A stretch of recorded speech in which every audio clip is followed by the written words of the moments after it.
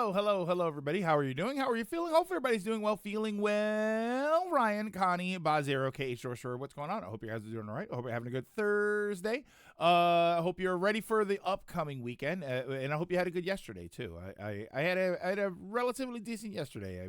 I felt okay, but I can immediately tell when I go out and get back home that I haven't been out enough recently because I was already tired. Like I got home, I didn't even do that much walking, but my feet hurt, my back hurt a little bit. I was like, okay, I need to get out more and do stuff more.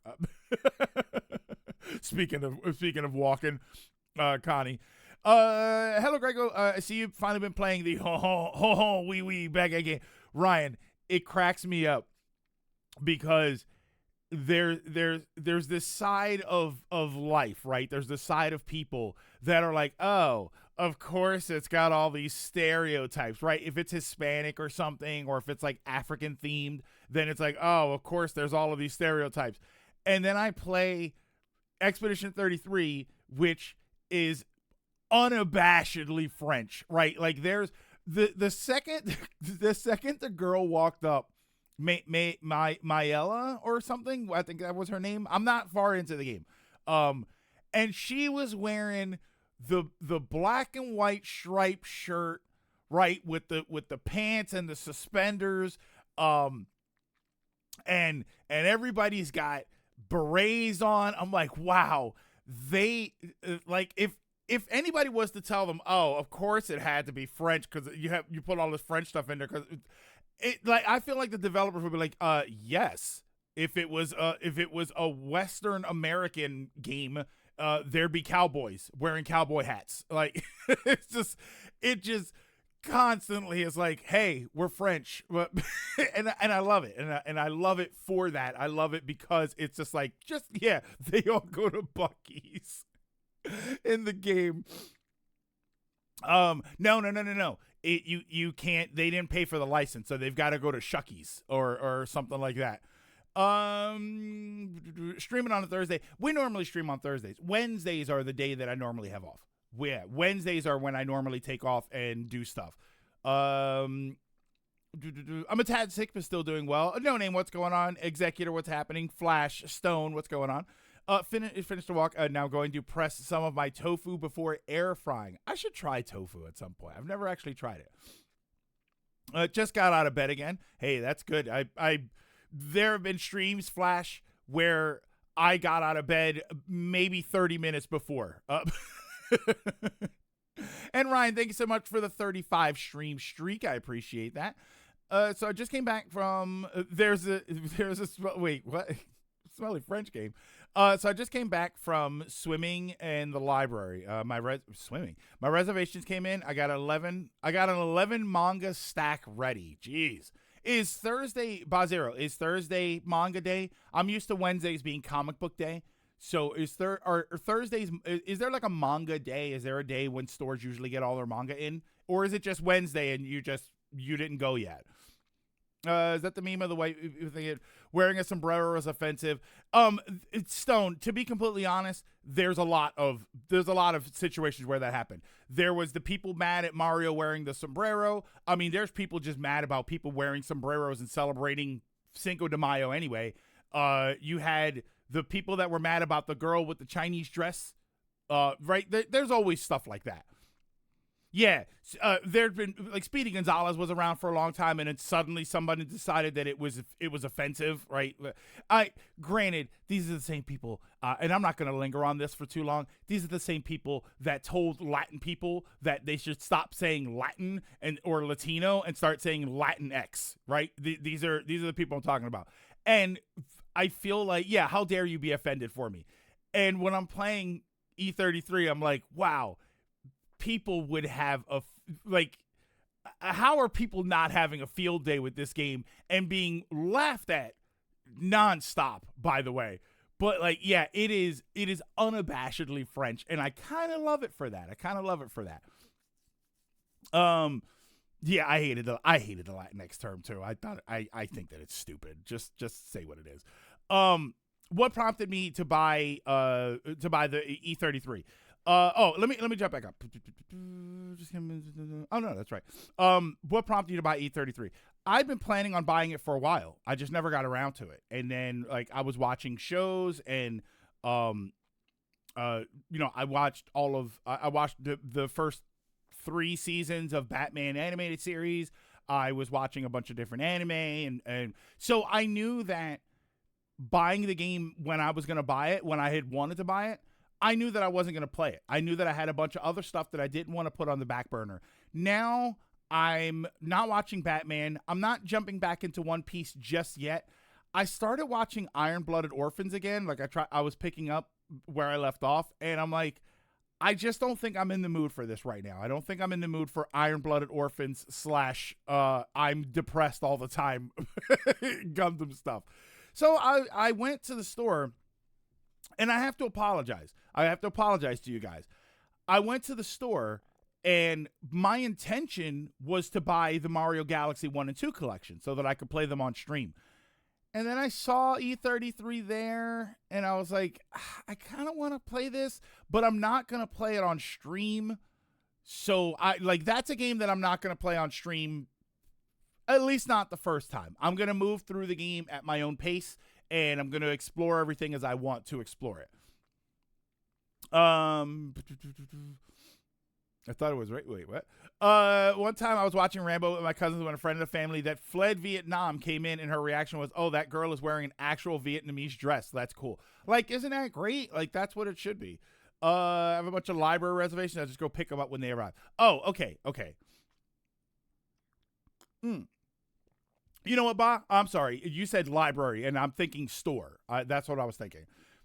Warframe is also Rona for the 35 stream streak, and KH for the 35 stream streak, and No Name for the 25 stream streak. Holy smokes. Warframe is awesome, and everyone should play it. I had to take a break from Iron-Blooded Orphans because it's so depressing. It really kind of is. That collection's overpriced anyway. Stone, the problem is I want to play Mario Galaxy 1 and 2, and I do know that I've played Galaxy 1 before, and I have the collection to play Galaxy 1, but I'm going to end up having to buy Galaxy 2 anyway. So I was like, oh, you know what? And I would like to have them physically, well, both of them physically, because I technically have the one physically. And they said that the new one, that the new collection, like, ups the resolution and stuff. So I was like, okay, I want that stuff. I will pay money for a re-release of a game if you do something to it that makes it worth getting. There you go. Is that a problem? Is that right? I don't want to have to emulate everything to go to my Blue Sky post really quick.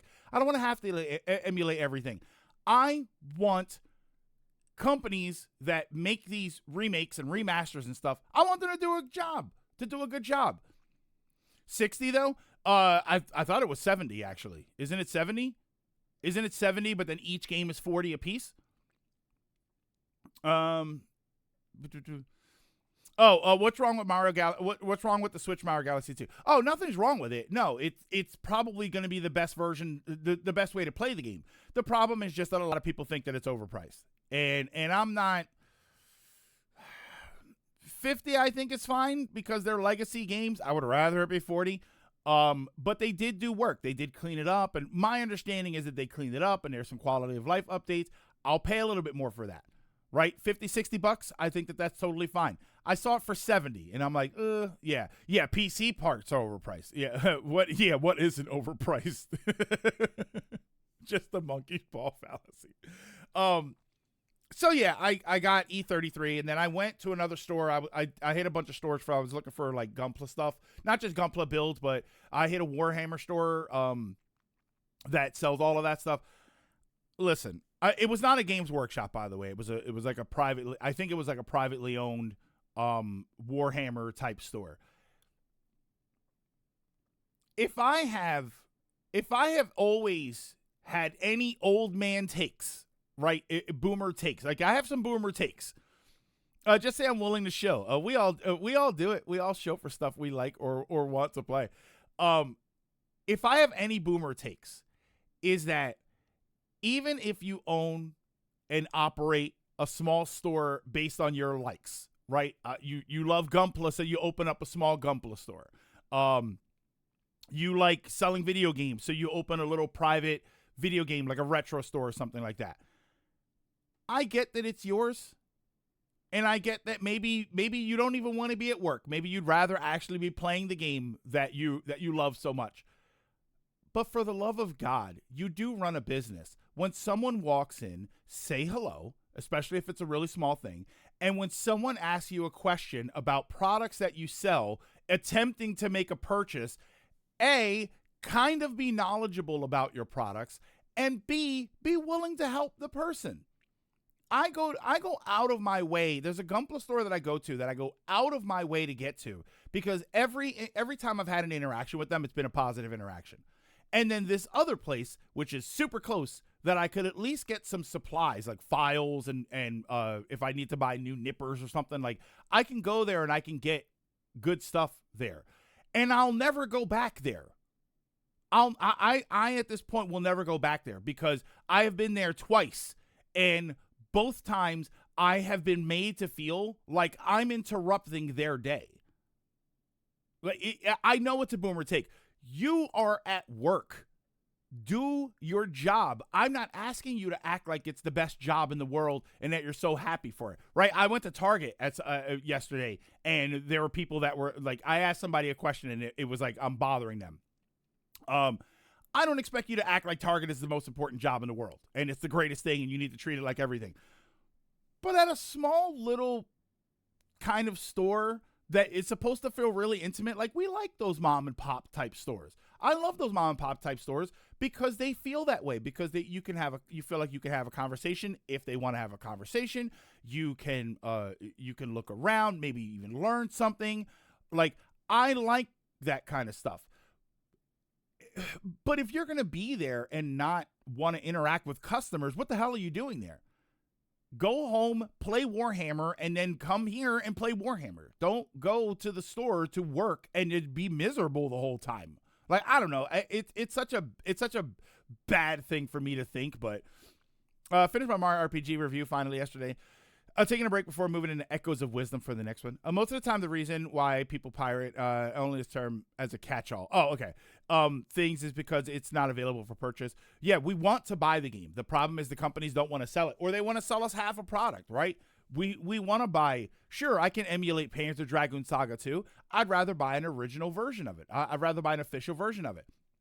But when you make a remake and it's garbage, what is everybody supposed to think of that? I'm going to go to a comic book store tomorrow after work. I wish I had a good comic book store near me. You got to go in with a wad of cash and make it rain. Guarantee you'll get a different reaction. Probably, yeah. I don't need a hello. Oh, I don't need a hello, but if I ask for help, at the very least, expect you to know what you're talking about. I asked the guy, this is what I asked for the non-Gunpla builders. I'm kind of curious as to what you think I'm talking about. I asked for glass files. I wanted to know if they carried glass files there. Because I saw they had like little sanding, like metal stuff, and so I was like, all right, do you happen to carry glass files? The guy, I think he thought I wanted something to file glass, and it took me like 3 times to ask him before I got some sort of response. And he's like, well, I think we might have stuff that will help, like, to whittle down or cut glass or something. I'm like, what are you talking about? What in the Warhammer are you think I'm asking for? So I had to explain to him, no, files that are made of glass. And then he looked like he was about to say something like, that's not, like, I'm ridiculous here, right? Like, I'm ridiculous for asking something like that. And then I said, like, no, it's like a file made of glass that you use to sand things down. It just works better. It works better. It leaves less of a mess. And he's like, oh no, we don't have anything like that here. Right. And then back to what he was doing. It's like, well, okay. I didn't really understand it. I didn't understand. And I guess I just don't understand Warhammer, like not the game itself, because I don't understand any of that either, but I don't understand Warhammer building enough, because they had a crap load of paints and then like a single pack of paintbrushes. Like they had a lot of them, but it was only one type of pack. They had nippers to cut the things off, and then there were like maybe a couple other things. Is there not usually more stuff with Warhammer building? I don't understand it. I've watched a video. I've watched videos of people building Warhammer to get it, and it seems like there's a lot of stuff involved that these guys just didn't have, and they were a Warhammer store. It was all, as far as I could tell, it was all Warhammer. Not really. So they don't use like tweezers and different size brushes. Like the glass files, okay, because they did say they had other files. But don't you have different size brushes and sponges and bottles and airbrush kits? Like, even if you're just painting, aren't there a ton of things that you can get to do that stuff? Reusable resources or resources that need to be renewed, you know, things that you use and you can't use again. So, like, I feel like they would carry a lot of that stuff, and they really didn't. I think he said they had some sanding sticks and metal files. No, they had metal files. All the rest you just said they should have. None of that. None of it. But they had paint coming out of their asses. They had every color you want, but very little to actually paint with. So I'm like, okay, I guess I'm just not coming. And it was a small place. I'm not going to sit here and act like I was in the Warhammer Superstore. It was a small place. So I understand that here's hold on. Here's what's going to hurt you. This is what's going to hurt you. And as a business, I understand you think you got to stock with stuff that you sell, with stuff that sells. But I really don't see a lot of this selling there. And that's just me. I don't know anything about the business. Why in the Warhammer store, when you've got big model kits and books and paint and a couple of brushes, why did you have, and I'm not exaggerating here, you know those like 8 foot by 2 foot or 3 foot tables, like the folding tables, they fold out or the legs fold in, and you set them up. I want you to imagine 4 of those filled to the brim with Funko Pops.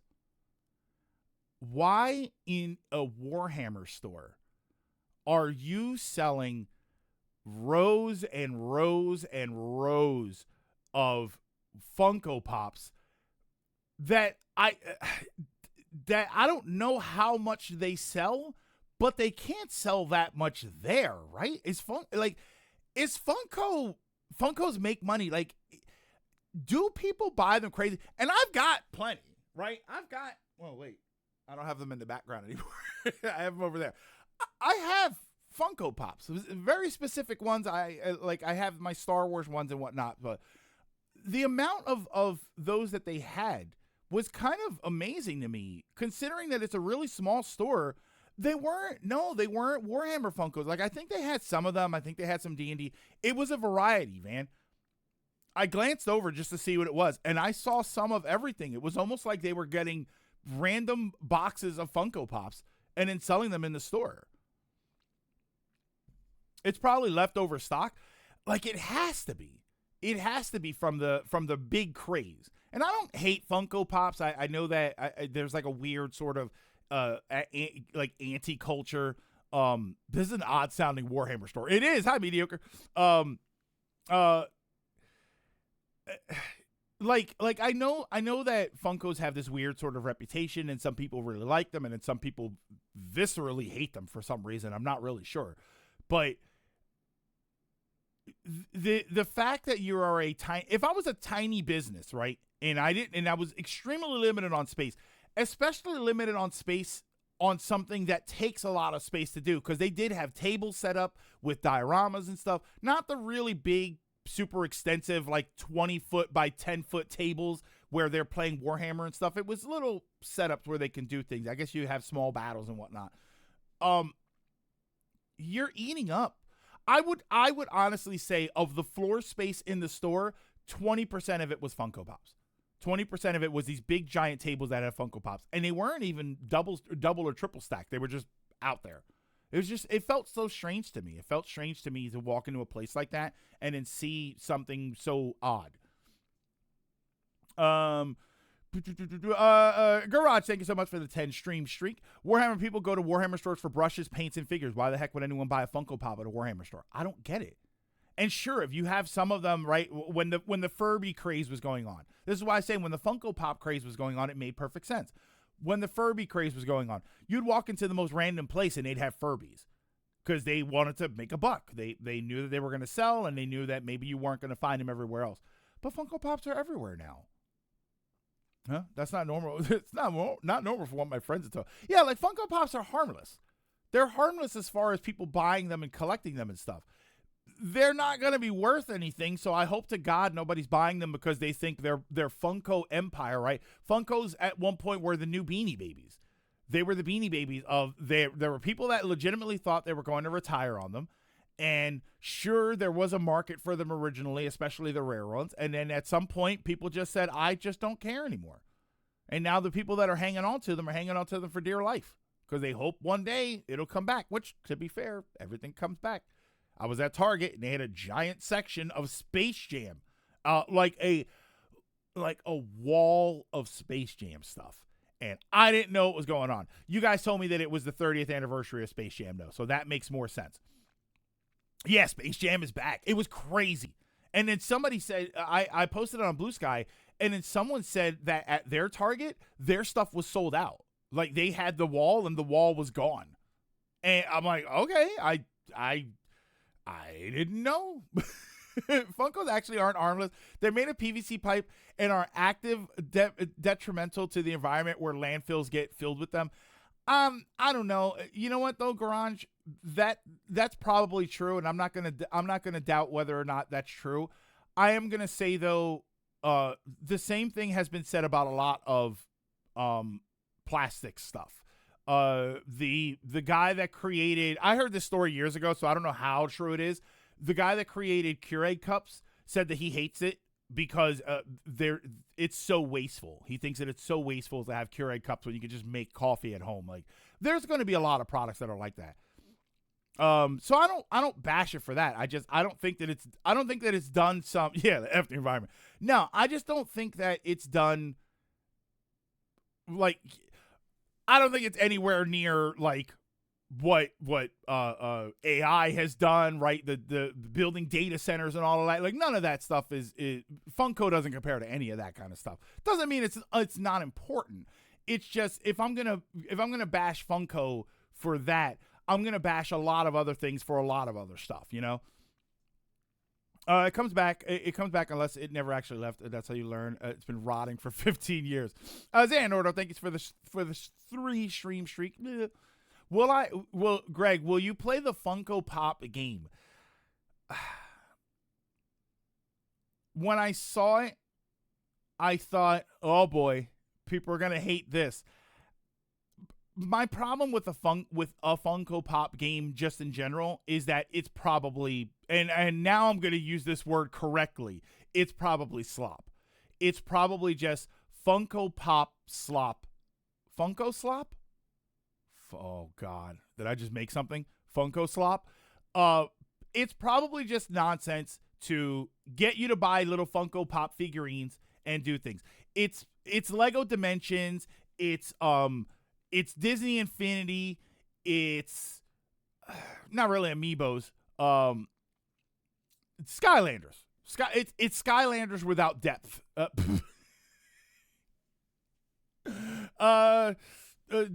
on. You see a lot of times stuff sells out because some people go, it's anniversary goods, I can resell it. I've met resellers who brag that they love that they love doing for fun. Oh, I see what you mean. There's a difference between, these Funkos are pretty cool, I'll collect my favorites, and trust me, these are my retirement fund in about 20 years. I know what I'm doing. I hate Keurig simply for members of work being insufferable about the ones that we carry. I hate Keurig because I would rather just make coffee. I would never make 1 cup of coffee at a time. And now that I'm grinding coffee, I'm like, okay, well, I can't do it now. That game is weirdly age-rated. Speaking of slop, do you like the term friend slop? We've had the friend slop discussion before. I understand the purpose of the term friend slop. It is um on the surface, on the surface, they are comparably low effort games that are designed around the ridiculous multiplayer experience that you have with your friends and other people, and beyond that, there isn't much substance. But I don't like the term friend slop because the term slop implies that it's bad and that it's garbage. You know, back in the days, we used to say shovelware. And shovelware implied that the game was bad. Even if it's a licensed game, the game is not shovelware if it's an actual good, solid game. Friend slop games tend to actually be a lot of fun. They tend to enjoy they tend to be fun at the things that they are intending to be fun at, which is the ridiculous multiplayer experience. Slop is in regards to the like I said, the sort of impression, the surface level impression of it. I'm not a big fan of it because it automatically makes it sound like the friend slop games are bad. And realistically, the friend slop games are actually really fun. Stuff like Peak and Lethal Company and like all of those games are a blast. On the surface, are they a triple or even double A game? No, of course not. That's where the slop comes from. And that and the fact that they come out pretty regularly, which I don't really think so, but yeah, they are community party games, and that's what they're supposed to be. But slop implies that they're bad without getting a chance to prove themselves, and I don't think that that's true. Say like Helldivers, for instance. Helldivers is noticeably of a higher build quality than something like Peak, but they both do what they're setting out to do perfectly. The difference is we only call one of those friend slop. We only call Peak friend slop. But Helldivers, and sure, there's a single player aspect to Helldivers, but most people will tell you that if you want the real Helldivers experience, you got to play with multiplayer. And so, but nobody calls Helldivers friend slop. It's reserved for games that on the surface look like they're poorer quality and lesser quality, but it doesn't affect how much fun you can have with the game. Because I'll tell you what, I'll give you one of my favorite friend slop games, and I'll let you figure it out. What is one of my favorite friend slop games that came out? I think in an age where we're picky about what we call and how we describe games, calling something friend slop feels lazy. Yeah. Anything with the word slop sounds derogatory to me. So it implies that the games are bad. And I think that friend slop games are not shovelware games. And I don't think that those terms are interchangeable. But people treat them like they are. They treat them like they're equally bad, and I don't really like that. Gang Beasts. Executor. Gang Beasts. I think that game is stupidly ridiculous. I think that it is stupidly ridiculous. Slop as a term is very easy to interpret as bad, especially if it's the first thing you hear about something as a description. Absolutely. COD clones would be war slop. I like that. I actually like that, Flash. Any of those sort of like moderate effort war games, right? Advanced war, duty zone, right? And if you think that that's a ridiculous name that I'm making up, go and check out the Switch store and see some of these games. Yeah, those are like war slop games. I like that. You got to play Helldivers on multiplayer on the hardest difficulty. Maybe not the hardest difficulty, but you do have to play it at a difficulty where things get messed. Like if you play Helldivers, and no disrespect to how anybody plays a game, but if you play Helldivers multiplayer and you only ever drop easy, I'm like, all right, you're probably going to enjoy what you want to enjoy. But ramp it up a little bit and see how much more wild it gets. Like I feel like Helldivers is at its best when there's the potential for moments of chaos. I think that if you play Helldivers on a difficulty where you're going to manage the chaos all the time, like it's Democracy, then I don't know. I don't feel like you're going to have the greatest experience. I don't have a powerful PC. It's on PS5. I don't know if you have PS5. But it's on PS5. I actually was almost going to get that yesterday too because it's on sale for $30.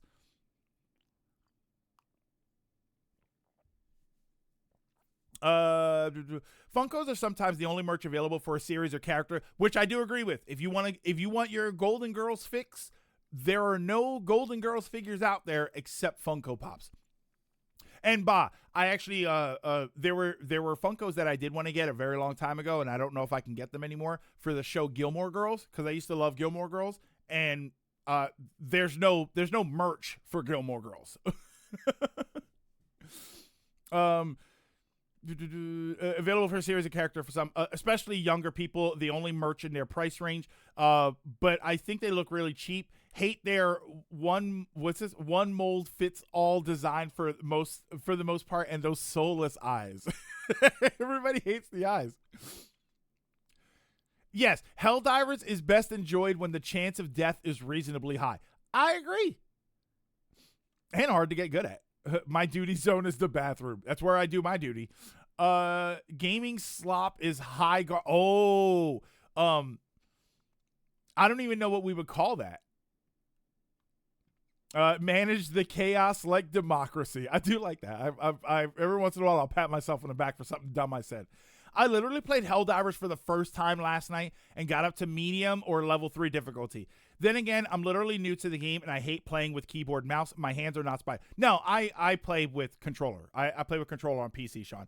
Sean, you're at around where I am. I can do the challenging runs solo and like doing all of the objectives and stuff.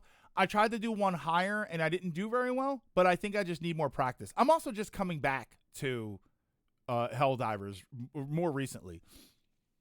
Not many game franchises have the privilege of a Squishmallow collaboration. Oh, Marathon has managed to make a lot of change in opinion because of how much effort is shown from Bungie, and a lot of people are actually interested in including you, I'm guessing. Real Yakuza use a gamepad. Oh, it's now become you're not playing it right, gamer. All is lost. And Dragoon, I thought about that yesterday because I was playing E33 and I saw something very interesting that will probably drive you insane. But I do want to talk about E33 in a little bit. That's how I feel about Kingdom Hearts 3 is. Playing it on anything other than Proud Mode makes the game just like press the X button simulator. Real democracy uses a gamepad. True. Aiming with pad is an effing nightmare, though. You think so? I don't think it's that bad. I was kind of draw this idea that, sure, ironic, coming from me and my Gunpla and other collections, somehow you're not a true fan of something if you don't have merch of it, which I find really sad. Sometimes no merch is better than really bad merch, at least to me. Yes, I agree with that. I agree that no merch is better than bad merch. I don't agree. Like, I would also disagree with the idea that you're not a real fan unless you have merch. But that feeling often comes from ourselves. Right? How many times have you seen a collector's edition of something that you really like or a Gunpla that you really enjoy and you think, oh man, if I were a real, like you sort of think it jokingly. Like if I were a real fan, I would buy that. Like imagine if I told you that I love Gunpla and I build Gunpla and I think that they're the greatest thing and I've been doing it for 20 years and I know everything about Gunpla and then I look at my collection and I don't have a single perfect grade. Right? I'm still a Gunpla lover. I still enjoy it. It's still great. But it regardless of what anybody else says, I would feel a certain way if I was like, man, I really love this stuff and I don't have a perfect grade yet. That I think a lot of that comes from us. Like I said, I made the joke about Gilmore Girls. I made the comment about Gilmore Girls. I loved the show. I was there all the time watching it. I loved it. And it was great, but there's no merch of it. And sure, no one's going to harass me. What do you mean you don't have figures and posters and all kinds of stuff? But at the same time, I'm like, I love this thing and I want a physical representation of the thing and I can't get it. And it bothers me, just myself, that I can't get it. So like the whole idea like, oh, I'm a hardcore Final Fantasy Tactics fan. It kind of bugs me a little bit that there's a collector's edition out there that I don't have. It doesn't bug me enough to spend money on it. It's awful. Using a stick to aim lacks precision and is less responsive. I can't go back to it. Aiming with the pad isn't as good as a mouse. Yeah, because the mouse is more precise. Plus, you can adjust your DPI when you use a mouse, and you can aim a lot better. One of the things that people said was that you use your whole arm to aim, whereas with controller, you're just using your thumbs, which is why some people like gyro aiming. A lot of people are really into gyro aiming because they think it's way more precise. Yeah, you love Final Fantasy VI, but don't own a $6,000 plus Terra statue? Fake fan. Who's the best Gilmore Girl? Lorelai. Come on. Is there any answer? Lorelai. Suki was okay. Like, she was fine. I did like Suki. I was a big Luke fan. I was a big Luke Danes fan. If I were to ever go to that side, it'd probably be a guy like Luke, right? A little hunky guy, you know what I mean? He looks like he can get stuff done around the house, you know? I don't like gyro aiming. Warframe is gyro aiming, and I don't like it. I don't like it either. I can't stand it. Stone, yeah, I hate gyro aiming. But you ask the Splatoon community, and they go crazy for it. And I guess it's because Splatoon doesn't have a mouse and keyboard analog, so they have to play gyro. Is this going to segue into an arms dunking topic? No, we haven't. We reset the counter the other day, so I think we're like 3 days without bashing arms. So I love gyro, but it takes practice to get used to. I mean, mouse and keyboard is the same way, and technically controller is the same way. For people that say, "Oh, well, I have trouble getting used to mouse and keyboard or gyro," which I do too. I say that too. That I have a hard time getting used to it. But I've also been playing controller for 30 years. I've been playing twin stick controller games for 30 years. Yes, of course I'm going to be better at that right off the bat than I will be at anything else. Any hype for Splatoon 4? No. No. I love Splatoon. Don't get it wrong. When Splatoon 4 comes out, it's a day one purchase. There's no question of that. I'll take off. If I'm working at the time, I'll take off. I'll stream it all day. Like, I love Splatoon. But I'm not hyped for it in the sense of it needs to come out or anything. Like, it'll come out when it comes out. And I need to take extended breaks from Splatoon because I rage when I play Splatoon. I rage more than any other game when I play Splatoon. See how fast you said your favorite Gilmore Girls? It tells me you're a real fan. God, I love that show. I would have loved. There's a place like the Stars Hollow where Gilmore Girls was set. I think it's based on a real place. I'd love to go there. My poor wrists. Think of my whole opinion could be encapsulated into this. I hate Funko Pops because they feel like they're ungodly golden cow idol of this idea that being a fan of something is more about what you own instead of enjoying a property. If I have anything about Funkos, it's just the overabundance of them. That's all. I appreciate what they do as far as being there for some people and some franchises so that they get a figure of some kind, but ultimately, I just think there's too many of them. Do I think they're offensive? No, of course not. I don't. There's nothing about owning Funko Pops that makes me like, oh, you're garbage. But yes, the idea that Funko Pops are going to be worth something, or like, as long as you understand you're buying worthless plastic, there you go. Yeah, Funko Pops killed my grandma. Oh, wait, hold on. Captain Amadeus. Was your grandma actually killed by your grandpa, but he just goes by Funko Pop? Oh, don't buy the Funko game. It's really bad and broken. Before my ADHD kicks in, what's in the schedule for today? I'm going to finish the Link to the Past randomizer run that we started on Tuesday. And then we'll talk about something else, or we'll play something else kind of small, just because maybe I'll move the PS5 back over and we'll jump back into Rivals or something. Because I was gonna play Mario Galaxy, but I ended up not buying it. So now I need to figure out what to do. I might play Halo. I might do Halo 1 and then do it like on the second difficulty, I think. The second to last difficulty. Not legendary, the one before legendary.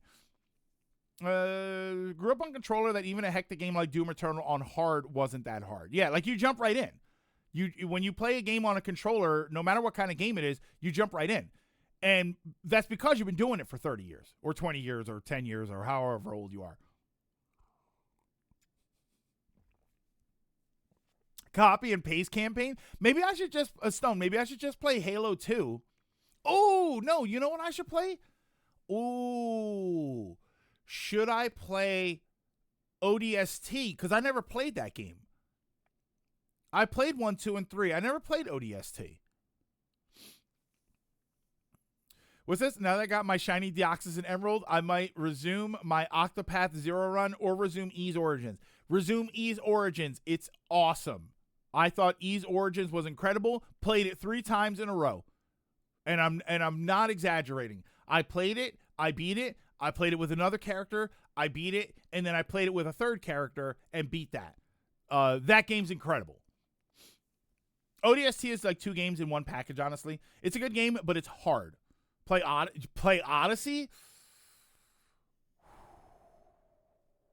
Now there's a thought, Stone. Play Odyssey. You can still play Galaxy via the 3D All-Stars collection. It's still a good version of the game. But Dragoon, that's my retirement fund. So the game is brutal. Halo 2 is the worst campaign to play heroic or legendary on, even on normal. No, if I play Halo 2, it'll be regular. The only reason I thought playing Halo 1, I should probably go on heroic, was because we just played it on an SGB. Oh, but it's Abe's Odyssey. Okay. I'm going to play Odyssey, but not Mario Odyssey, Abe's Odyssey. Those games, I didn't hate them. I don't know. They were too quirky and weird for me, the Abe's Odyssey games. ODST is Halo, but you're not playing. Yeah, you're not playing as a Spartan, and it feels like it. The rage platformers. The Halo 2 legendary jackals, absolute menaces. Okay.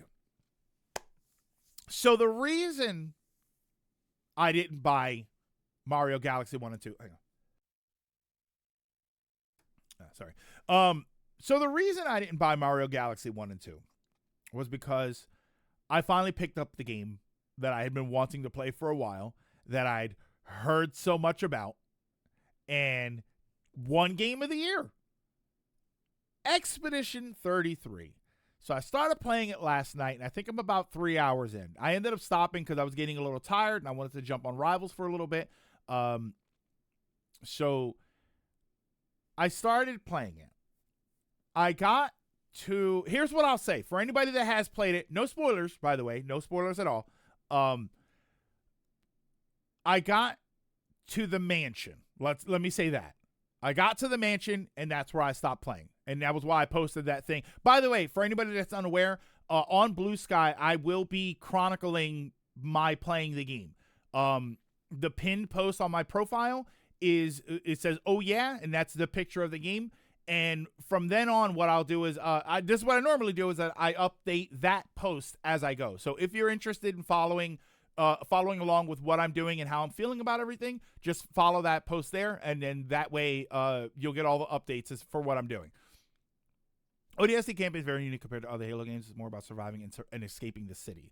I haven't bought one new Switch game because I don't have a Switch 2. I want to get that first. That's right. Digimon Story Time. Expedition 33. Expedition 33 is hard to find physically. Yeah, my Best Buy had like 3 of them. How long did you jam out to the battle music? I didn't really jam out to the battle music. I jammed out to like the opening music and stuff. And oh my god, this stuff is amazing. So far, the game is incredible. It is phenomenal to look at. It is phenomenal to play.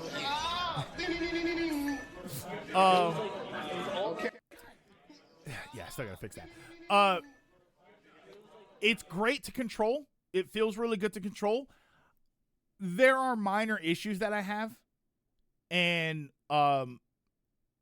none of them are in any way catastrophic whatsoever. But they are things that I do notice that I'm like, oh, okay.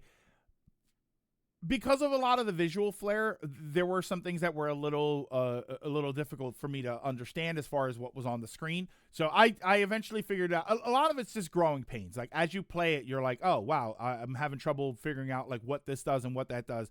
You know, you're gonna build charges, right? You're gonna use this attack, and it's gonna build charges for this other attack. But I don't know where that meter was. Like, I couldn't tell where that meter was to see how many charges I had. And I wasn't sure if it was talking about, like, a separate resource charge or if it was talking about the AP. It took me a second to really realize what, like, the AP was and the cost for them. And, yeah, like, there's UE5 visual overload. Which I do like some flash. You know what game had some good flash on it so far that I'm seeing? Crimson Desert. I saw Crimson Desert. I was like, oh wait, there's enough flash there to make me interested, because I do like flash. I do like real sort of bombastic swinging your sword and stuff like that. There was a little bit too much earlier on just because I wasn't familiar with everything and the layout and stuff. I think sometimes when you highlight the menu, I think it's a little hard to tell what is highlighted. I would rather have some sort of arrow than just have it be right. If like the thing is red, and then when I highlight it, it's a slightly different shade of red. Like that's the sort of thing that always kind of bugs me with games. So there's some of that. And if you think all of this is nitpicky, then hop on board, because that's basically how I feel about the game. If I had any real complaint, it's the faces. I feel like the faces and the eyes specifically have this sort of, it's kind of weird, right? It's kind of weird in the middle. A good game can have flaws. Does not make the good game bad. Just because I point them out.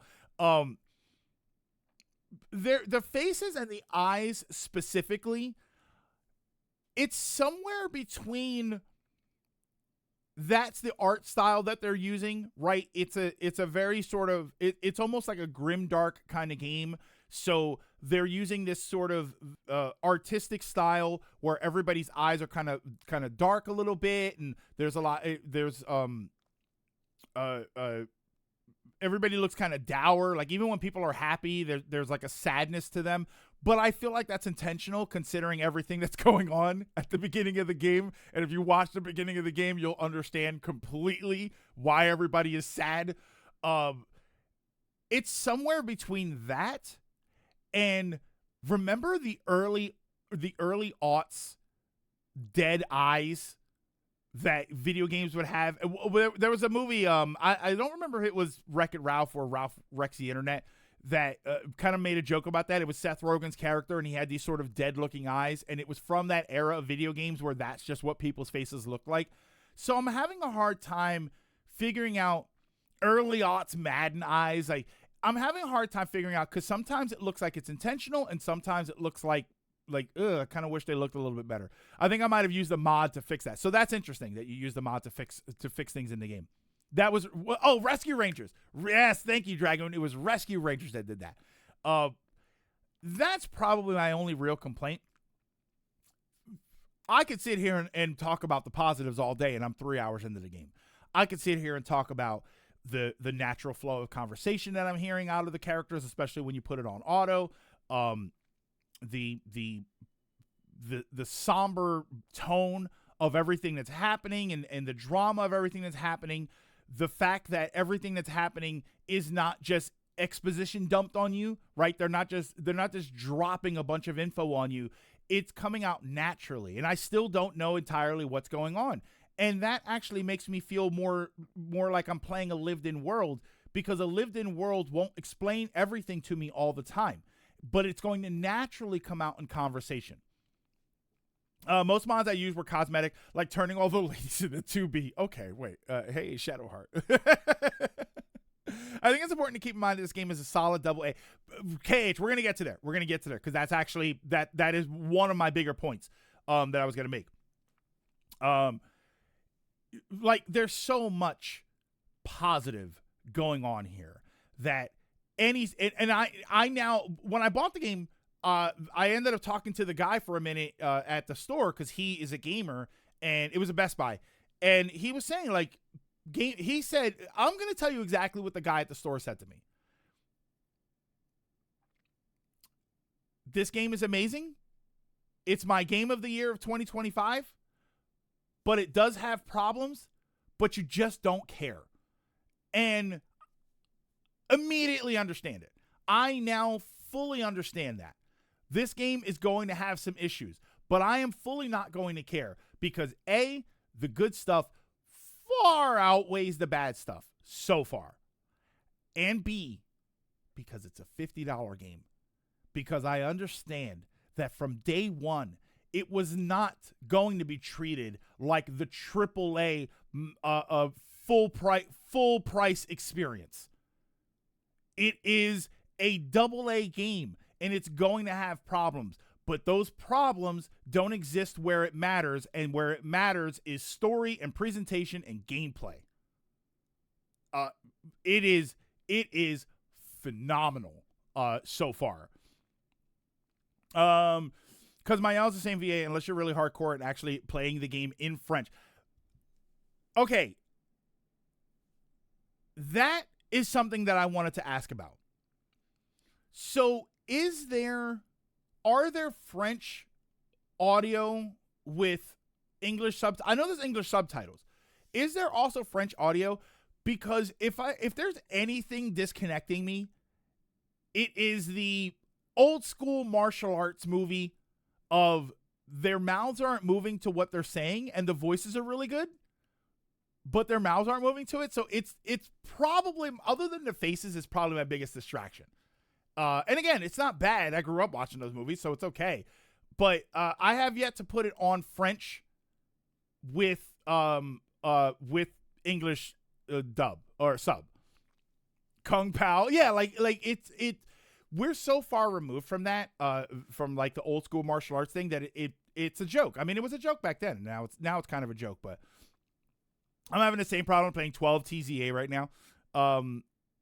And the platforming only matters in menus and platforming were my biggest problems. And the platforming only matters in optional areas. The only other thing was, as far as the platforming goes, the only problem I'm having with the platforming was the zip line thing. When you see the thing, you see the little marker and you hit the square and then you sort of zip over there.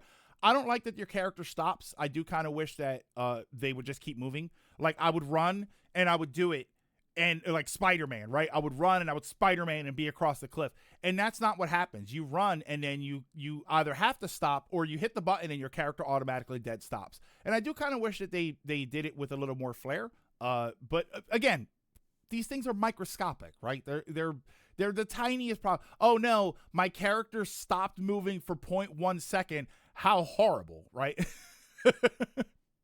It did also catch me by surprise because I completely forgot that it was a turn-based game. I now have Crimson Desert on the mind, and the guy kind of looks like him. And I was like, oh, wait. It's a turn-based game. The menu cursor sucks. 2 out of 10. Yeah, right? Yeah, tiny blemishes are not ruining this painting. No, they're definitely not. Oh, wait, don't say painting, Bazero. Wait, you're reaching too hard. The issue I have with the grapples that it usually stutters on PC. How am I getting used to the combat? The combat is great. The combat, let me tell you what feels satisfying. You know what I like. When it comes to action games, you know what I like. Even RPGs, because we've had RPGs with this before, right? Paper Mario games have had these for a long time. Parrying. I can dodge, sure.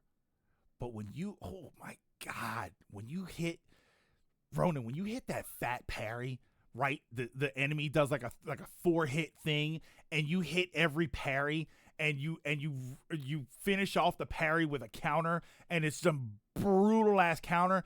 Oh my God.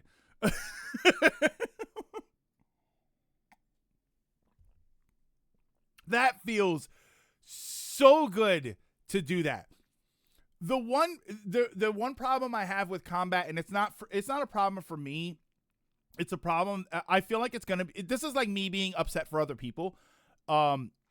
What's your party currently? I'm right at the beginning. I have uh um Gustav and Lune. That's all I have. It's if I have any sort of problem with the combat, and again, this is more me being upset for other people, is it is designed for you to have to do that. The amount of damage that you take, and I am upgrading my stats. I'm actually paying attention to all of that stuff this time. I had a fight with something, and I don't even think it wasn't even a boss. It was one of those the big stone thing that has the shield, and it smashes the shield down and it hits everybody, or it'll try and do it just to you. I am one of those dude. No. It was the one that does the there's a hand attack where it smacks you. It's like 1, 2, and then 3, or it does the 4-hit one. I missed every hit on one of those the first time because I didn't know, like, I didn't know the real timing for it, and I missed every hit on it, and my character died. Gustav immediately died. So, like, that's not optional. You have to be good at dodging and parrying, or you will lose every single time. You can beat the game with, oh, wait, it's already been done? Oh, really? All right, well, I'll eat my own words then. So you're saying it can be done without it? Because I didn't parry any of that stuff, and I died immediately. Gustav was killed very fast. Are you playing on expert mode? No, I'm playing on I'm playing on the regular mode, Gold. But the way they say it is hilarious to me. How about really punishable miss parries like Sekiro and other Souls-likes? Apparently, one of the directors of E33 has a YouTube channel dedicated to DMC5 boss runs using Royal Guard on Must Die Only. It's a good explanation of parries. You say subsystems for characters, Lune's splashes, Gustav's charges, and the like. I'm so happy. Also, the free aim system is lovely. The free aim system is interesting, and I love that it doesn't take the place of your turn. I like that you can free aim and take a shot and use an AP, and you still get your turn. I think that that's amazing. Holding off on E33 because the team seemed to tease a Switch 2 port recently. How hard did it? Okay, hold on. Because Ronan, I can't even go there yet. Let's go back to the difficulty. I'm playing it on normal difficulty, and what I loved is that when you look at the descriptions of the difficulty, normal or whatever their version of normal is described as the intended difficulty, then, and it like breaks it down. And I got the biggest kick out of that it says for as many times as we've had discussions about what players want to play and how they want to play it versus what the devs intended or not, the fact that, hey Spirit, the fact that the normal mode is literally in the game described as the intended difficulty cracks me up, because I feel like it kind of solves the whole dilemma of, well, what is the intended gameplay experience. It's like, it's this one. It literally says it's this one. So you're more than welcome to turn it up or turn it down. You can do it. You can play it however you want. But if anybody has the argument of, oh, intended difficulty, it's like, it's right there. They literally said it. So I just love that is the way they put it. There's a certain chromatic Nevron you have to parry or you don't get to take a turn. Screw that. Punish me with expert mode. So let's turn the game on, right? So I start playing it. I'm in the it's literally called normal. I'm walking around the little festival thing. I'm getting a little exposition. I talked to everybody. I searched everybody. I got all the 3 tokens. You get the 3 festival tokens that you can offer to people. So I changed my hairstyle. I got the hair bun on. I did the hair bun. I did the extra. What the hell? What were they called? Hold on.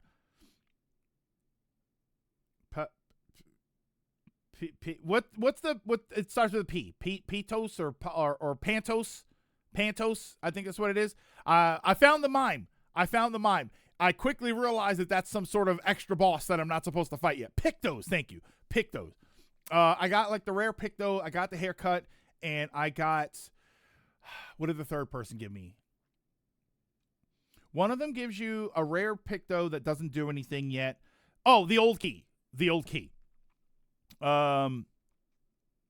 Yeah. Tangle Whisper, finally Sonic Crossroads.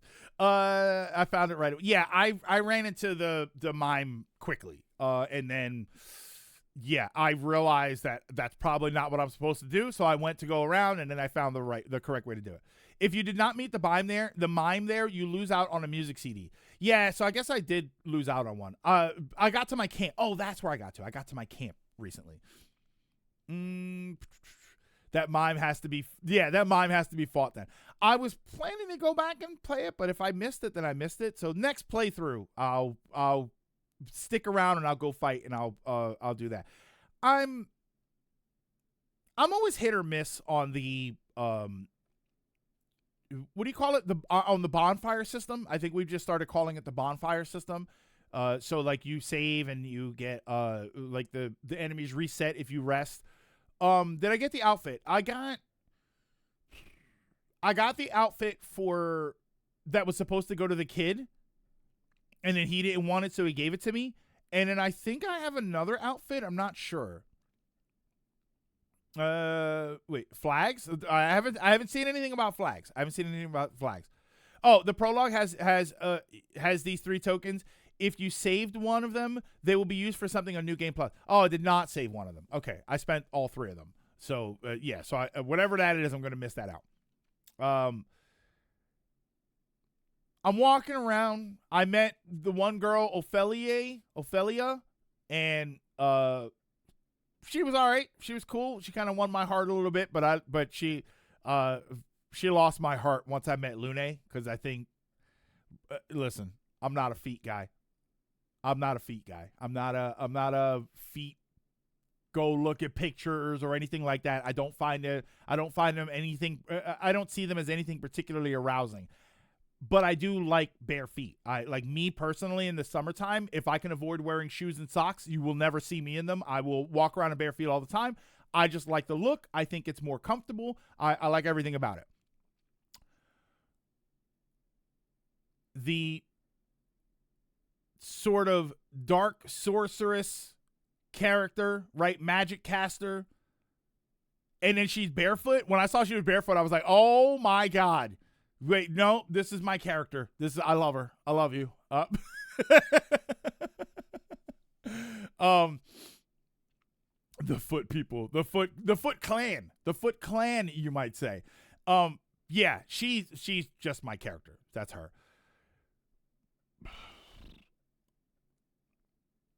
And then the thing happens at the port. Again, I'm not going to say anything. I'm not going to give you any spoilers or anything. Then the thing happened at the port. And man, I'm gonna try and talk about this, because just thinking about it is getting me welling up. The way the emotion built up for me when they were hugging, and I was just like, I'm not exaggerating. How locked in was I during this? I'm gonna show you exactly what I did. What you know how when you're like, that it's building up, right? You're seeing something that's about to play out that's kind of sad, and you don't even understand it. This is what's crazy. You don't even actually understand what's going on, but you don't need to. I'm watching it, and I can tell something sad's about to happen. I can tell, and I can feel it inside me, like, oh, here we go. And I could feel my face doing this. I had the controller, it's happening, and I'm going.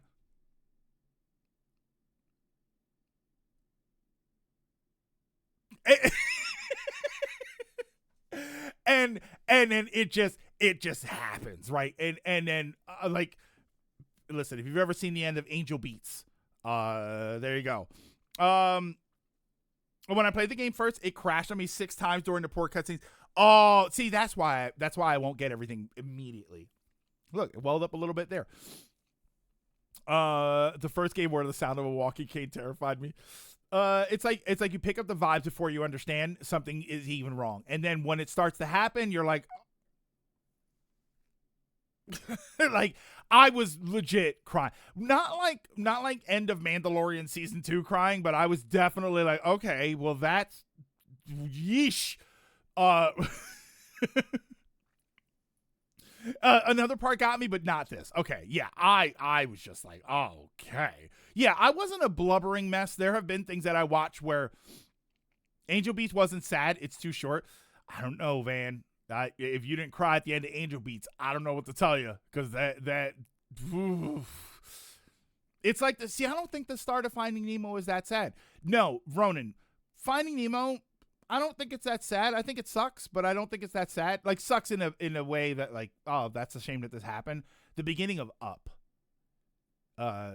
If the beginning of Up really, like, did damage to me. Without their wait, I don't think anybody walks away from the Gamashi without faces going at least a little pale. Yeah, just unbelievable. So far, I'm having an unbelievable time. It looks amazing. It feels amazing. There's the scene where they're looking right as the Gamage scene is about to happen, and they look over at the island, the big 34 thing, and then the thing happens there. And I was literally like this, like I'm locked in, right? I'm playing the game, I'm sitting on my couch, I'm locked in, and then the thing starts to happen over there at the island, and I was going, I had my controller, and I'm going, like, if when I allow, it's great when a game grabs you that quickly. One thing I think that a lot of people don't do, you have to allow the thing to grab you. You can't just sit there and say, oh, well, I didn't really think it was that impressive. Because you didn't allow yourself to. When you sit there and you watch a moment like this or a game like this, and you watch these powerful moments, and you sit there like this, no, of course it's not going to hit you. You have to be open to the experience. You have to allow yourself to be shocked at the shocking things and sad at the sad things. And when you do it, holy smokes, this game is going to go down in history as the one that does it. Do you understand how the Pictos work? It took me a second. It took me a little while. I think I understand how the Pictos work. So you were open. Oh, you were open to it, and it didn't work. Yeah, like you got to be invested to feel things. There's a stigma. It's just a game. Like anything can touch you if you allow it to, and that's fine, Drakus. If it didn't hit you that way, it didn't hit you that way. But so if I understand the Pictos correctly, the way it works is you equip a Picto. There's it's like a physical thing that you have, and after 4 battles with it, you learn the skill that the Picto has. But if you keep that on, you will keep that skill without using any of your Luminae, I think it was called.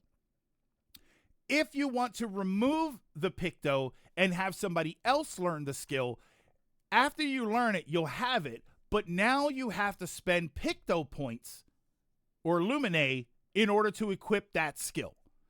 So if you have a thing with like a burn that costs 5 Luminae points to equip, it actually would be better for you to just leave the actual Picto on the person that you want them to have it, because now you don't have to spend 5 points.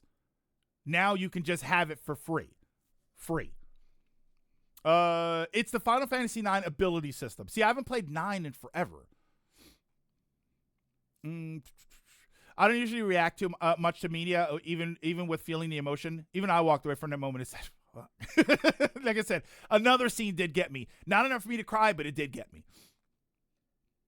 All right, the people who don't wait, what? Okay, so I'm understanding to pick those correctly. So I got that faster than I got anything in any Xenoblade game.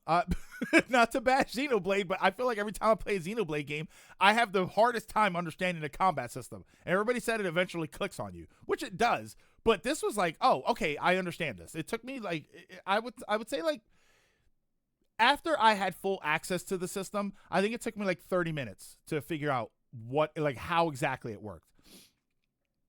Lumina? Is it Lumina or Lumine? I keep thinking it's Luminea. That's why I keep saying Lumine. Or either EA or AE. Is it just LUMINA? You can increase the points so you can overpower yourself in crazy ways. The one thing I'm not understanding yet is I have a bunch of those stones that are supposed to increase your Lumina, but I don't know how to use them. I made it to the camp, so I was expecting there to be something at the camp where I can convert Lumina into more like the Lumina stones. I was looking for something that I could use the Lumina stones to give me more Lumina points, but I guess I don't have that yet. Oh, you do that in the menus? Okay, I need to figure out how it wouldn't. I was on the item and I was clicking it. I'm like, oh, if I click it here, that'll work. Do I have to wait?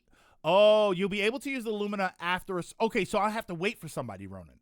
Well, Mediocre's the one that told me, but do I have to wait for? So it's a later unlock. Okay, so I'm not supposed to be using them yet, because I'll tell you what, I got a crap load of them, and I don't know if I get 1 point for each one or if I get currency. Right now, I think if I get 1 point for one stone, right now I think each of my characters is going to have like 15 Lumina points.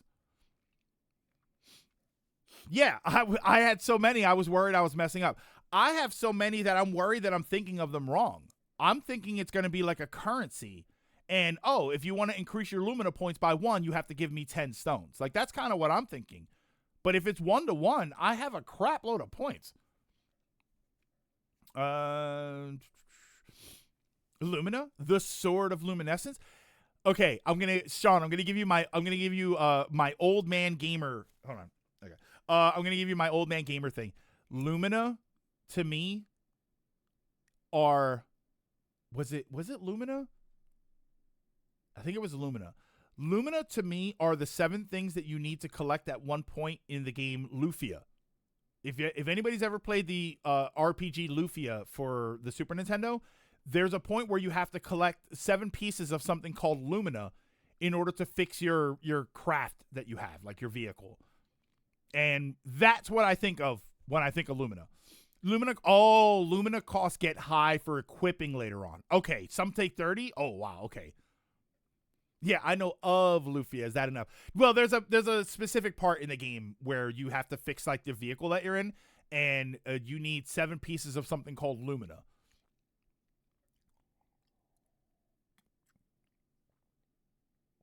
Devs later added a feature to increase enemy health because you could curb stomp the challenge. Okay. My old playthrough, I didn't pick those. After mastering them, I sat there thinking, why am I adding Lumina points? Yeah, I didn't really get it at first. And then, you know what happened? I went to use it. I went to do the thing. I took the Picto off of Lune and gave it to Gustav. And then I was wondering why Lune didn't have that ability. Like, I thought she learned the ability, so that's what it was. And that was when it clicked on me, like, oh, okay, I have to equip the ability now. I have it equipped automatically if I have the Picto, but if I don't have the Picto on, I have to equip that ability, and that's what Lumina points are for.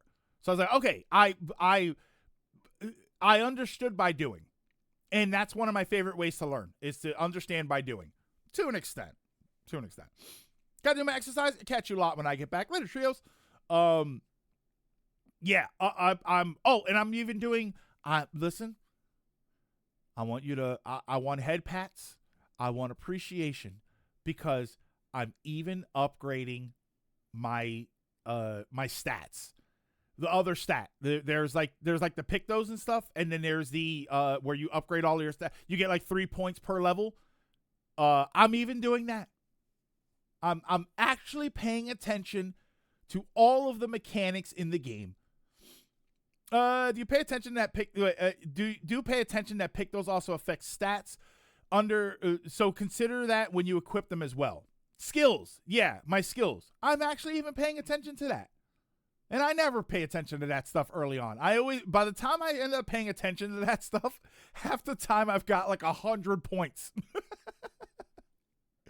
Yeah, you might learn the game features you might have missed. Playing Indiana Jones while waiting for RE9 to unlock. Oh yeah, you're right. RE9 is tomorrow, so it should unlock tonight. How are my parry skills so far? I'm gonna say excellent. I got some pretty fat parries. Here's what I will say. I'm getting enough parries, even for monsters that I haven't fought yet, and even for attacks that I haven't seen. I'm parrying well enough that it makes me think that parry window is huge, right? That parry window's got to be like 15 frames for me to be landing some of those. Oh, and by the way, I am playing on performance mode. I'm kind of curious to know what everybody else plays on, but I'm playing on performance mode. I played it on quality mode, and I did not like it. I am playing on performance mode because that just makes me happy. What feature are you going to ignore as my personal battalion's challenge run mode? If there's anything that I feel like I'm going to inadvertently ignore, if there's anything that I think, wow, I'm probably going to end up missing this sometimes. Ironically, it is my weapon. There seems to be it's not even the dodge, because Lune, one of the first pictos you get is an ability that if you dodge, you get an AP back. So I was like, oh wait, I'll have that. So then Lune dodges and Gustav parries. I usually don't parry with Lune because she has something that gives her an extra AP when she dodges. So I'm actually paying attention to the dodge too. It's the weapons. For some reason, yeah, weapons become very critical for your builds. You shall see. And and I think why I'm going to end up ignoring it is because, first of all, the game is very much more focused on your skills. At this point in the game, it's very much more focused on your skills. More importantly, though, the two weapons that I got an extra weapon for each of them, and I did equip them. I'm not saying that I'm ignoring them yet, but I got them after fighting random battles. I was just doing like the battles, and then boom, a sword dropped for me, and then a star thing dropped for Lune. So I was like, oh, this it's kind of weird that the weapons early on, it kind of feels irrelevant. Yeah, see, later they run your skills. Yeah, they become crazy later. Have two modes like performance and quality is dumb. Just have the game run well and look good. I mean, I don't want to stretch too far into that topic because I think we've talked about that before. I don't mind performance and quality because I do think people have different priorities. I think that performance and quality leads into the same thing that we talk about when it comes to difficulty or when it comes to anything else, which is play the game your way. I prefer performance over quality. I do find it interesting that most people seem to play games on performance mode instead of quality mode. And I feel like at some point, the developers across the board are going to have to acknowledge that the majority of gamers prefer the games to work as opposed to just looking better. Yeah, we've walked around that topic before, but yeah, I performance and quality, I don't particularly mind that they exist because I think that some people do like to play games their way, and I always think it's a hot take that I care about frame rate and performance, but apparently that's what most gamers think. Most gamers want their experience to be fine. And I'm a frame rate snob, and I know that most people aren't a frame rate snob to the level that I am. Well, in the way that I am. There are much worse frame rate snobs out there, but where I am with it is like this we have talked about before, where I think that frame rate should have always been a priority. I don't believe that we should have gone the 4K 60. I think we should have gone the 1440p 120. So I've always been that way with my frames. We're just gonna talk about the stuff later on. No, not yet. We'll get there. Stat building is centered on boosting your weapon damage so you max out one specific stat by endgame besides health. You can't just play at 30 on that game. Yeah, my eyes will die. The more action-focused the game, the more I lean towards performance. If I can have both, cool, but I don't have the money for PCs that beefy. I just want to be able to play my games without having to drop a car down payment every 5 years. Yeah, it's great. It's great to have good graphics, but if it runs at a bad frame rate, it's not worth it. And that's how I feel. If it runs at a bad frame rate, it's not worth it. If it runs unstable, it's not worth it. Where I am, Van, is, and this I have flat out said multiple times, I think that 60 should have been the standard a long time ago. I think that I'm well past the point. Can you have a good experience at a 30 frames per second game? Yes, absolutely. You can have a lot of fun with a 30 frames per second game. Should that really be an option now? And should we need 30 frames per second games because we focus so much on other stuff? No, I don't really think that we're there. I think that we should have been focusing on 60 frames. I think that should be the benchmark. I don't think 4K should be the benchmark. I think 60 frames per second should be the benchmark. That's where I think we should be starting. And that's why I say I'm a frame rate snob. I'm not a frame rate snob in the sense of, well, if I spend $500 on this GPU, I'll get 10 more frames per second. I don't care about that. What I care about is, am I getting a stable 60 frames per second? And if there's any answer that says no, then I think it should be fixed. That's just how I am with that. See, unless the game is built explicitly around 30 frames, it should be 60 at the very least. And Wario, and I think that's my problem. I don't think games should be built around 30 anymore. I don't think that 30 should be the benchmark. I think 60 should be the benchmark. I've been there for a long time. That I don't think we should be playing. I don't think we should be developing games with the idea of 30 frames per second as the base. And then, but then we add a performance mode, which makes it 60. No, I don't think there should be anything less than 60. Especially for a game like this. Anything AA and higher, I don't think that there should be. That's a different conversation, but yeah, because the bare minimum PC priorities in development are messed up. Paper Mario made me realize how much I turned into a frame rate stickler. Well, Executor. Would you say that when it comes to Paper Mario's frame rate, you're a stickler star? Yeah, 1,000 Year Door at 30 is rough. I think the reason the lower FPS, like for how move. No, and I understand that. I understand why 30 frames per second still exists. It's just, it shouldn't. Like, I don't think. And I understand why games went to that. I understand why games went to that because TVs went to that. I blame television all the time for this. The push to 4K was because most people have 4K TVs. And then they ignored 30 frames. Okay, I can't. I don't want to get fully sucked into that conversation again. But E33 so far is a phenomenal experience. Is it flawed? Yeah, but they are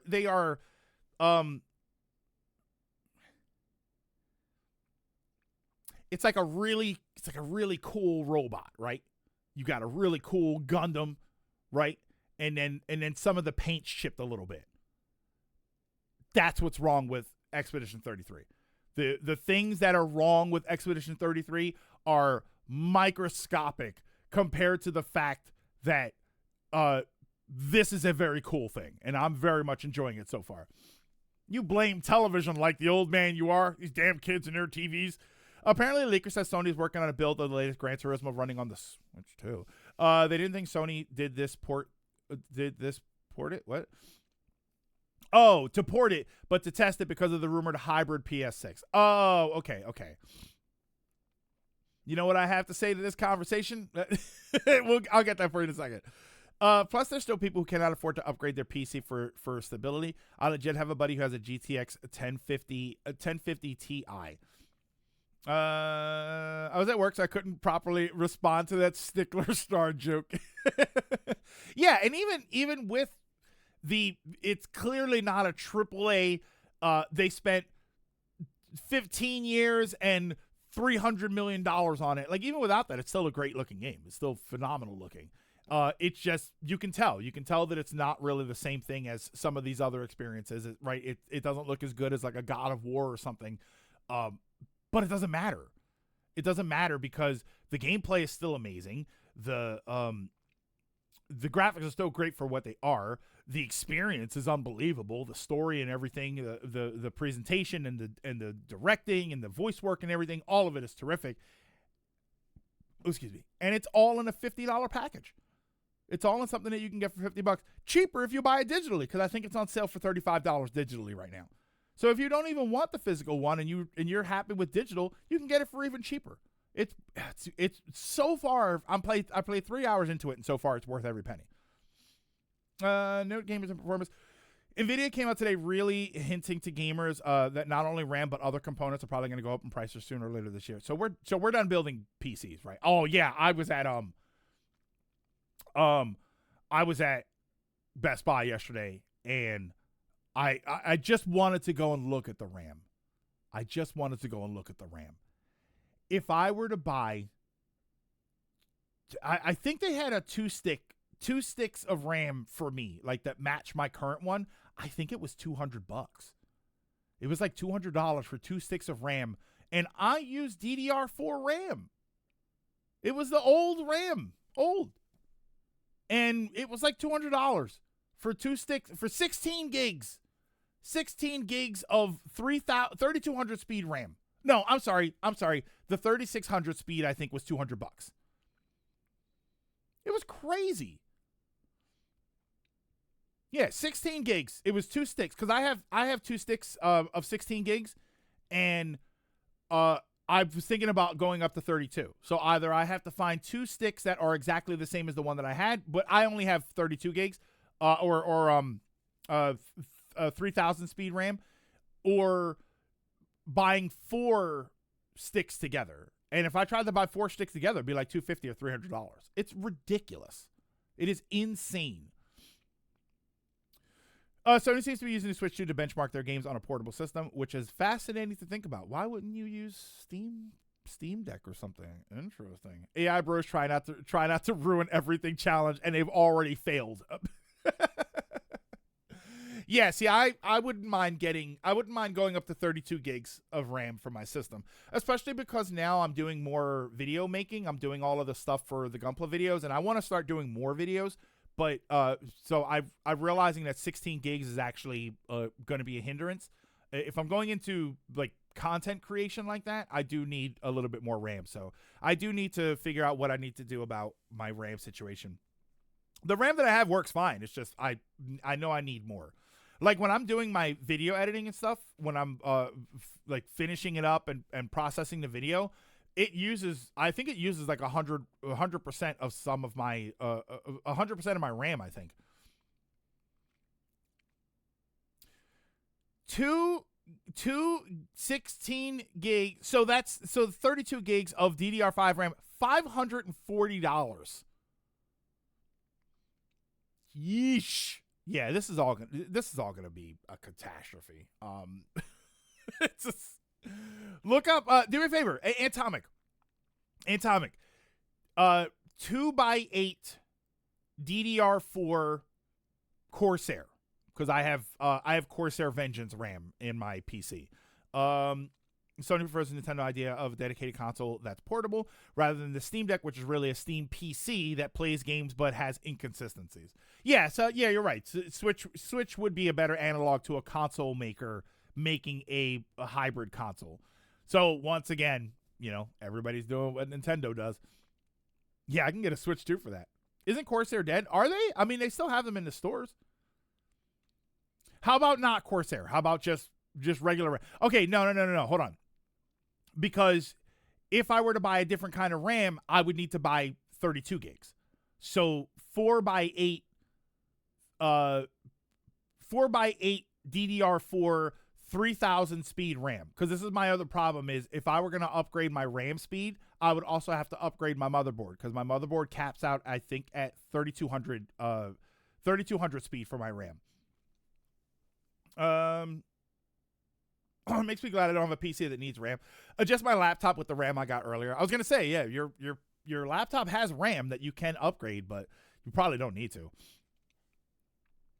Granted, if you are a laptop user, then even laptops are going to go up. So everything's about to go up right now.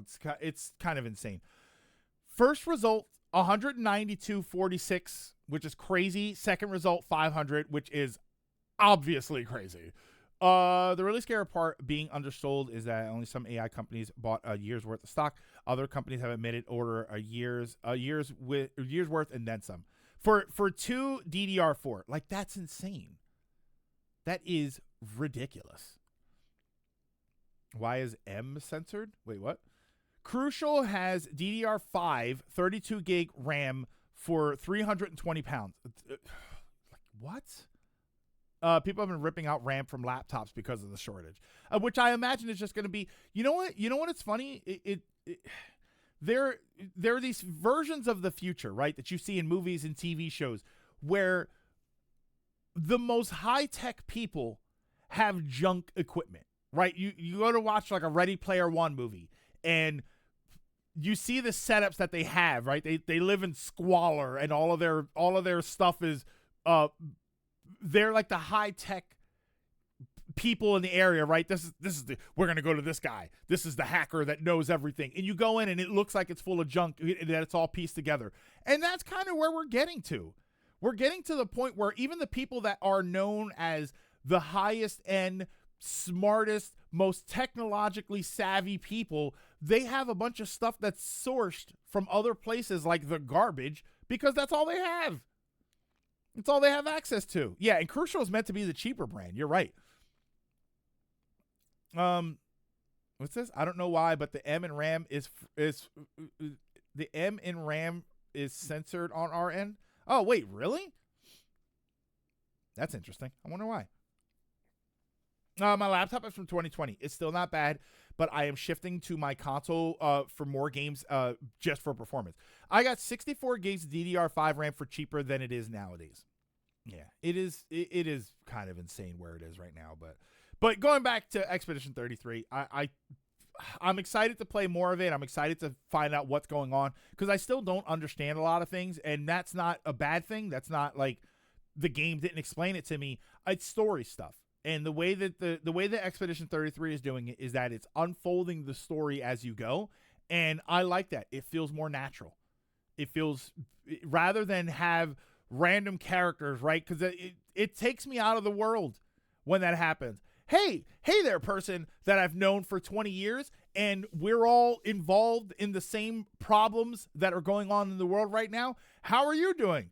Well, I'm a little sad because this is not Expedition 33, by the way, but like I'm a little sad because there's a volcano back there, and it's probably going to erupt, and if it does, we will be in terrible danger, and the lava flow could destroy the town, and the smoke will make things unlivable. Yeah, I know. I live here too.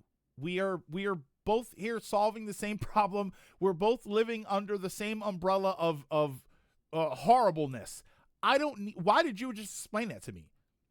And that's kind of how I would react if I were to walk up to my friend and I said, "Hey, how's it going?" And then my friend explained everything that is immediately happening around us. I'd question, like, why did you say that? What? Like, why did you feel the need to explain to me what I obviously already know what's going on?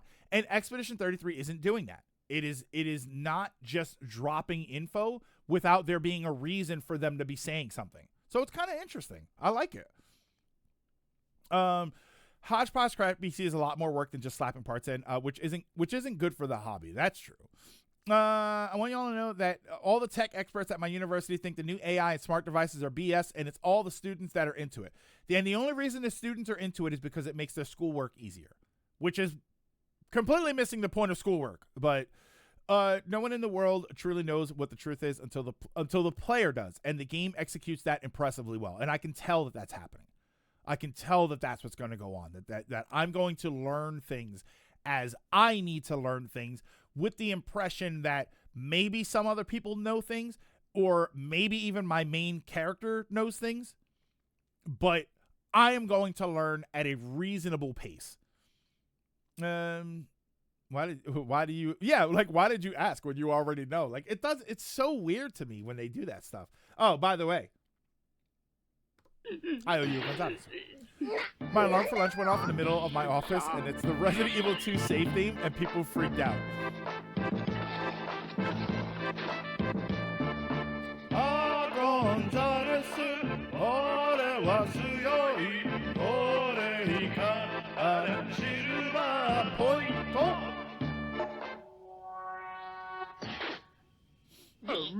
I love it.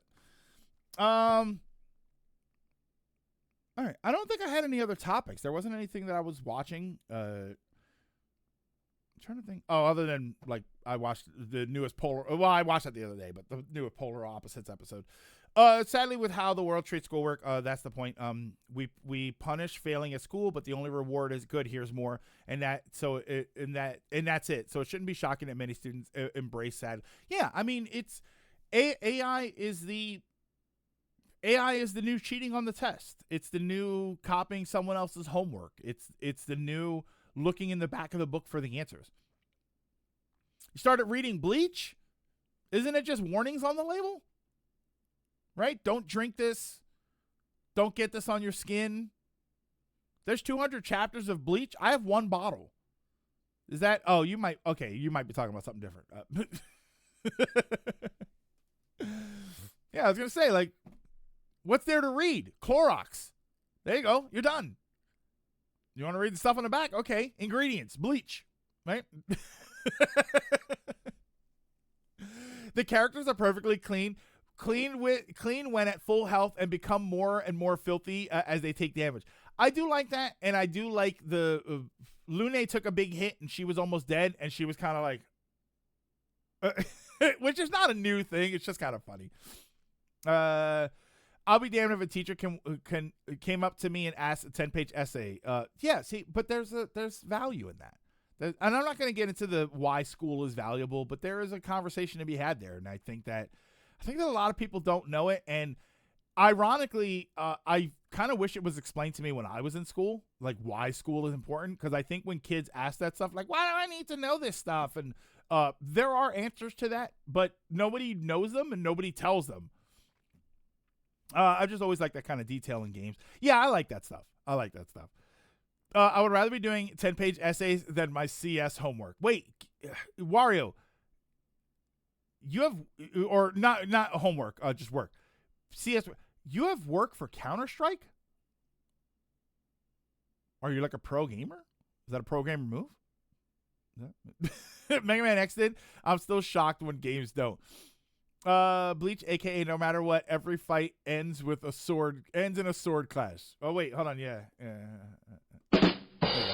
I only really knew that I needed to study good to have good job prospects, and that was enough. If it's enough. Oh, CSGO 1.6. Oh yeah, he's working on CS so he can step up to CS2. It's not the answers, it's the method of finding the answers. It's supposed to set up good study habits, but no one tells the kids that in a way that they can understand. It's like going to school is like going to the gym. It's like going to the gym. You go and you work up your brain. You learn critical thinking, you learn how to research things, you learn how to write things down, you learn how to absorb and discern information. You learn how to manage your time. You learn social skills, right? So school is another thing where I think kids get that one right. They learn social skills when they're there.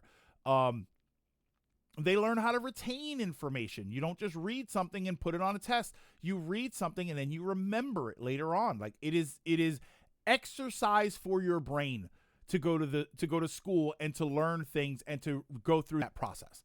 That's what you're supposed to do. That's what it's for.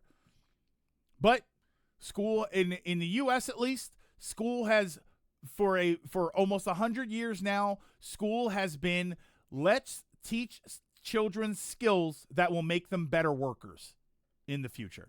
Let's make sure that they know how to read and write, not because we want them to know how to read and write, but because reading and writing will help them be better at jobs. And that's what it has been for a long time over here.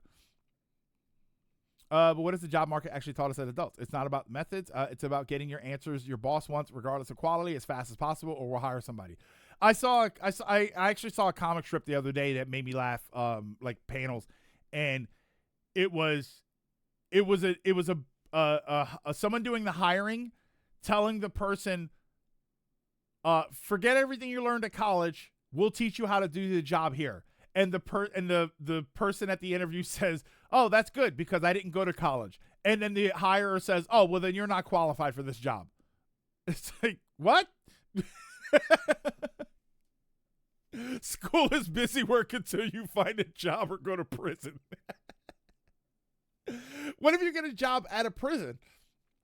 Back. The tofu was okay. So I'm eating what's this? Some very thing. Is that everything? Everything seasoned Call of Duty and mac and cheese leftovers. There's porn better writing. Yeah, everything. Wait, there's porn better writing for women than what Naruto does. Like school is a really weird topic for me. So like I'm not like emotionally invested in it, but it is kind of like I think that a lot of people miss the point of school and they don't really explain it really well. And I think if you explain it to children, they would understand why it matters. Like the bagels, codfish. Nah, I figured if it was if it's Call of Duty, that second D should be capitalized. Yeah, if my new job trainer tells me everything I learned in college is useless, I'm looking for a job that actually uses my degree. Did you already think about what to play after the LttP randomizer? I did. I was going to play. So this all started. I don't know if you were here for that, Draka.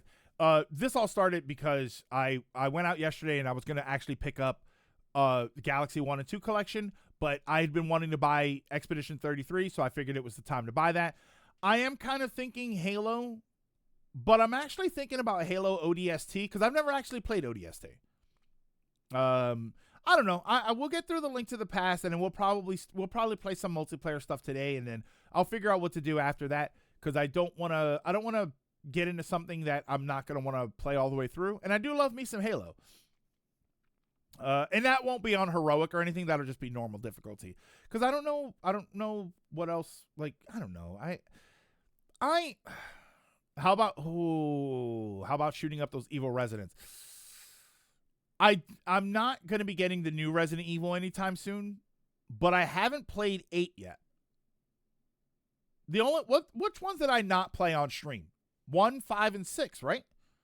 1, 5, and 6 are the only ones that I haven't played numbered Resident Evil. I played 2, I played 3, I played 4, and I played 7. I love ODST. It's my personal favorite, right behind Reach. Tsunade is one of the only well-written ones from Naruto. Code Veronica is technically not a numbered one, but I also don't have a really convenient way to play Code Veronica, so I don't think so. Wait, no, Code Veronica hasn't gotten a re-release, right? It's really 4.0 beta. Yeah, Code Veronica I don't think has gotten a re-release. 4 Remake is on sale on Steam, so I assume the other ones are as well. I have them. I have 2, 3, 4, and 7, and I have 8. I have 8 physically, I believe. So I do have the game. It's just a matter of not playing it. I was gonna play it last year for October, but last year kind of turned into a mess. Code Veronica is on. Oh, it's on the PS Store. It's on the PS Store. Okay. Yeah. So I don't know. I really should. I like when others. Okay.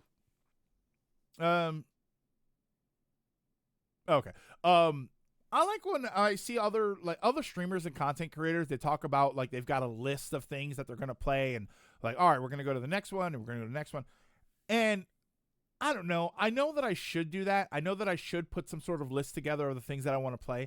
The problem is a list of games to stream is like a list of games in your backlog. Sure, you've got a backlog of games and you got them all stacked up and nice and organized, and then the next Resident Evil comes out and you want to play that instead, right? I got a stack of games over there, and But never mind, Expedition 33 came out. So now I'm going to play that. And I'm probably going to play that for a while until, what's it called? Pragmata or Crimson Desert. Like, those will probably be the next games I'm going to play. Well, not Crimson Desert yet, because I need to see Crimson Desert on the PS5. But Pragmata is probably going to be a buy. Resi 789 run great on the Switch too, which is exciting, even if I'm bad with horror games. All right. So why don't we press? Oh, by the way, hold on. Let me find it. Hang on. There was something I wanted to see. Where is? God damn it! Where is it? Damn, how far down is this thing that I'm looking for? Oh, there it is.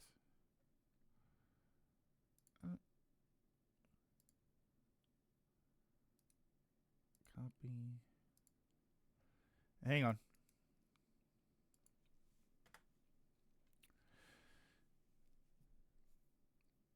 That video there. I'm sorry if it puts you in a weird spot. Let me click it just to make sure that link is okay. Yeah. There's a new video for Pokemon 30th anniversary. Still no word from Nintendo about Zelda.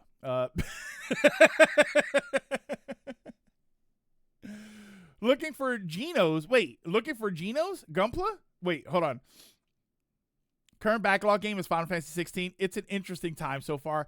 I loved Final Fantasy 16, but a lot of people did not. I should say that I enjoyed Final Fantasy 16 a lot. Wait, what? Hold on. Was this the pizza from Chicago?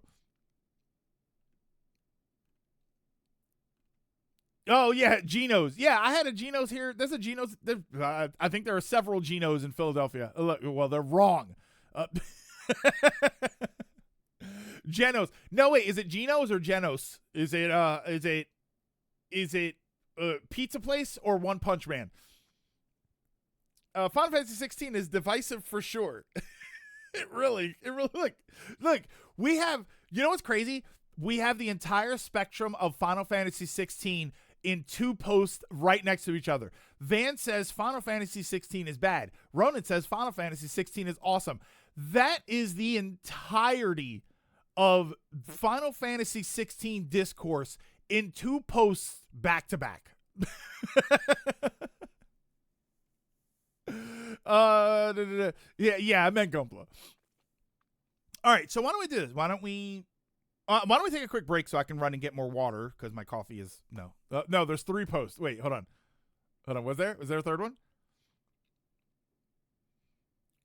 To 10. Well, 16 is bad and 16 is awesome. Everything else is in the middle. I don't know about the 16. I don't know about this FF16, but this FFXVI though is a pretty good game. Well, I saw you said Gunpla. Yeah. It's huge. Wait, which Gunpla? You're saying the store is huge? What do they have? This cherry pie is so good I could die. This cherry pie is so bad I could die.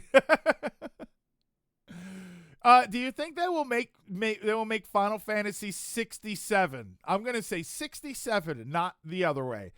Nah, I don't think we'll get that far. I think the world will implode by then. But no, I don't know. I don't think there's anything that is that high up. Like there are no game franchises that have really gone like there's no like Crash Bandicoot 20 or something. I think at some point, you know why I don't think so, Connie? I think at some point they're just going to change the naming structure. They're just not going to call them that anymore. And like Madden, like they could have said Madden 1, Madden 2, Madden 3, and then eventually they were just like, no, we're just going to name it by the year. I think that would happen. There you go. Final Fantasy 67 will come out in 2067 because Final Fantasy will become a yearly release. There you go. I love 16, but it's in my opinion a bad Final Fantasy game. Yeah, we're not really going to get into that again, but I was standing to tell that 16 is the most Final Fantasy game. Look at this. Look at how this is why 16 is so fascinating. I'm gonna take a break and I'm gonna go get some water and then come back to link to the patch randomizer. But this is why 16 is so interesting, because it's not like everybody admits that it's not a bad game, but it's not a great game, right? It's not mid, and then it's not, it is for some people. The opinions of Final Fantasy 16 sway from it sucks to it's amazing. And I think that's what's so funny about it. And it's everything in between. And for the different things that people value, for the different ways that they look at the game, it's so fascinating. And I don't know why it's so polarizing. What is it about 16 specifically that is so polarizing that I would say more than any other Final Fantasy game, it has this gigantic swing of it's the worst game I've ever played to it is incredibly awesome. Like, it's such a weird thing. People generally agree which the good ones are and why 7 is bad. Okay, wait. I started hating 16 before it was cool. See, look. I think it's because it's as somber as FF2. The gameplay. We can't even agree on why we disagree on it. I think it's fun. I think Final Fantasy 16 is so much fun for me that to just watch the discourse happen, because not only are there gigantic swings in how people feel about the game, there are gigantic swings in why people even feel a certain way about the game. It makes me laugh. Look, I hate Final Fantasy 16 gameplay and story. Loved the gameplay, loved the story. I loved it. You heard it here. Uncle likes our pain. Of course I do. No. I don't like pain per se. I like 16 for context there. Gameplay is fine. It's not as good as Devil May Cry as a spectacle fighter, but it isn't bad by any means. Like, it's so funny to just, and every time, and this is how you know. I think 16 is a great Final Fantasy game. If the only Final Fantasy game you play is 14, otherwise it's a great action game, alone-ish. Because every time we even bring it up, every time we even bring up 16, it turns into exactly what we're talking about right now. It does exactly this. My only problem with 16 is the ambiguous ending. I don't know how the ending sort of worked into the DLC. I didn't. That's the one thing I haven't done yet. I haven't played the DLC yet, but yeah, I love it. I there's something about it that I don't know. And it's not just 16. To be honest, it's not just Final Fantasy 16. And this is not because I'm a content creator, although that definitely helps. But I'm not the content creator that's like, oh, there's some discourse going on in gaming, I'm going to make 8 videos about it. Like, I'm not that, no disrespect to anybody who does that, but I'm not that person. I have not become the person that's like, we do a stream and we talk about stuff, but I don't make dedicated videos for some of this stuff. But I think as a content creator, I think it makes me laugh to see this kind of discourse.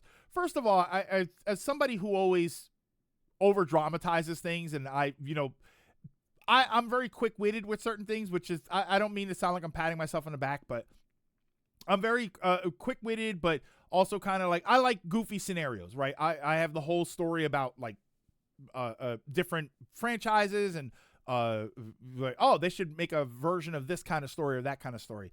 So I do appreciate some of that. I do like a lot of, like, I'm somebody who finds entertainment in overthinking certain things, and it makes me laugh to watch people overthink things to the point where they're angry, right? Like there are things that I'll was this, you're the guy who doesn't like arms. Joking, but not wrong. It makes me laugh. It makes me laugh to see people get so heated that they're like legitimately angry. And I don't know. I don't know why it entertains me so much that people just they fly off the handle. Like, we've had disagreements here. We disagree on Final Fantasy 16. We disagree about certain directions that gaming has gone in We have disagreements, and there's nothing really wrong with that. Later Panda, have a good one. There's nothing really wrong with that, but there are people that take it way too far, and I don't know. It's 16 DLC takes place before the ending. Oh, okay. It doesn't affect the ending at all. You ever watched this? This is probably the best example of it. Has anybody here, give me a hands up or something if you've ever watched gamer rage videos? People who die in Call of Duty and bang on their desk, or they throw something, or they're just pissed off. There's an absurdity to it that makes it entertaining. And I think that's why, and I am that person, by the way. I don't do it on stream. AVGN, yeah, I would say AVGN counts. I think the AVGN might be one of the originators of that. Queso streams of Fall Guys, yet he never swears or curses. I've seen clips of Queso, and I don't know what games they're from, but I've seen clips of Queso where he's banging on the desk, or there's one where he screams, "This game is terrible!" And that stuff cracks me up. It makes me laugh so much. And I think it's not that it's an angry human being. It's that it's a human being that's being angry at entertainment. It's the same thing when I watch dudes rage out when they miss a putt in golf, and not even golf video game. If you've ever seen those videos where like the guy misses a putt and he bangs his club down and it bends or something, cracks me up. It makes me laugh because I understand what it means to be so invested in something that it makes you mad, but I also acknowledge that it's ridiculous to get that mad. It is insane to get that mad at a video game that you bang your hand on your desk so hard that you worry that your hand is broken. And it I don't know. It just makes me laugh. The absurdity of it all makes me laugh. So when there's these people that are like, Final Fantasy 16 isn't an RPG. Final Fantasy 16 is an RPG. Final Fantasy 16 is a terrible Final Fantasy game. It's actually a great Final Fantasy game. And here are my reasons why. Like, when I go through all of that, it's like, okay, that's interesting. We have opinions, we have thoughts, we discern facts differently, so we come up with these different things. But then there's the people who just take it too far, and they just rage. And I don't know, it makes me laugh. Your anguish sustains me. Hobby Lobby's final selection kind of sucks, but they do have 2 Zoids. Pikmin 4 is a third-person shooter. My friend was killed in COD by a player camping with an RPG. Was it Final Fantasy 16? He went into game chat and used every word in the book. Like that, we talked about the other day. People that have gotten voice messages, not been yelled at in chat. Someone took the time to open up a messaging app, hit record, say things, stop saying things, and then press send. The rage that you have to be feeling to go through that entire process. And at no point during all of that did you say, maybe I should stop and reconsider this. I don't know. It just makes me laugh. It makes me laugh. And I think I have to laugh to keep from crying at the state of affairs of it all. But it cracks me up. Yeah, some people, obviously, you're throwing slurs around. It like some of that stuff is way too far. That stuff is way too far. But to just get mad to that point where you're, like I said, you're almost breaking your hand on your desk, it is kind of wild to see. And sometimes it's funny. I have videos saved of like Tim the Tap Man, and I've seen videos of Queso and stuff, and they lose their minds, and it's hilarious. It's just hilarious. Some people ought to know how trash they are.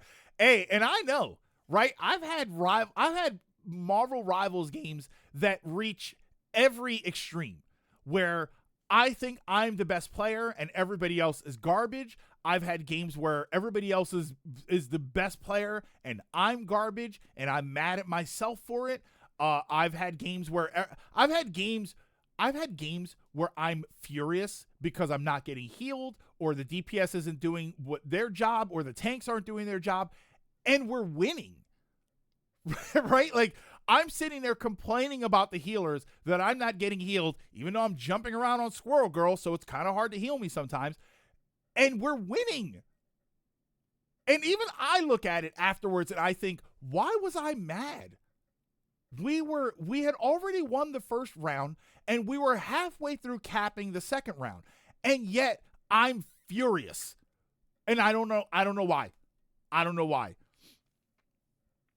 When you get called a slur in COD lobby, you know it's a good time. I'm in the paint with Rogue not getting healed. When I was a child, I would get so angry. I would punch my 32-inch CRT. I could tell you the CRT always won. I've never punched a TV, but I've thrown more controllers than I can think. I've hit things more than I can think. Like, and I know it's irrational. I know that I said it for Splatoon. I can't play Splatoon too much because it enrages me. And I don't know why. I don't know what it is about Splatoon. You know, it's another game that I used to get mad at. I mean, I pretty much got mad at everything that was multiplayer or competitive. X Defiant. I used to freak out when I was playing X Defiant, which is how I knew it was a good game. That's how I knew. I knew I was enjoying X Defiant because if I was not enjoying it, I would just turn it off. I would just say, I don't want to play this anymore. Never mind. No, I'm getting mad. I don't want to do this. But the fact that I kept playing made me realize I am having a good time. Good time. Splatoon enrages me more than any other. I don't know why. I've enjoyed when people rage at games or themselves. Rage at the game or themselves. I lose all interest when they start going, how do people like this? Yeah, well, Dragoon, the problem is they're looking at it from their own eye. I think when people say that, I think when people are raging at it, like they're playing a game legitimately and then they start raging and they say, how do people like this? I think what they're probably saying, because I've said something similar to that, what they're probably saying is, why do I like this? You know, when I'm sitting there playing, back in the day when I was playing Warzone, when I was playing Call of Duty Warzone and I'm losing my mind, right? I'm getting sniped from halfway across the map. Somebody's sneaking up on me, right? We've all seen the rage footage where they're shooting at me while I'm at the shop, while I'm using the buy station. And I say something like I don't understand why people play this. What's the point? What I'm really saying is, why am I playing this when I'm this tilted at the game? I'm really just talking to myself. Yeah, in competitive rivals, I hate you all, and you will know how much I hate you. And for as much as I say that, I used to keep that chat on when I played comp rivals. I kept that chat on, and if you want me to be, I was not a slur person. I'm never gonna say a slur. But there were times where I wanted to launch insults. And you know what made me not do that? There was one thing that made me not. I want to see if you guess. I want you to guess what it was that kept me from just launching insults at my 11 and 10 Black Widow. I want you to. What was my hindrance? What? Oh, no, not when I'm streaming. Let me be clear. Not when I'm streaming, when I'm playing on my own. I was going to say playing with myself. Good vibes? The vibes? No. Maybe some kid and their parents playing? No. Not even that, Executor. Not even that. The idea that there's an 8-year-old behind the controller is irrelevant to me when you're in Plat 1. When you're in Plat 1 and you're walking with your ranged character, you still deserve to be insulted. What stopped me was I'm on PS5 and it's a pain in the ass to type out everything that I wanted to say because I did not have a keyboard hooked up to it. If I had a keyboard plugged into my PS5 and I could type at the speed that my insults were flying out of my mouth, I probably would have been kicked from that game a long time ago. It is the only thing stopping me from being that guy is that I'm on PS5 and I don't have a keyboard and typing is a pain in the ass. That's it. I have to sit there and I have to like move the little fake mouse, or I gotta move, like, that's what it was. Other than that, oh my God,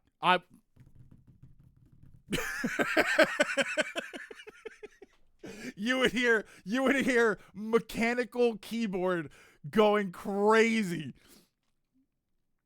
PS5 messages, it can be wild. Look at Queso. He had to shut them down due to Stream Sniper. Yeah, Stream Snipers is different. Like, I as a content creator, I worry about stream sniping. And, you know, we're not gigantic here. We don't have the Queso or the Tim the Tatman numbers, so that's not really a concern.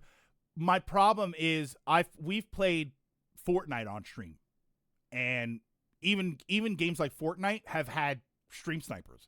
We've had people that you can tell that they're targeting. They know exactly where I am. We've had games like that.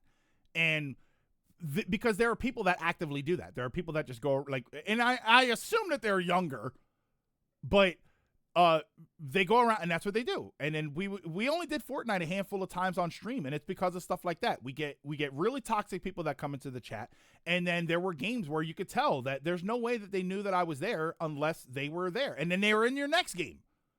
And then they're in your next game. Yeah, a younger or unemployed. True. Mine wouldn't be raging. It'd be more me clowning on someone on the other team. Yeah, like there'd be times where I do that, where I like talk smack, right? Oh, you know, right, like my squirrel girl would be like 10-2, and then their squirrel girl would be 9-1 or 9-3. And I'm going to get in the chat like, oh, squirrel girl diff, right? Because there's no difference. Like, that's a joke. I'm going to make a joke like that. But there were times where, you know what I think? If I was ever going to be, like, constantly saying something, if there was any insult that I regularly launch, it's just to switch off the character. Please switch off Spider-Man. You ain't him. Right? That's what I would want to say. It doesn't even have to be like you're trash and I hope your parents leave or something, right? It's like, so, trust me, you can take it way too far without taking it all the way too far. But it's mostly going to be like, listen, you got to switch off, right? Can Tank, can you switch, please? I'm tired of flexing for you. I'm better with Squirrel Girl. My nuts are bigger. Yeah, I like that's the sort of stuff that I would probably say. But yeah, there are times where I'm just like,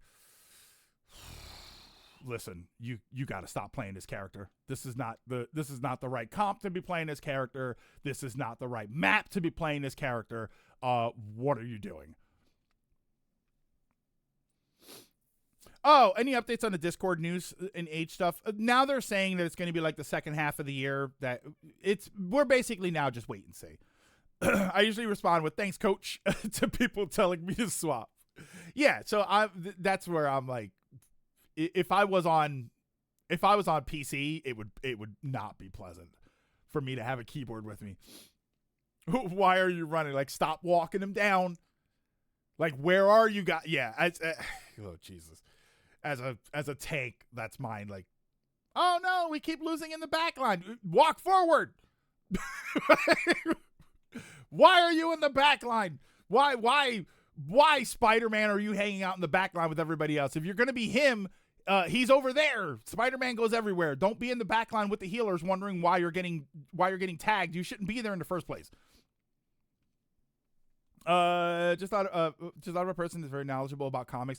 Using that to insult others. You suck worse than Spider-Man. Wait, you suck worse with Spider-Man than the Zeb Wells. Wait, what the hell?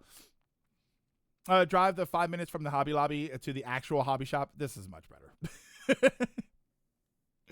Yeah, that's what keeps me from it. All right. So we're going to take a quick break. I'm going to run to the restroom. I got to get some more water. And then when I come back, we're going to jump back into the rest of the Link to the Past randomizer. And then I think we'll beat that. We're pretty far into that, so we should almost be done. And then from there, we'll decide what to do next. Tank players that have lost the W keys are the worst. Like, just sit in the back. Like, and I understand it. I understand that some of them should be sitting in the back. If you're a penny player, it's great to have a forward penny player, but one of the benefits of penny is that you leave your thing back there, your nest, and your other characters can stand on it, right? Your healers can stand on it, your backline long range can stand on it, and that's great. So your penny doesn't always have to be a frontline tank. But if you're playing Hulk, if you're playing Thing, what are you doing back here? Why are you here? You should be up there. You should be at the front lines, or if you're Hulk especially, you should be jumping to the back line so that you can get their healers and jump back. Every good Hulk, this is turning into a Rivals thing. Every good Hulk that I've ever seen that I am legitimately afraid of is because they're jumping all over the map and they are bludgeoning their healers to death. And I know what it's like to be on the other end because I do play Cloak and Dagger, and I've been punched by that Hulk several times. That's the Hulk that I'm worried about. Yeah, where are my heals? Said the magic beyond cart cap point. 4 walls between us, right? I can only know that they're there because I see their shadow. Wow, your Deadpool performance is so poor. He's so poor he's gonna reach out and uninstall the game for you. That's a hell of an insult to lodge at somebody. They have the perfect new grade. They have the perfect new grade. Is it 700? Dragoon. I mean, your Amazon package isn't coming anytime soon, right? So, I mean, it's right there, and it's $600. It's right there, right? You know, maybe get a little bit of. I don't have the money for that. Yeah, okay, that one I'll give you. But okay, give me a few minutes, and I will be right back.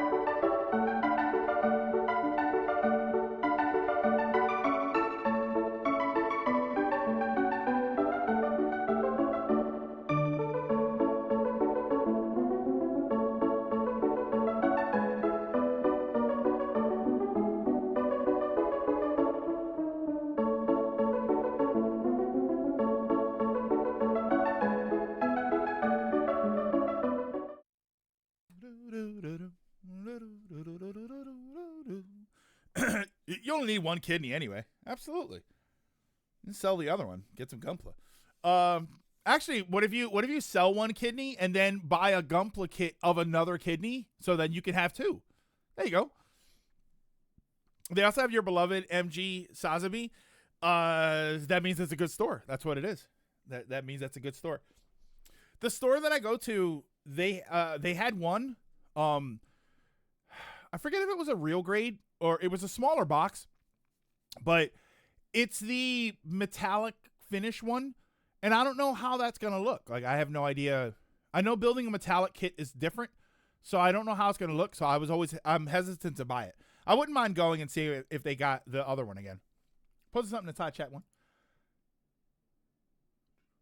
Mighty Morphin granola bars. Producing some. So wait, is this an actual? Oh, that's just the box for it. That's just the box for it. Old school tie-ins. I actually just saw. I didn't remember these because I wasn't really a granola bar person at the time. I mean, I remember advertising, but I was at Target yesterday and they had.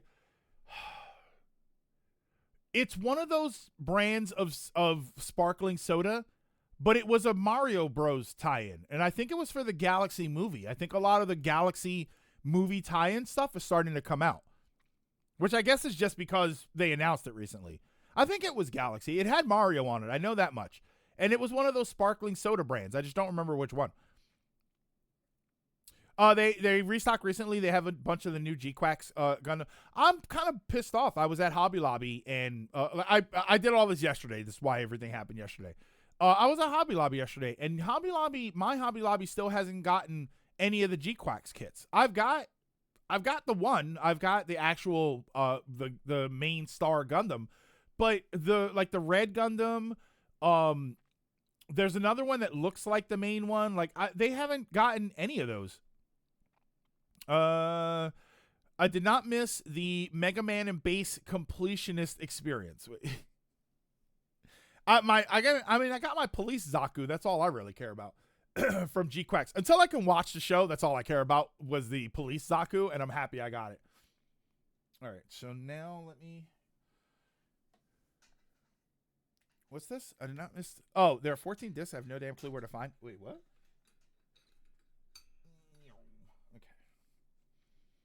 Alrighty, so let me get the game open here. Remember how to do this. I think it was this one. Let me use my emulator from a very long time ago. I think it's this one, right? Open. Yeah, would you stop? Oh, wait, hold on. Gotta turn my controller on first. Peace is a lie. There is only passion. Well, what if I just want a little piece of passion? With passion, I gain strength.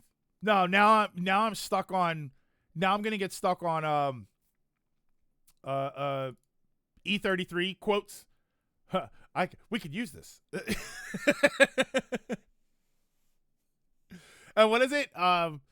When one falls, we continue. Is that what it was? Some of them are buried in the ground. No idea how they're still mint. Oh, they're the character log. Oh, I see what you mean. Yeah, for those who come after, that's where I am. That's where I am with that. We can use this. Load game. Why does it keep doing that? Is that this one? That's this one. Okay. All right. We should be good. You should be able to see there. They have the perfect grade new. And so, Dragoon, so you're not buying the perfect grade new Gundam? I thought you were a fan. I mean, it has like a $10, $15 price hike compared to those photos and Hobby Shop.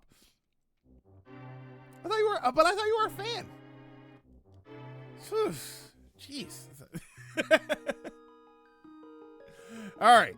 So, oh wait, hold on. Let me change the. I'm a fan, but I'm a poor fan. Hold on. Let me change the stream info here.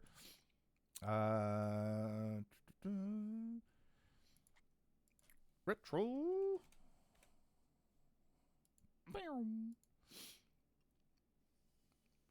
Through victory, my chains are broken. You wound me, uncle.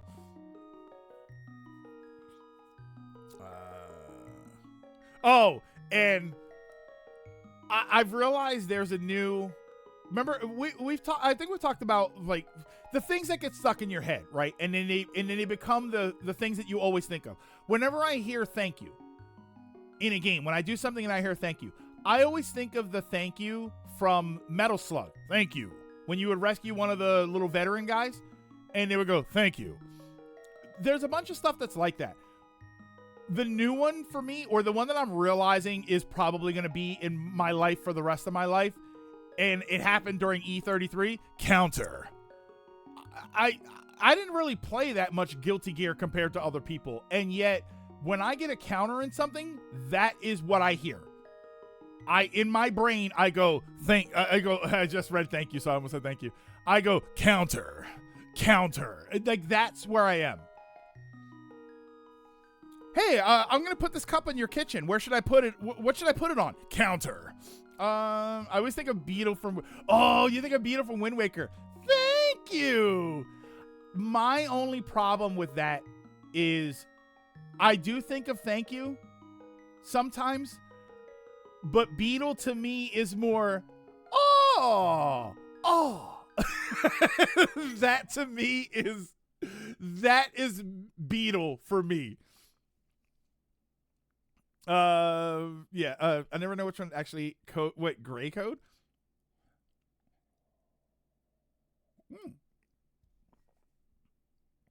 Walked out a bit and hit golf balls to clear my head.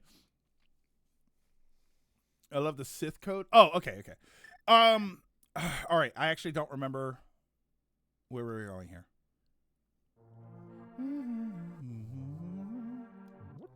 Well, we don't have any magic. What's that about? Fun fact: the DMC anime was made by a guy who steals credit from other people, projects, and BS about his job in interviews. Wait, what? I feel like I was missing something. Bye bye. Oh wait, bye bye. Is that a Beetle thing? Anyway, more importantly, have y'all ever had password protected? What's this? Password protected alphabet soup. Oh, chicken. Oh, wait, I like that, Connie. Chicken and stars. I haven't had it in forever, but God, I loved chicken and stars when I was a kid. All right, so wait. So I need 3 more crystals, and Sahara Sam gave me a stupid item, so I didn't need that. So what are the other crystals I need? I need the one in the dungeon, but that's the one from Turtle Rock. I can't get the ice wand in order to kill that one. So then I need to go to the Dark World to see where I gotta go.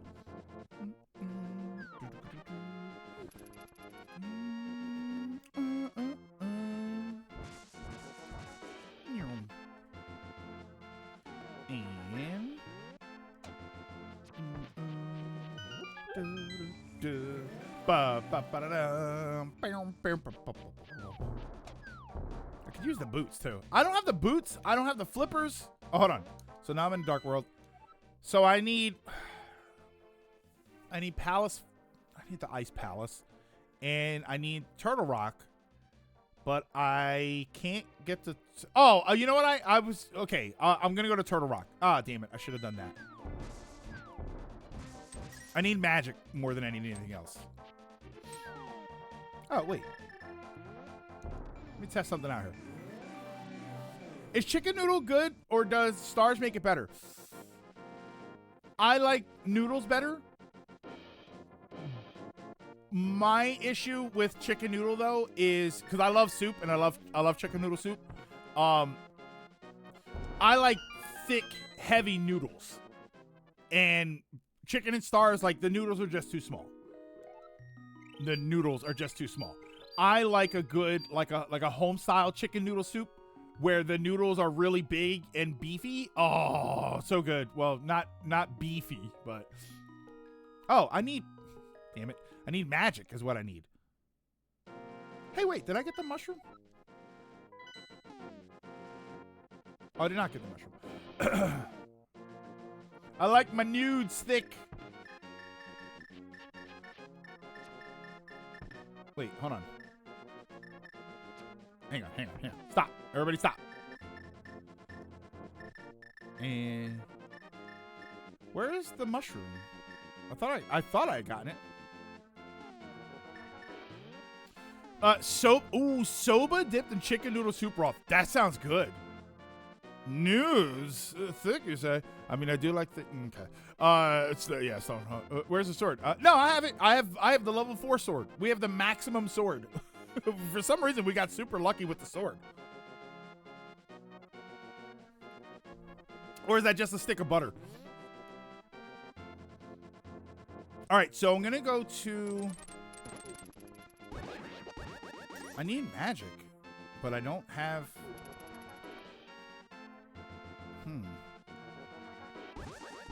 I forget how to get magic in this game. I thought the fairies gave it to you, but they actually don't. They also have the silver bullet Gundam, which looks, though it looks more white. That's what I'm building right now, Dragoon. I'm building the silver bullet, the high grade silver bullet right now. I gotta be honest with you, I'm not having the greatest time with it. I think it's just an old kit. That's the only problem. It's just an old kit. It's not really bad. It's not like I'm getting a lollipop stick. Oh, thank you. Oh wait, I have the flute. Hold on, let me go and get the flute also.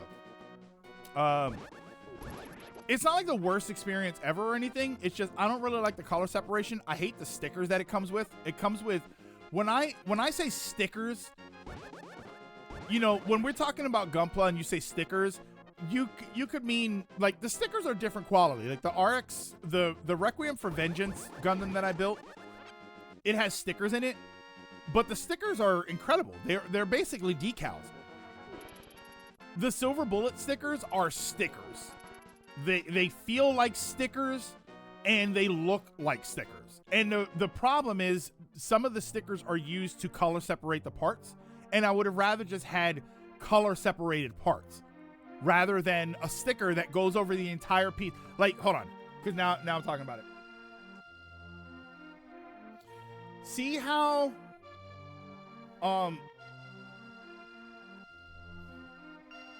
see how the tip of the shoulder right here is a very slightly different color? This is all a sticker. It comes around the back, it comes around the front, and then it presses down. This should have been a whole separate piece. Like, it's on both sides. This should have been a separate piece, not a sticker that covers the entire part to make this a different color. It should have just been different. Color separation parts are for RG and up. No, if you look at newer kits, this is an older kit, I can tell. Newer kits have really good color separation too. Look at the G-Quux Gundam. The G-Quux Gundam is ridiculous. That's probably gonna be my next video too.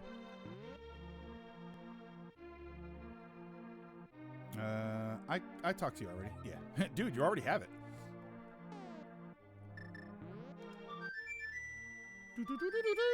I hate stickers on tiny models. They peel off, and if you mess up, you're screwed. Just make it color separated or per install. Oh god, yeah. Sorry.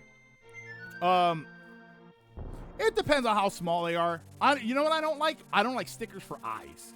I noticed that I really don't like stickers for eyes. I'd rather have color separated eyes that fit into the head. I think that that's much better.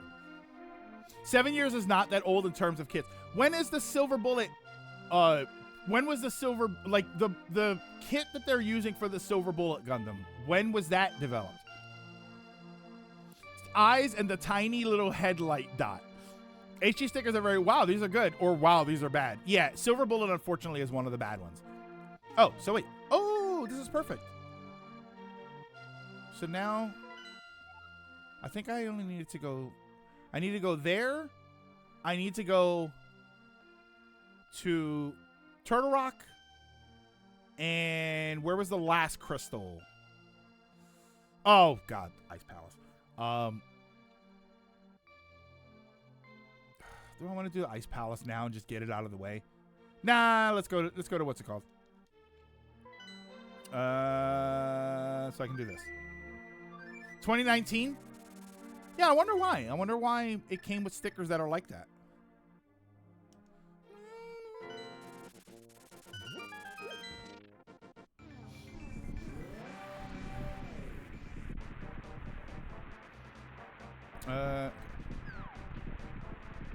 And let's do this. Haha. Connie's still hoping for. I like that you talk about yourself in the third person. Connie's still hoping for GameCube 4 swords on NSO or remake. I would probably rather have a remake that gets sold for like $30. I would rather have something like that. Don't get the transforming kits, they're jank AF. My Imperial Dramon is now permanently stuck in fighter mode because one of the pieces it snapped off. The only transforming kits I have, because the double Zeta, the Zeta, the small HG Zeta doesn't transform. My YF21 from my YF19 from Macross Plus. That's the only one that I have that I think transforms.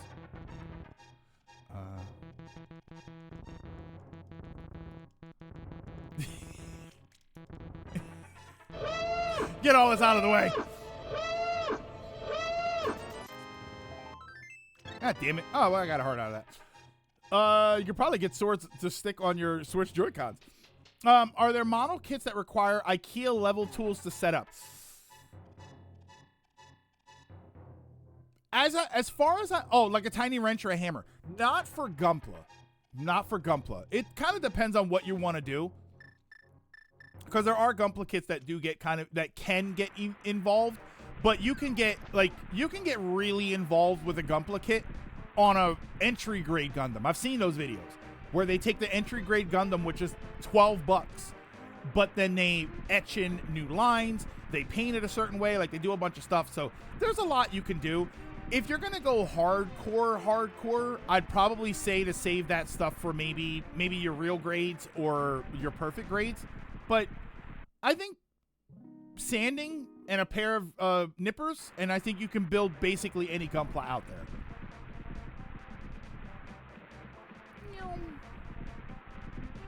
Wait, what's happening there? Draco, are you okay? We're not fighting, are we?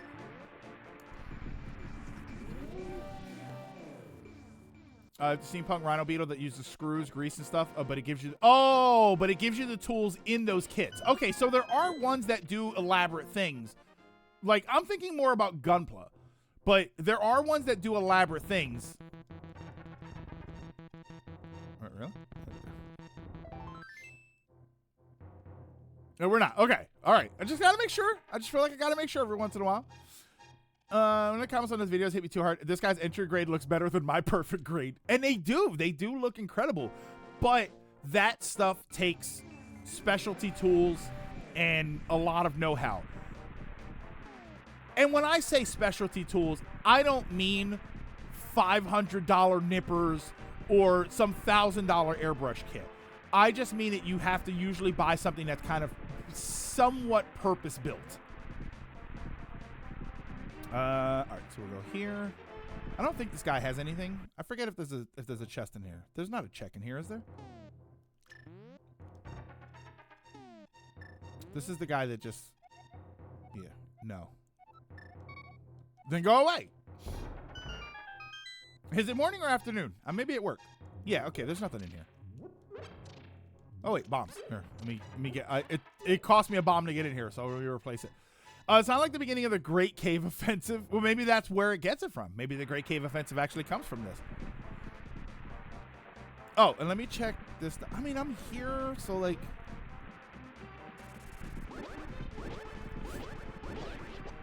I don't have to do this dungeon, but I might as well if I'm here. And hopefully the boots or something are in there. I wouldn't mind something with a bit more traversal. Oh, I do have it. Okay, good.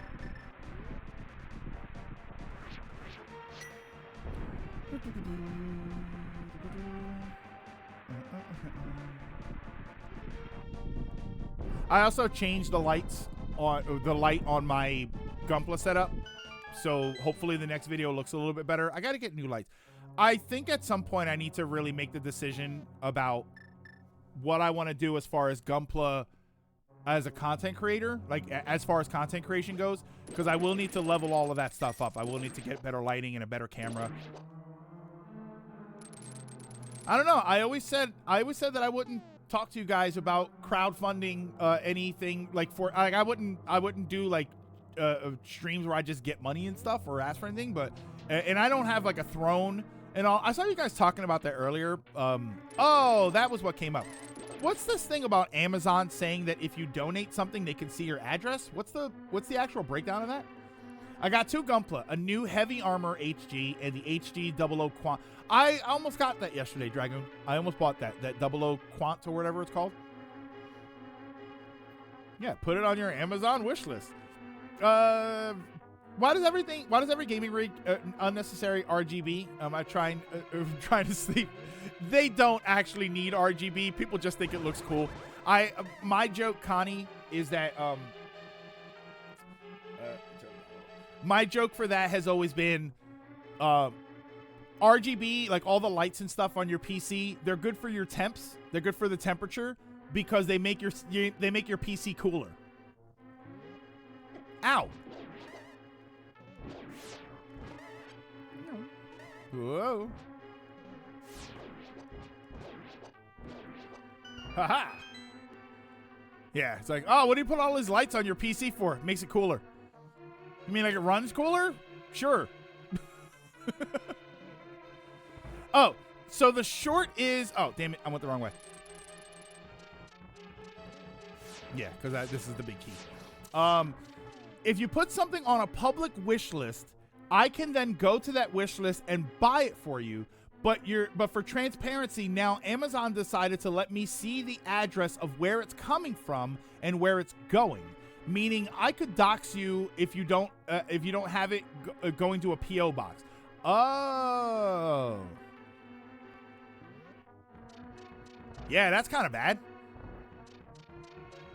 No one thought that might be an issue, huh? Ow. That's why I use throne. That's why I use throne wish list.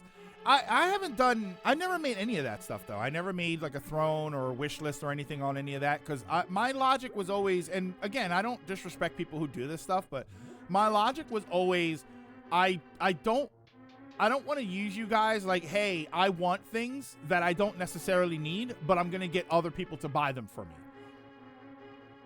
Like I don't really have an interest in sort of being that way. Am I missing something? I think I missed something. Hold on. I missed it up there. It was up there. Throne is really good. It keeps privacy. Yeah, so I never set any of that stuff up. And I always question whether or not I should, but every time I've ever thought about setting up a throne, I think about what would go on there. And then I think, but I don't want to like put this stuff on there, right? Like, I don't know. It's like, oh, I'm going to put Gunpla kits on there. Or maybe if I can't get them right now, I just don't get them. You know what I mean? Like, that's kind of how I am. HD Quant has a stand in the kit, apparently. Oh, I might have to get that.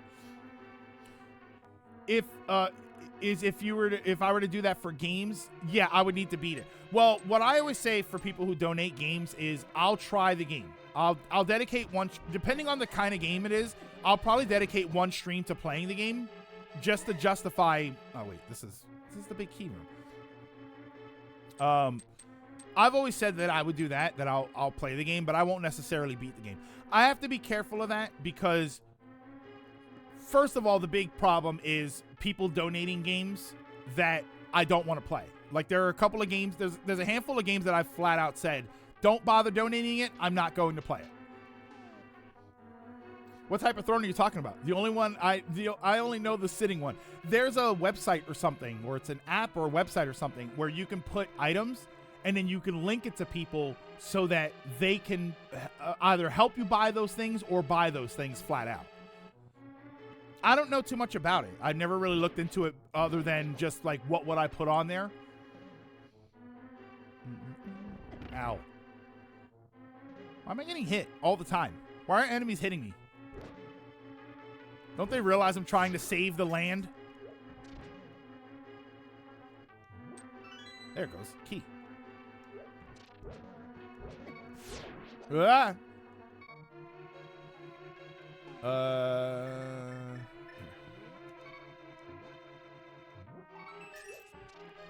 Haha. Whoa. Is that Windows 10 or 11? Wait, or 11 in 10 aesthetics. Wait, for me, I use Windows 10 or 11. I upgraded. I was like, I don't care. I don't know. I when it comes to all of that stuff, like, oh, you use like this operating system, and I'm like, I don't care. As long as it works, as long as it functions, and it does function. I hate this dungeon.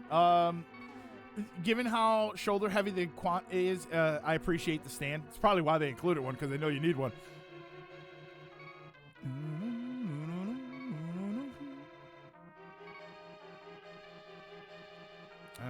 Oh wait. Whoa. Haha. As long as it works, and Windows 11 took that as a challenge. I don't know. Okay, let me ask you guys something. Maybe you can help me out. What is wrong with Windows 11? I don't understand what the problem. I don't do anything so intensive with my computer that the operating system I don't think I've ever had a problem with an operating system. I don't think I've ever had an operating system where I go, my God, this is a disaster. I also never had Vista or ME. But I don't know. Like, what happens? Apparently way too much stuff running in the background. I mean, that's true. I do have a lot of stuff in the background.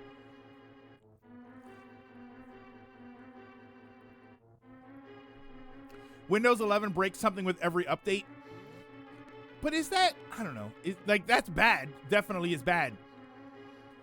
I feel like every program I have breaks when there's an update. The amount of times that I've had to hold off of streaming because OBS decided to update, or it didn't decide to update, because I also have that problem with OBS, that if there's an update pending, OBS won't work right for me. It won't work right for me until I update it. So I don't know. I've just never had this catastrophic problem with it the way everybody else seems. Like, people talk about Windows Update like it beat up their family, and I'm like, all right, it's really not terrible. They don't break by corrupting your SSD, failing your PC, or to hit to his post. Wait, so it won't turn on, or even refuse to shut down. See, yeah, and I guess I haven't really had any of that problems, and that's not to say that I won't ever have that problem. But people are acting like, oh my God, I upgraded to Windows 11 and now everything is broken. And I'm like, all right, I mean, I upgraded to Windows 11, and if any, oddly, my PC actually runs faster now. It starts up faster, I can tell you that. I guess what it does is it loads like the operating system first, and then it starts to load everything else. So once I changed to 11, I noticed my PC, when I push the power button, it's probably about 20 seconds until I can actually use the PC, which is very good. It fooled me into upgrading Windows 11, but so far everything's been fine, other than needing to buy a 6.0 Bluetooth dongle. Yeah, for some of us, we got lucky and it works fine, but there have been a lot of users having a ton of issues with every update. I feel like it's also the sort of Pokemon Scarlet and Violet and games situation where the people who are having a bunch of problems, I'm curious to know what it is that they're doing, because I'm streaming and watching stuff and making videos, and everything seems to be working kind of fine. Right? Is it Windows 11, or is it because you're using Adobe and no one wants to admit that Adobe is kind of sucking resources out of their computer? You know, people would talk about, oh my God, Windows 10 was garbage. And then it's like, all right, but you're using Vegas. Doesn't Vegas just crash on its own? You have Windows 11 Home, and that version has a ton of bloatware, which slows down your PC by default. You may not know it, but if you look at the search bar, you have Copilot AI, which actually, wait, hold on. I don't. How do I search my version? Because I don't think I have Home. I had Pro before. But Uncle, get on Linux. It's superior. It can cure cancer. But get on Linux. It was Charlie Brown's best friend. I think that was Linus.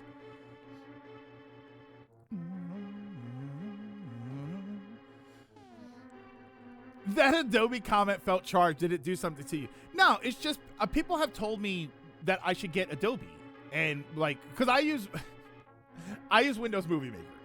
Like I don't do anything so ridiculously intensive that I can't get by with Audacity and Windows Movie Maker. It's all I need to make videos. I don't do a bunch of crazy edits. I don't add a bunch of things. Most of my videos are relatively straightforward, so I don't really have to do a lot of stuff.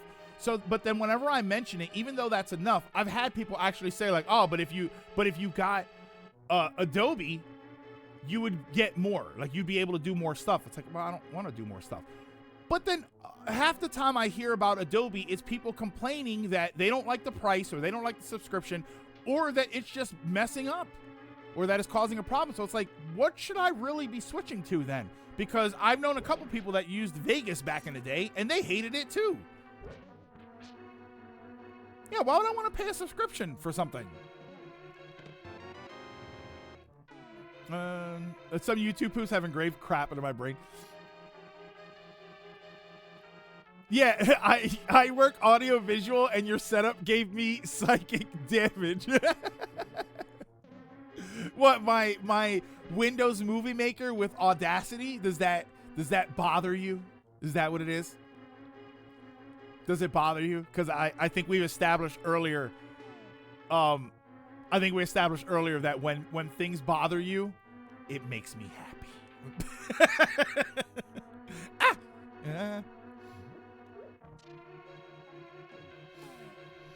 We use DaVinci. DaVinci is the other one. I keep saying Vegas. DaVinci, I think, is the other one. There was a bug in the update, not last, but one before, where Task Manager would be able to close and instead wouldn't be able to close and instead keep duplicating itself. Oh, interesting. A lot of the VTubers I know use DaVinci. Yeah, like there's all these things that people have, and I'm like, I'm a pretty basic ass content creator. Part of the reason I prefer streaming when it comes to as opposed to video creation is just because it's so much easier. Right? I have my setup, I stream, we talk about stuff, and when I'm done, I export over to YouTube. I don't have to do any editing. If I have to download the video, like if I have to change something in the stream, then, or like cut something out, I'll do that. But then you know what I'll do? I'll go into Windows Movie Maker, I'll cut out the parts that I don't need or can't have, I'll re-export the whole thing, and then I'm done. Like, I just don't do that much.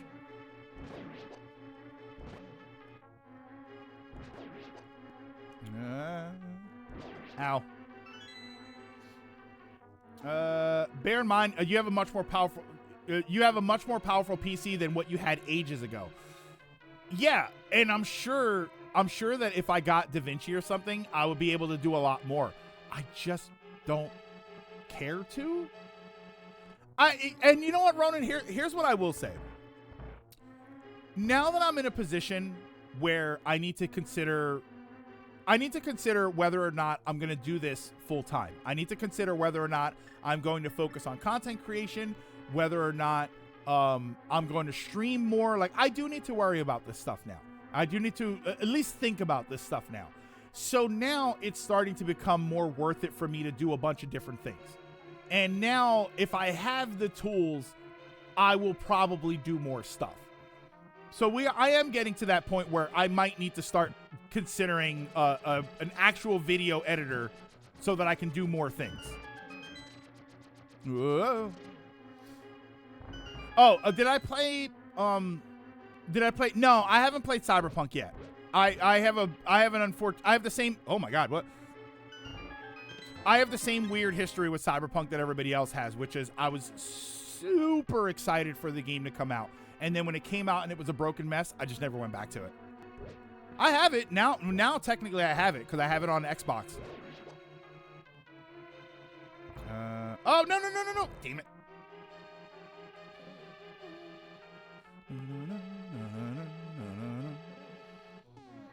I need to finish it and then get to the DLC.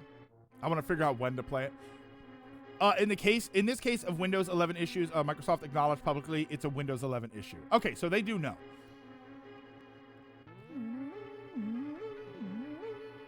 Yeah, like Cyberpunk. That's something that I could have played, but E33.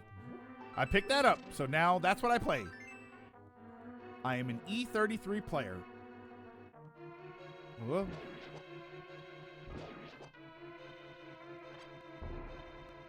No, no, no, no. Get him. Get him. Haha. I haven't played Cyberpunk. Can't get over the fact that they sold a broken mess of a game. Yeah, and that's kind of where I was, man. But they have fixed it. Everybody says that they fixed it.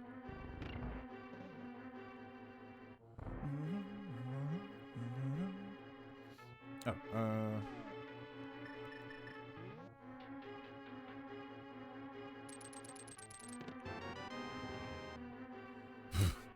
Lilac. Lilac, I need you to be very careful. All right?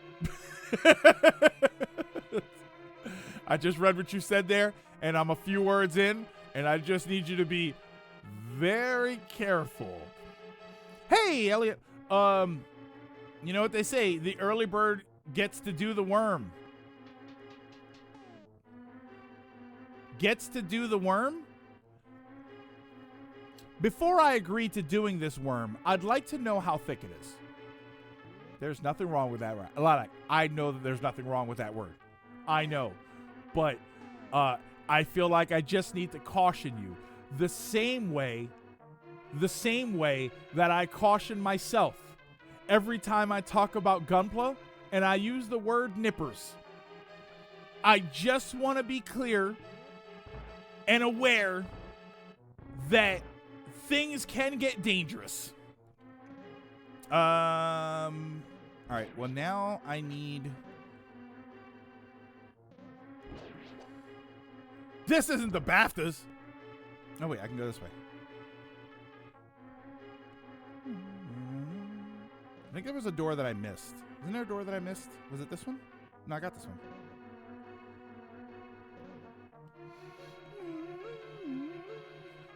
What was this one? Yeah, okay.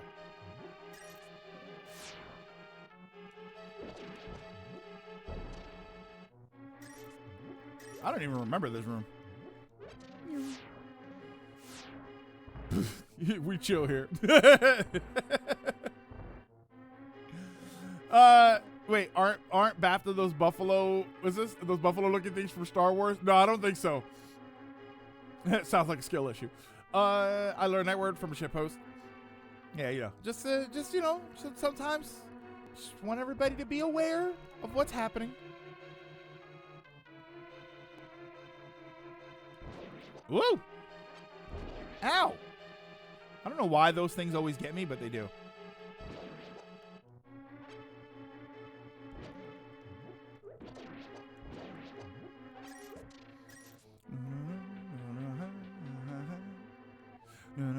Oh, okay. Oh, this is the room I always used to mess up on in this room. I used to mess this room up because I always thought that this was how you get to the boss, so I wouldn't want to go here, forgetting that this is how you get in a vanilla run. This is how you get to the big key, and I would avoid it, thinking, no, I don't want to fight the boss just yet.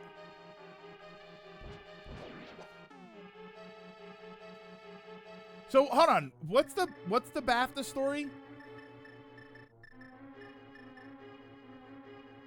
Now I'm reminded of the Mario Maker SGB.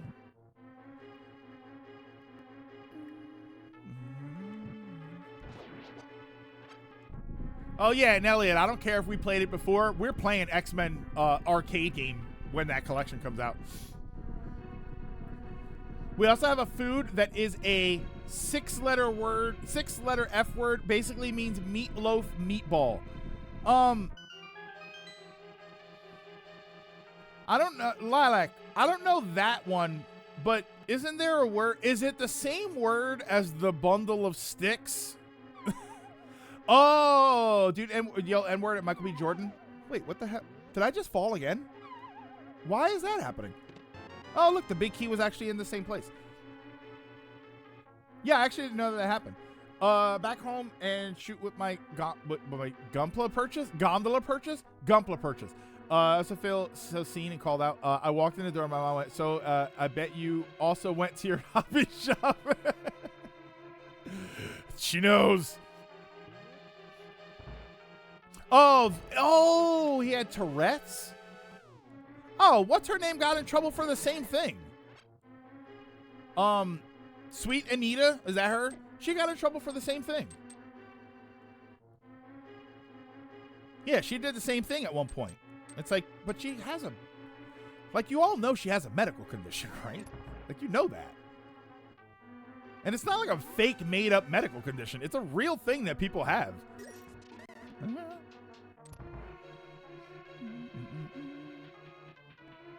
And this guy is going to be the same thing.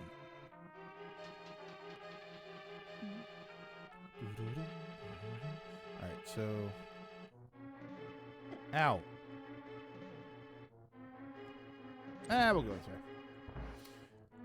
way. They had talked with BAFTA about it beforehand, about bleeping out any outbursts, and BAFTA just didn't. Oh, so the issue. What is this room?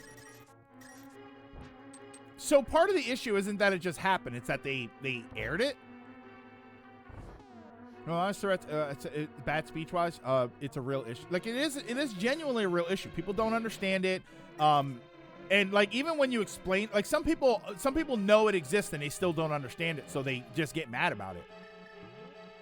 But like it's a thing that people have. Ow.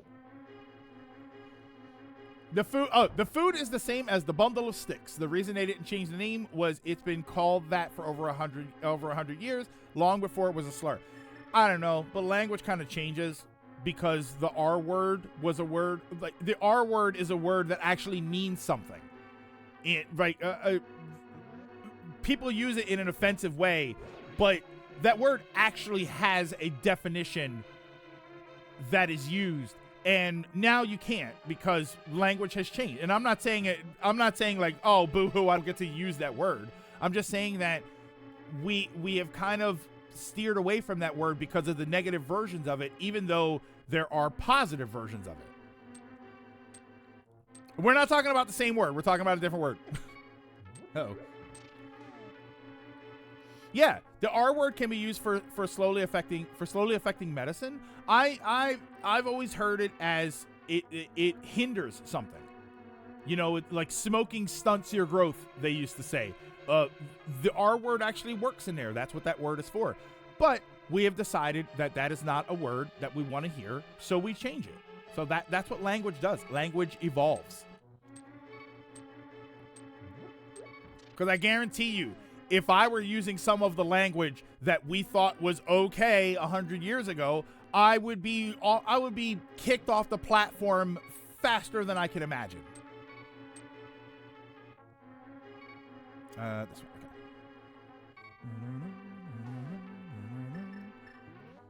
I suspect that, because I don't have the compass, right? I suspect that the compass is in the big chest, so I'm not going to bother going to get it yet.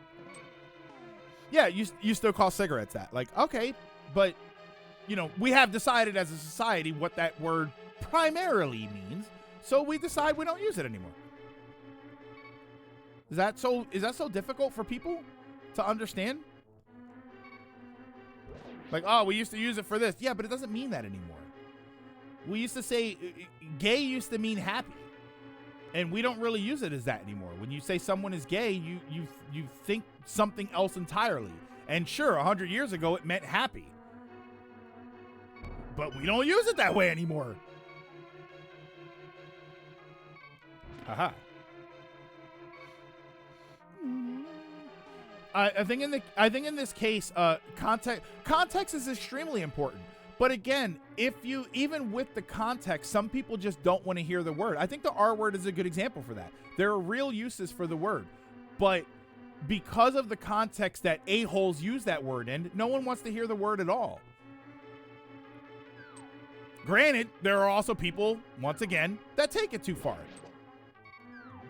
That think that, oh my God, he used the R word, his career's over. It's like, all right, well, he should definitely be hounded for it, but let's not shut the person's whole career down to the point where they can't live their life ever. And that's probably a hot take. Like, there are just some things that are like, all right, that sucks. But I'm not going to say you can't have a career anymore.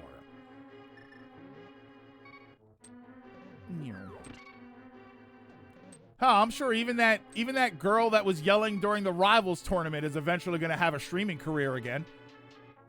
Did the $5 girl ever come back? I wonder if the $5 girl ever came back.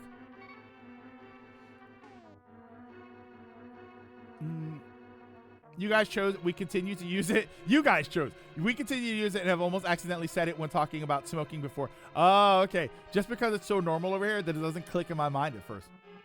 Yeah, policing speech has double standards. It does. Oh, wait. This guy? This is the normal boss that's here. This is so boring. Oh, wait. Hold on. I have to be very careful. I gotta one shot this. Never mind. We're dead. $5 foot longs. Whatever happened to retry fight? Oh yeah, you know what game has retry fight? Expedition 33. The guy that shouted was actually there because there was a movie about his life and dealing with Tourette's. There's several parties. One side are just saying it was wrong, sure, but he can't help it. Another saying that they get help. What's this? He can't help it, but should apologize. And the idiots are like, well, how does he know that word? Like, everybody knows that word. We hear it all the time, unfortunately, but true. LttP normalizer strikes again. Yeah, Expedition 33. That's got retry fight. You know what else has retry fight? Paper Mario, the 1,000-Year Door. And my God, that pissed people off for some weird reason. Oh, God. Am I going to die again?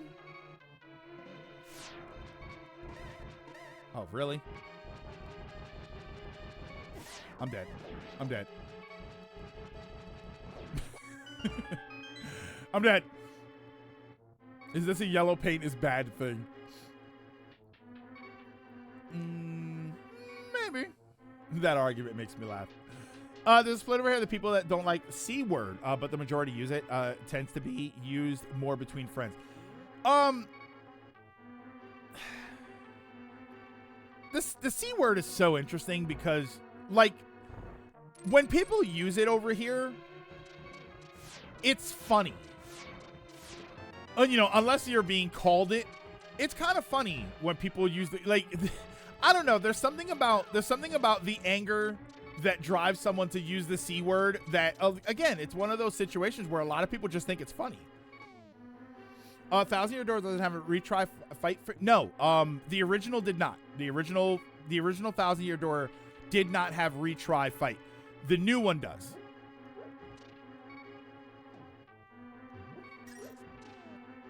My favorite is America's trying to say, I don't even know. That's a lot. Like, that's another one. That's another one that I like. Okay, it's a bad word, but it's also kind of hilarious.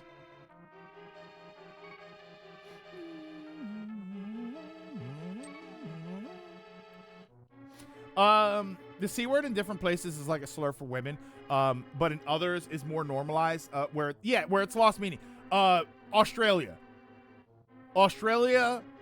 The joke about Australia is that they love the C word, and my God, it's just funny. I think it's funny. When I hear an Australian person use that word, I think it's hysterical. It's meant to end in an at sound. Oh yeah, you're right. You're right, because we say it like a SWAT team. Which just occurred to me, if you switch the S and the T, it's hilarious. Yeah, you're right. One of my favorite things about when Australians use the C word is that it feels random. Australia as a whole. They have the right to use that word. Suffering builds character. Okay. Oh. All right. I have to be very careful here.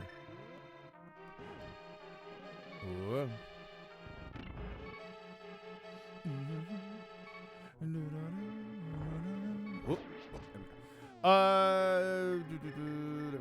But you say the only option games are allowed to add or change is to make stuff harder.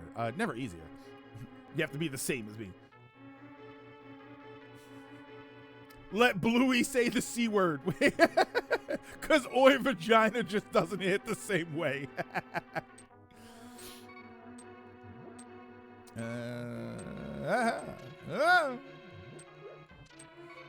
And I think I'm good. Yeah, okay. Haha.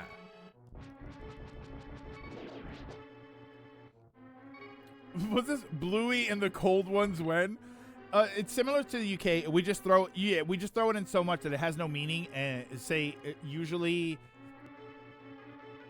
it's used more for friend or endearment. You know what's another word that's kind of like that? I think I can say it. I think it's okay to say. Again, I think it's okay to say partially because there is another use for it. Bitch.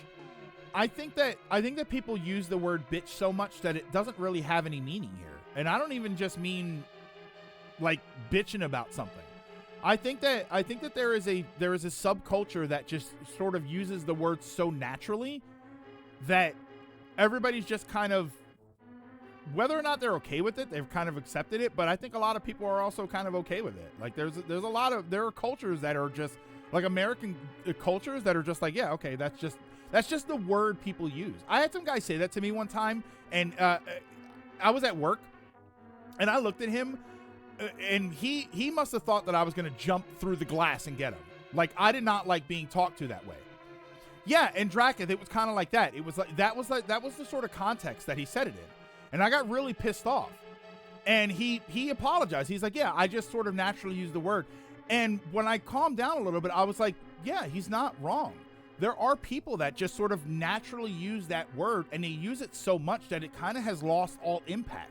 So to say, bitch, please, like, it's just natural for people to do. And it's kind of interesting. So I guess that in the US, that's kind of that word. I mean, even ass, right? Like, even ass. And I mean, when I was a kid, people thought damn was a curse word. Right? Like, even a kid saying damn was enough for a parent to say, all right, we need to figure this out. We need to have you stop using bad language. It's like, damn, really? Some people still do. Yeah, when in reality, it gets used so much that it's kind of lost all meaning. Do I even have... Hold on. I have the B.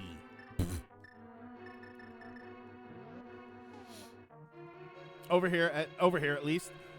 Swearing in general is very normalized here, that most people won't even register when you do swear unless it's being shouted. See, I register swearing because I think swearing should indicate there's an extreme example of something. Like if it hurts, then it hurts. But if it really hurts, it hurts like hell. Or F me, that hurt, right? I feel like there's a sentence enhancers, right? With the joke about sentence enhancers. I do see it that way. Or I notice it from people that when you use it so much and it loses meaning, I also notice that, like, okay, but why do you keep just saying it? If it loses all meaning, then there's no point in saying it. Like, that's kind of my logic on that. Yeah, I have to get here with some health or something. Where you cannot change the word bongo without it being censored. If you have the filter on. I mean, there are bad examples of it. If you ever watched The Matrix on television, or something where it's not supposed to be, cursing and stuff, when it says Jesus Christ, he's fast. There's a scene in the first Matrix where they're looking at Neo, and the guy Mouse is the guy. He goes, Jesus Christ, he's fast. If you ever watch it on somewhere where they don't allow cursing, he says Judas Priest, he's fast. And it's like, in your desire to not swear, you have inadvertently made it sound stupid.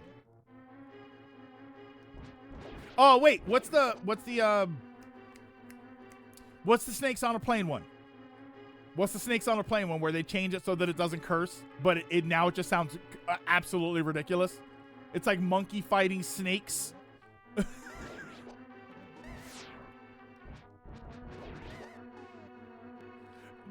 Yeah, I'm tired of these monkey fighting snakes on this Monday to Friday plane. Is that what he says in the edited version? Like, why even bother?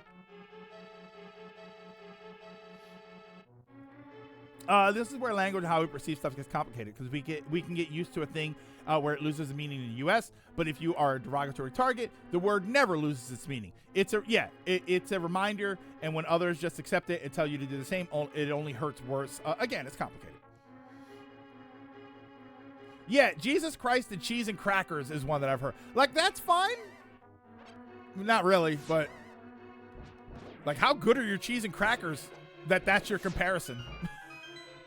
Yeah, if you're ever going to censor anything, just put a beep. Either put a beep or just naturally use weird language, but just put a beep. I think that's much better.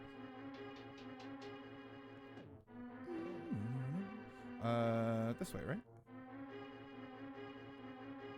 You know, modern Zelda games give you a warp back to the boss.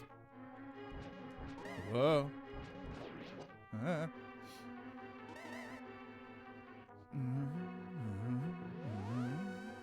Just saying.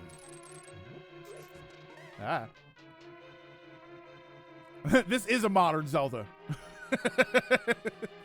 Modern Zelda games.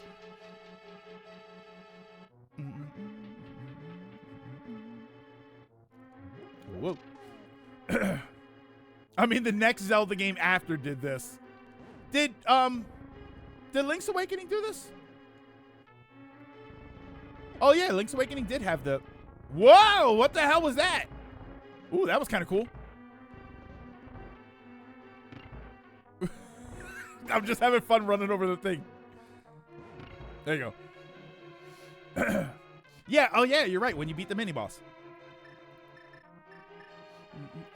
Where's the rewind feature? I know. God, I paid $20 for this?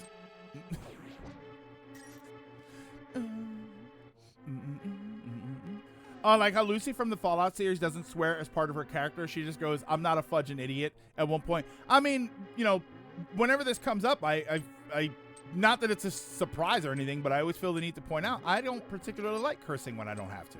That's why I don't curse really a lot here. You guys say F something and I say F. Like, you'll say the whole word and I'll just say F. So I don't bother. It's funnier for me to use goofy words, to say fiddlesticks or poppycock or something. Like, that's just hilarious to me. I think that it's so great. Right? I could say something is ass, which is, you know, not the worst word. I use that word all the time. I could say something is ass, but it's funnier for me to say this game is cheeks. I just think that that's more hilarious. Isn't it? Like, isn't it funnier to say, "Ooh, that game is booty," right? Like, that's so funny to me.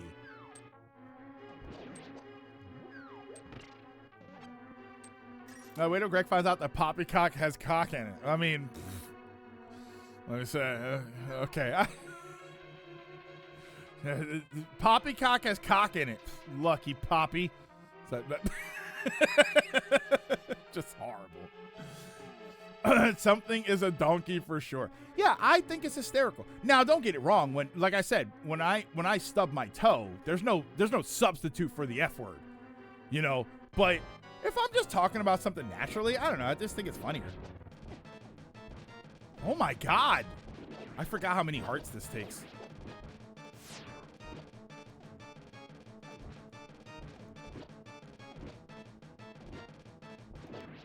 Yeah, don't hit me.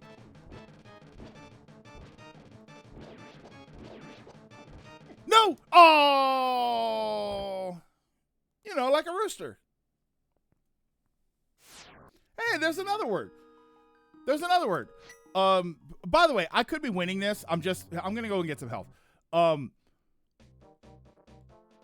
Cock. Right? That's a terrible word, right? I could get in trouble for saying that word. But doesn't it mean rooster? Didn't it always mean rooster? And yet, in a contextless environment, you're going to assume I'm saying the worst part of the word. Looks like you didn't see eye to eye with that boss. Eye to eye to eye to eye to eye to eye, and versus how many eyes it has. Yeah, I may want to go get blue potion for this. Yeah, let me do this. Hold on. No, my bad.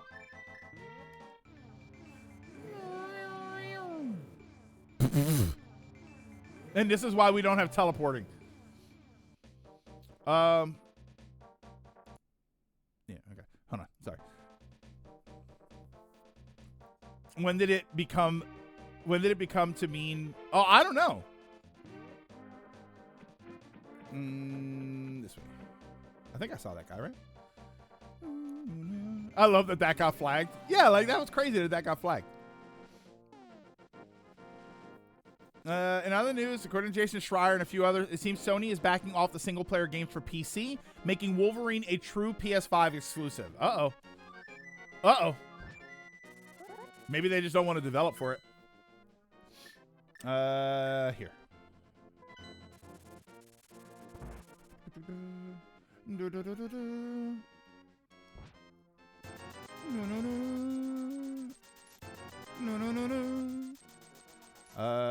Yeah, might as well. What'd she say? Well, Bucko? What'd she go? Whoa, Bucko! No empty bottles. You can call me Bucko? Really? No. People going, lol, PS5 has no games, can shut up. Yeah, now PS5 is going to have games. Now what are they going to say? Okay. PC fans in shambles. Think about this. Now, you know, I actually kind of feel bad. I kind of feel a little bad for them now, right? Because PC gamers now, they're going to have to deal with costs that are rising so high that they're going to be stuck with the PCs that they have. They're going to be like console gamers in a way. Cock is slang for rooster. A rooster is a rooster technically. No, and that's what I was going to say about the word cock. I think that it's kind of funny now because now we're in a situation where that word has always meant something. But now when you hear it, you know that that's not what they're talking about.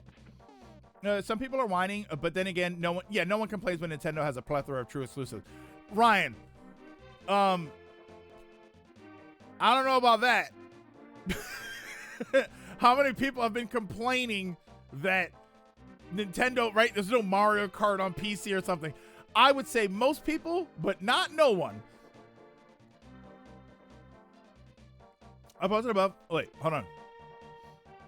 The word cock. I woke everyone up the other night with the loudest F-bomb I had. I went to the toilet in the middle of the night. Pitch black kitchen and forgot there was a saw bench in the kitchen. Smashed my toes and foot against one leg. Smashed my toes and foot into the leg of the bench, lifting it up. Like, yeah, there's no word that supplants the F-bomb for stubbing your toe like that. The word cock was used to mean... the word cock was used to mean penis as early as the 1610s, though it was likely in use earlier through slang and wordplay, and the related term pillicock appearing as early as 1325. I didn't know that they used it for that purpose so long ago. Oh, no, I know what you mean, Ryan. Yeah, it's the very loud minority who have no reason to be listening to. Have no reason to be listened to. I personally found the Austin Powers gag for a giant pecker. Oh, yeah, that's a huge... My favorite was it's a huge Johnson. Yeah, language evolves. The bottom line is that language evolves. So I never really understand you can use this word, you can't use that word, other than words that are actually derogatory or slurs or something. Obviously, those words shouldn't be used. What I think is the biggest issue when it comes to this sort of like evolving language, we have internet now. We have posts and videos and stuff. So even if you use the word a long time ago when it was normal, right? The R word, for instance, the R word, for as insulting as everybody thought it was, the R word was a word that people used to use so constantly that it kind of lost its meaning. It didn't really feel it didn't feel insulting unless you were somebody who would have been insulted by that word. But for the most part, people used it all the time and nobody said anything. The problem is that eventually language changed and we decided that it was bad, and now you've got posts going back years, and people would say, "Oh my God, he used this word in 2010. How dare he?" And it's like, but that's kind of what people did then. Like I'm gonna give people the benefit of the doubt and say that it wasn't a horrifying word 20, 30 years ago. It still shows up in pharmacy tech course once or twice for medical reasons. And that's what I said. Like there are actual reasons that word exists.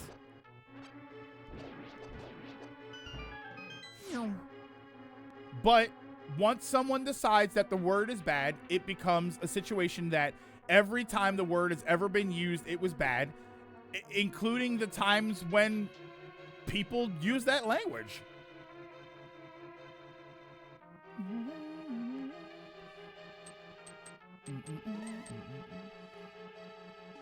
What's this? I'll look at someone with a cat and go, "Let me stroke." Yeah, and then it'd be like, "Oh my God, why are you saying that?" It's like, it's because that's what they call cats. That's what they're called. They're called pussycats. I do think the complication is that it has an OG meaning. Did you use it for that meaning? Like, there's obviously reasons for it, but I don't know. Sure, it has an OG reason, but again, it's language. It evolves. We started using it for different things. I mean, there are words that I never, and I'll speak to this. I'll speak very carefully about this. There are words in the trans community that I never really thought of them as insults. They were just the words that I used because they were the words that I'd heard my entire life.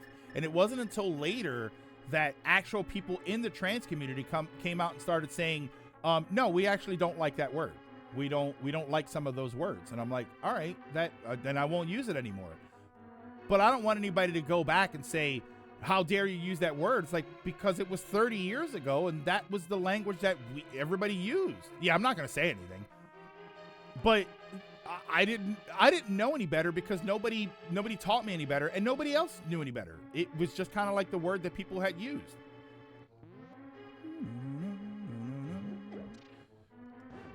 Oh, damn it. Every time I do that. There we go.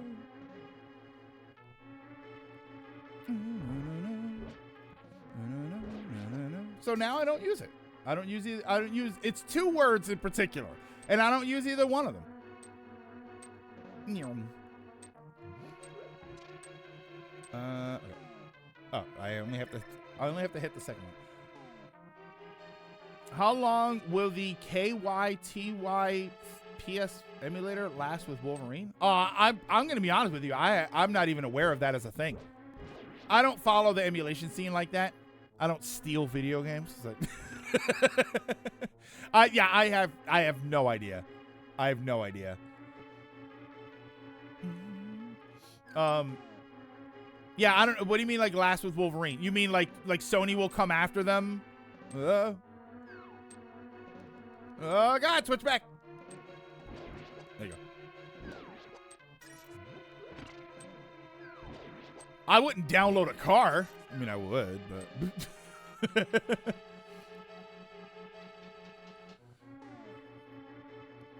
is that Lilac? I know what word you're talking about. That's considered a slur word? I thought that was like a medical term. Is that really considered a slur?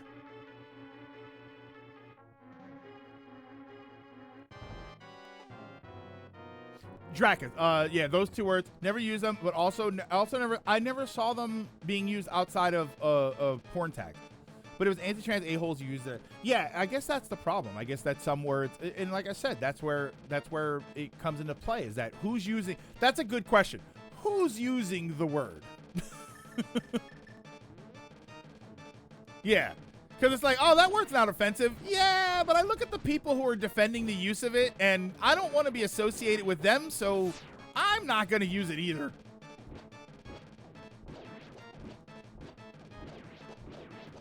Don't tell me I left to get health, and now I'm going to one-shot it without getting hit.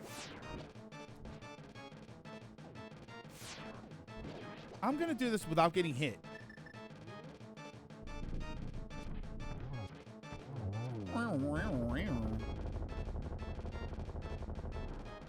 I knew it was the compass.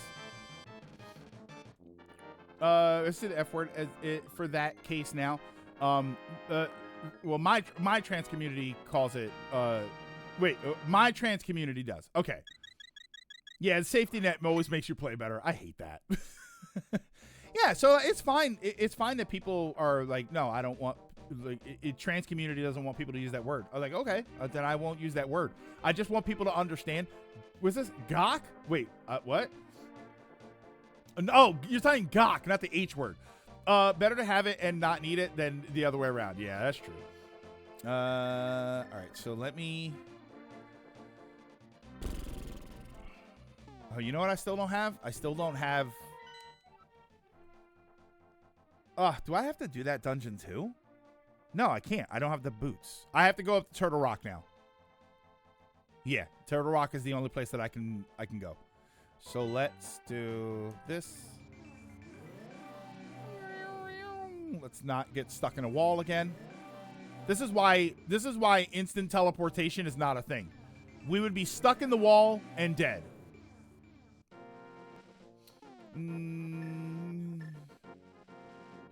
Oh, okay. I see what you mean, Draka. Yeah. Hot take. I like the Ice Palace dungeon. That is a hot take indeed. So, Greg, what were the stream topics today?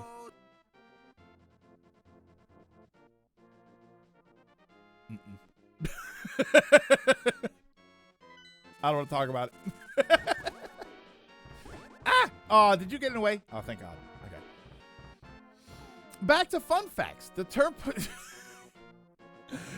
began to be used as slang for female genitalia around the turn of the 18th century, with recorded uses dating back to at least 1690s to 99. It derived from puss, a term for a cat or girl. Why are those interchangeable words? Again, connotation due to association with being soft, warm, and furry. Okay. I mean, it is interesting. And I've said before, I'm fine using most curse words, most swear words. I try not to. I don't particularly think I don't particularly think that overuse of the word is the most cerebral thing you can do as a person. But the one word I don't like using pretty much at all is the P word. I don't know. There's something guttural about it.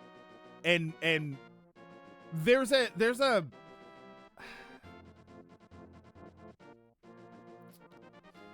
a harshness to it that I don't like. I don't know what it is. It's hard to explain really, but it's what's wrong with potato? Why did you momentarily stop where you were saying puss? I don't know. I don't know what it is. There's something visceral about the word that I'm not a fan of it. And I just don't like it. Potassium.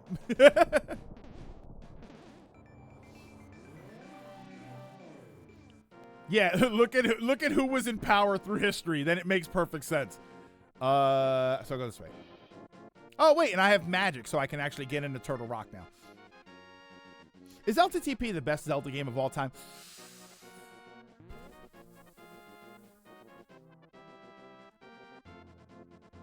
For some, yes.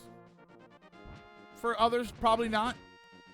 I think there are better examples of what I like to see out of a complete Zelda game. I think that it is missing certain things. I think that they're here, but they're not in full capacity. Whereas other games I do think are...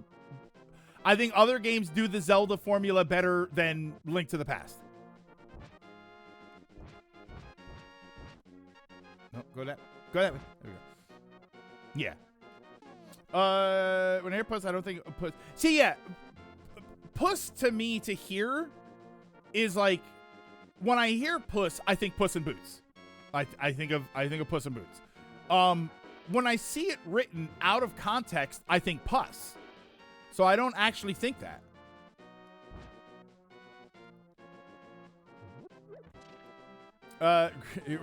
Heard Twilight Princess and was about to say hell no. No, if you ask me for my favorite example of my favorite kind of Zelda game, because this is my favorite kind of Zelda game over the 3D ones, Minish Cap. Minish Cap has everything I want to see out of a Zelda game. I love it. I just think Minish Cap is so good.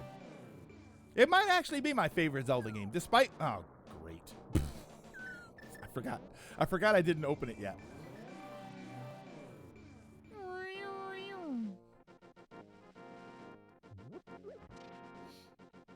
I love hitting that one with the rock. Just damages him. Check up on Discord to see the torso and leg inner frame for the PG Exia. Minish Cap is such a good pickup and play through Zelda game. Like you pick it up and you're just like, oh well, I'm gonna play this all the way through. Twilight Princess is my favorite 3D one, and Link to the Past is your favorite in general. It was a really big rock.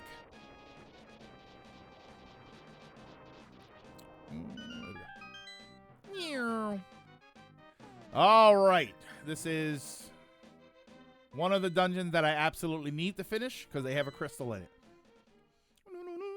I don't know, we might finish the game today. I kind of thought it would be quicker than this.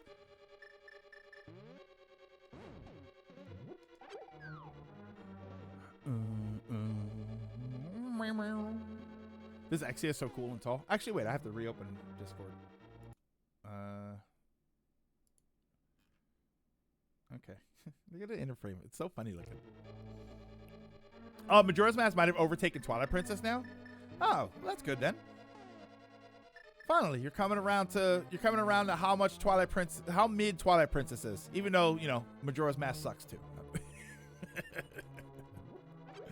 just rage.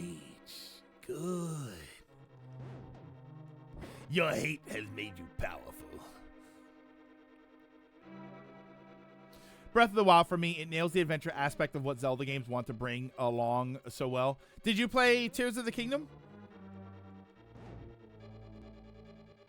I still think TP has the best dungeons in the series. I mean, eventually we'll get around to a replay of it.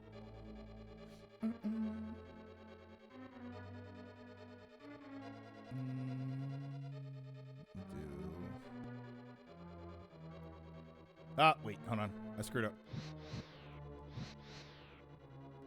Haha! Go, go, go, go, go, go, go!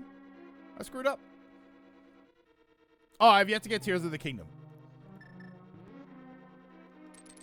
Ah, damn it. I always do that wrong. Ow! I aimed the wrong way. All right, Kane. Big key! That actually saves me a lot of trouble. Damn it. I don't know. I feel Breath of the Wild is something you need to have a plan for.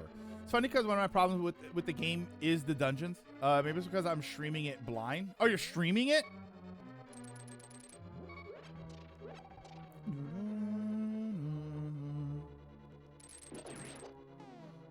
You know when I said Mega Man Legends 2 was my favorite Zelda game? I was not joking really. Oh, you're saying it has the Zelda formula? But it's a Mega Man game?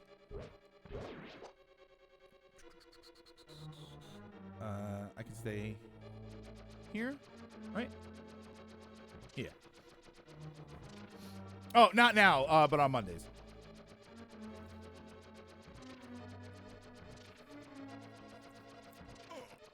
I don't think you really need a big plan to play Breath of the Wild. There's a lot to draw. There's a lot of draw in just exploring and trying to survive as far as you can.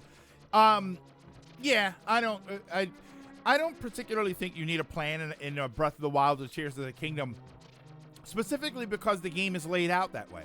The game flat out tells you after the beginning part, these are the 4 places you have to go. Do them in any order. So I feel like making a plan before you even play the game is effectively unnecessary. Tears of the Kingdom is your fave now. Ocarina was your fave. I get to Water Blight Ganon and I kept getting one shot. It was it Water Blight or Thunder Blight that was given everybody? I feel like Thunder Blight. I remember people think, "Oh, this is insane." Ow.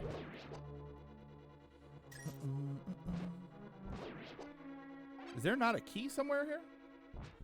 Oh, well, we'll be watching the Pokemon Direct. What time is the Direct? Did they post the time for the Pokemon Direct?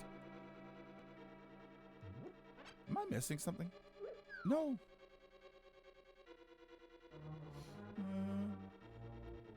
2 p.m. UTC. So that's... I think it's 6 hours ahead. Is that 8 a.m. Eastern? What is it in Eastern time? Is that 8 a.m.?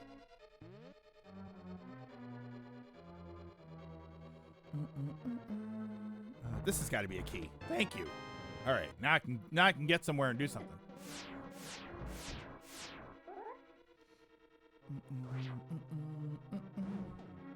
And we can go back this way. Right? No. Oh no. What time is it right now? 1:46. Right now it's 1:46.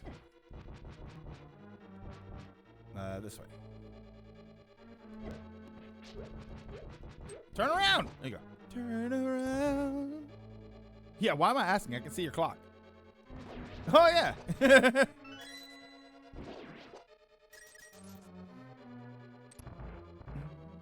Bum, bum, bum, bum. Whoa. Whoa. There we go.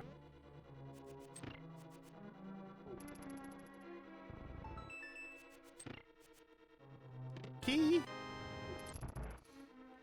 Thunderblight is the one everybody talked about, but when I play Breath of the Wild, I always do the Von Noboris first.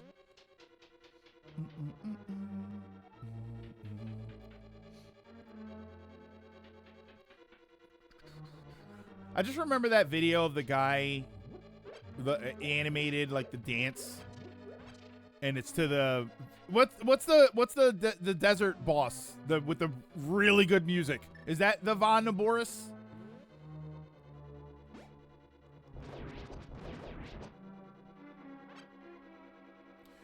It's 18:47 GMT right now, which is also UTC. So you're at UTC 9 a.m. 9 a.m. There you go.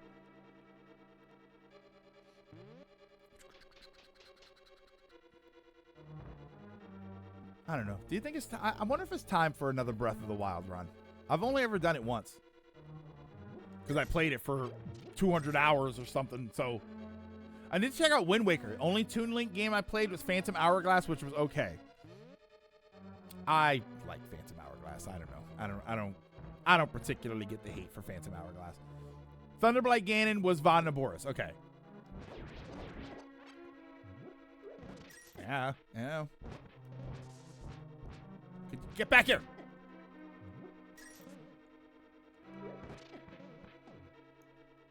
Okay. Are we really doing this? Come on. Yeah. The main reason why they Oh, okay. Wait. I think I have to go this way. Yeah. Because then I can see the treasure chest from over here, but I can't reach it. So then I have to go this way and outside and then back in. Was this the video? Touch that one. Doom, doom, doom, doom, doom, doom. Yes! I love that. Connie, I love that video. It's so funny. I didn't know it was actually based off of off of a dance, like movements that someone was doing, and then they sort of rotoscoped it. That's such a funny video to me. Ow. Yeah. Now I got the song. I'm getting the song stuck in my head a little bit. Okay, so this, let's see what this is. This is going to be the map. The boots! Oh, it's the boots. It's the boots. All right, that's a big item. Thank God. Oh, wait, I didn't get that chest. That, I believe, is the other door. Oh, you know what that is? I know what that is. Hold on. Whoa. I'm kind of cutting it close here. I really should drink one of my potions. Hang on.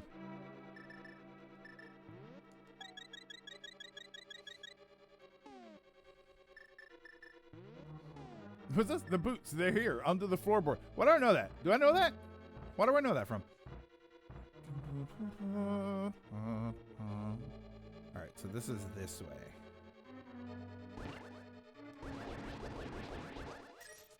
No, I can do it. Dude, no! Oh, damn it. I was trying. I don't have the powder.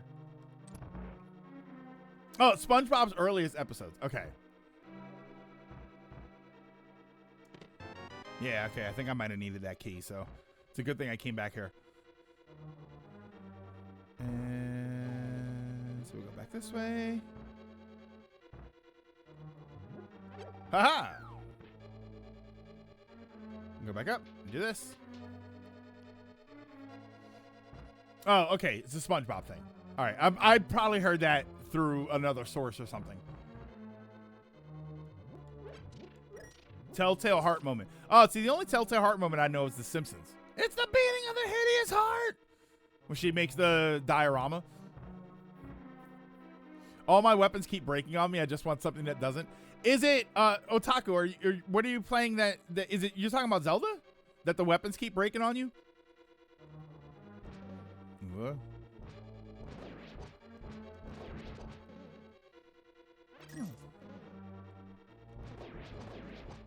I don't know, the Breath of the Wild. The weapons breaking thing, it was such a hot, it was such a debated topic, and I don't particularly disagree with it. I do like the idea of I have cool swords and weapons and I want to keep them. At the same time, though, I'll admit that having played through both games, it never really became a problem. I don't think I ever found myself in a situation where I've got a lot of enemies around and there's nothing here for me to fight them with. I never really had that.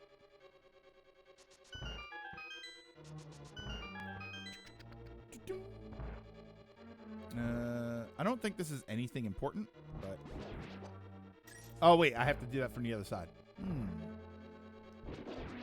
Yeah, I never found myself like, oh, no, I don't have anything. I was like, oh, okay, this is fine. I always kept a bunch of extra crap on me. And I think for Tears of the Kingdom, it's actually better. I think, oh, my God, the flippers, wait. They call me flippers, faster than lightning. So we do this. Do that. Me as a kid would hate me as a grown-up for being able to do this so quickly. Ow. How am I with shmups? Love a good shoot 'em up. Love a good shoot 'em up. I haven't played one in forever, though. You know what my problem with shoot 'em ups was? They got really expensive. It became really expensive to try and love shoot 'em ups, and especially if you go to try and collect, like, God help you if you want to collect shoot 'em up games. Whoa. Okay. So there's probably a key down here.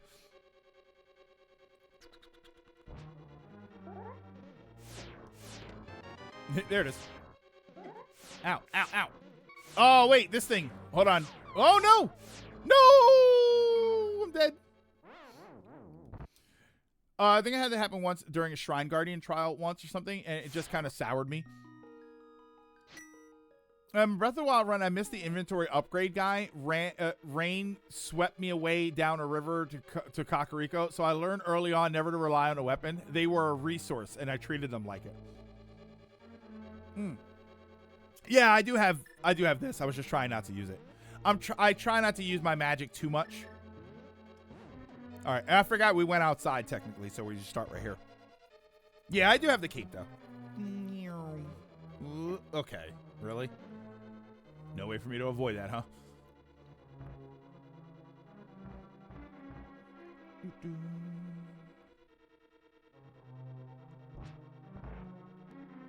And go. At least we did all of this stuff. At least it doesn't, like, revert to the state. You know what I mean? Like, oh, we're going to revert it to the state. Oh, wait, hold on. See, now I'm doing it wrong. Nope, nope, nope. Should have been the other way. This way, this way, this way. Nope, should have gone over there. I like how I did it so easily the first time. Now I'm going around in circles. Hold on. Okay, didn't mean to do that. There we go. I did it the first time so easily, and then that time was a disaster. Oh, wait. I forgot I can do this.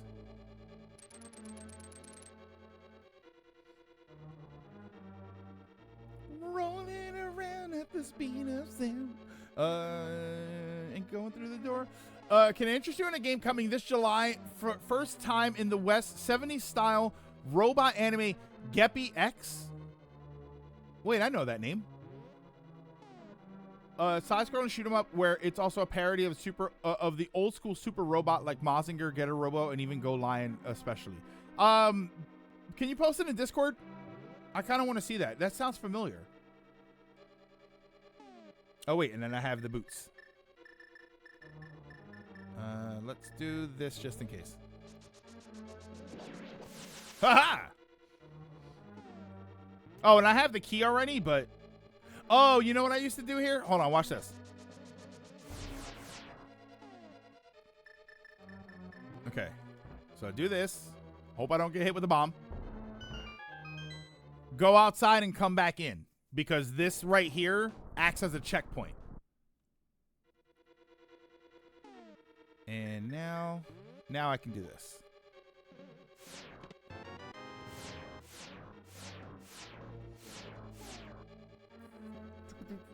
There. Okay, hold on. Stream topics? No, I can honestly say it doesn't look familiar to me. Okay. All right, that's cool though. I mean, we got some games that are like shoot 'em ups that were really well. I mean, I remember Death Smiles 1 and 2. Okay. Death Smiles, they used to be really expensive. And now they're kind of available. So I would hope they went down in price.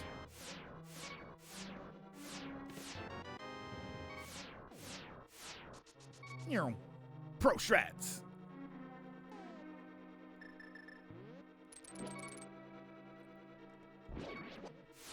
Okay.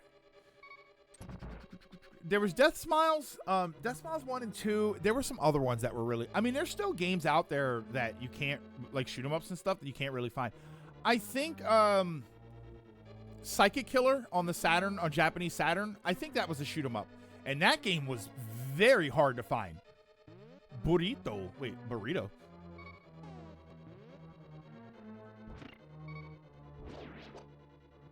Isn't that Naruto's kid?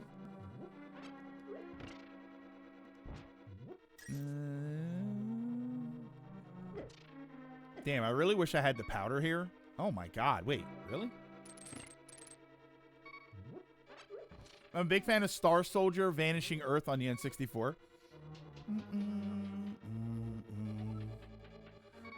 Let's go. Oh my god, thank god. Oh, thank god, I got 1 heart. Needed that. Oh, he's a drunken master for Mortal Kombat. Oh, later, Mr. Sonic. Have a good one. Like even this has anime cutscenes to tell a story, like those old robot anime in question. GOTY X, I think, was originally a PSX or Saturn. Okay, so it probably was a Saturn game that I remember it as. All right. I had a buddy that had an extensive Japanese Saturn collection, so that's probably where I've seen it. If you want, if you want an old, like super robot type game, but it's a fighting game, look up a game for the Dreamcast called Tech Romancer. Tech Romancer! Oh, this is blind, isn't it? Yes, it is. Because I haven't actually fought him yet.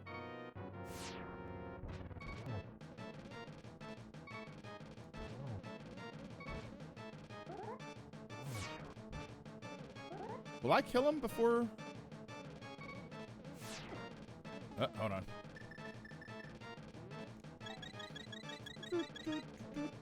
Tag Romancer!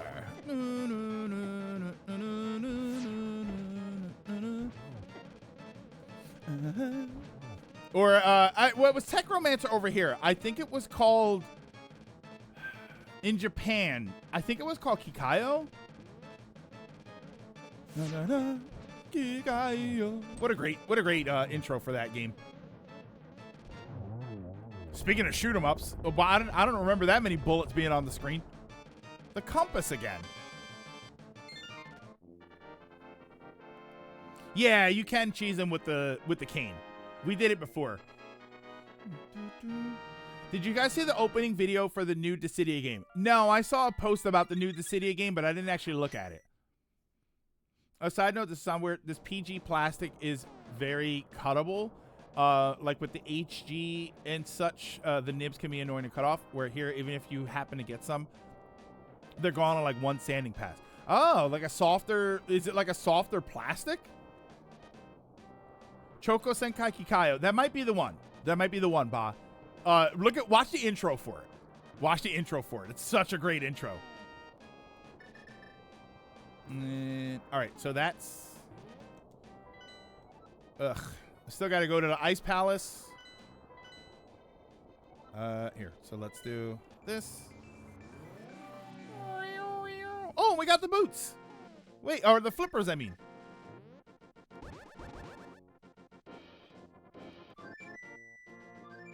Isn't it good? It's a new mobile game set in modern Tokyo with modern day version of all the Final Fantasy characters, all the main Final Fantasy characters. Oh, that actually sounds kind of interesting as a premise. So that will get me there. That will get me there. Let's go here. And then we can go to the bridge. Hey, look, purple guys. Whoa.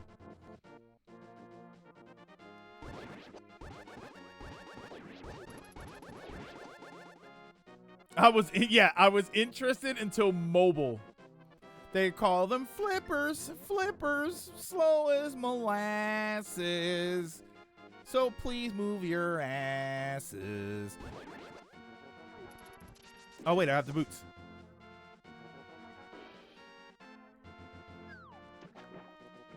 I like to stream Neon Genesis Evangelion 2 for the PS1 and 2, but it's Japanese only, and I don't think a fan translation has ever been made. I mean, it might have been. I feel like something like Evangelion, there's got to be a fan translation of it. By the way, Cloud has no... Oh, wait, are there pictures of the outfits? Are there pictures of all the outfits that the characters are wearing?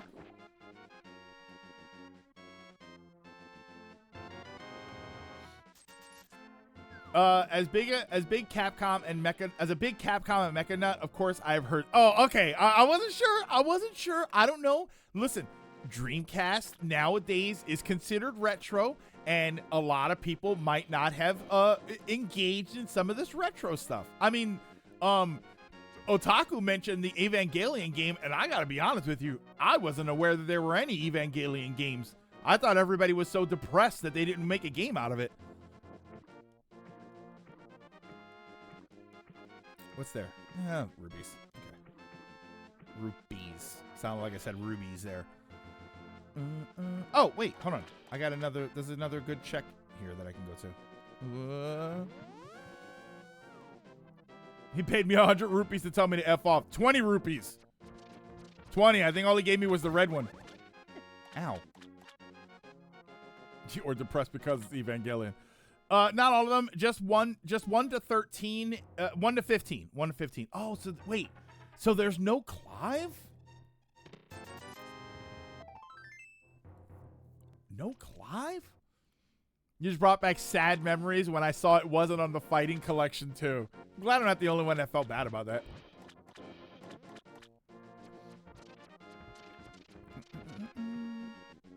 You know what's funny? I don't have any of those. I don't have any. I don't think I have any of those fighting game collections. I don't have the Marvel one, the Marvel Capcom one, the Capcom SNK one. I think they're all great ideas and great things to have, and I don't have any of them. Oh, Clive got into Tekken. He's good. No, Final Fantasy 16 is strange. So let's do this. I kind of wish they would just pop back up. Like, it would just be here again so I can just keep buying more. Princess Raising Sim games. Wait, there's Princess Raising Sim games? Racing Sim or Raising Sim? N64 Shinji Ikari Raising Project, and an RPG like for the PlayStation in Japanese I know of. You have 3 of them? No, I meant that Final Fantasy 16.3 red, but that was funny. And Final Fantasy 16 isn't strange. That's Strangers in Paradise. Raising. Okay, so you are saying raising. Oh, so like, okay, like growth sim type thing. Okay.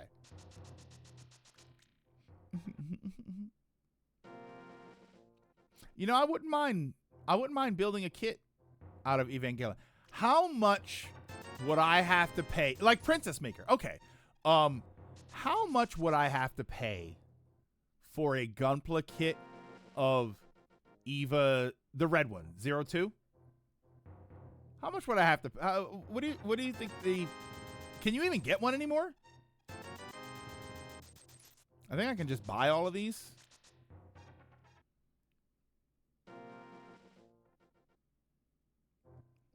Yeah, I do kind of wish you could, like, I buy that and then it just pops back up. The technical designers for that game were Shoji Kawamori and Kazutake Miyatake, both Macross alum. Maybe that's why I like it so much. $58.99, so it is available. The only one I ever see at the store that I go to is it's like the yellow, gray, and white one. Oh, sorry, Otaku. I have the links. I have the links disabled. No, because it's gonna bother me that it's 40 and 50. So I'd rather just have them both be 50. Oh wait, that was worth 10. That one increased. Hold on, that one increased it by 10. That was interesting. Oh, look at that. All right. So now I'll just come in and buy these. I might as well finish these out. All right, check side chat too. Hold on. Yeah, I wouldn't mind building an Eva. Here, we'll leave it at 60. I think that's it. They had an Evangelion purple kit at the hobby shop. It was like 20 to 30 bucks. Eva, Unit 0, there are though HG versions of the Eva units available. Hey, look at that. There it goes right there. All right, so that's the last one. I'll come back and get that. Hold on, let me see this. Let me see this. Oh my God, that's a lot of links. Oh, these are for the character outfits. Okay. I thought you linked an Evangelion kit. Okay. Oh, I like these. We might have to look at these. I don't think we'll. Unfortunately, I think we'll. Well, no, I think we'll finish Zelda. I was gonna say, unfortunately, I don't think we'll finish Zelda today, but I think we will. Wait, you see links? I see images. I see. I'll tell you what I see.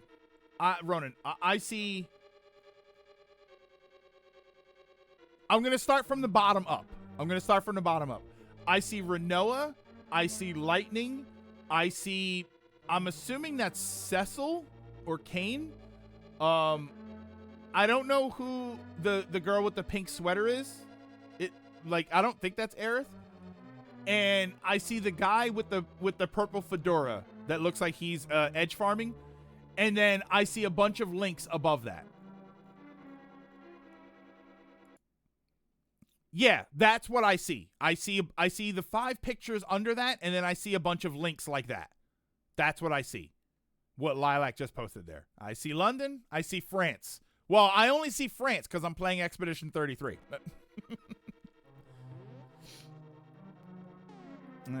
Oh, you know what I need? Oh, this will actually be appropriate. I wonder if the ice wand is here. That's the Warrior of Light.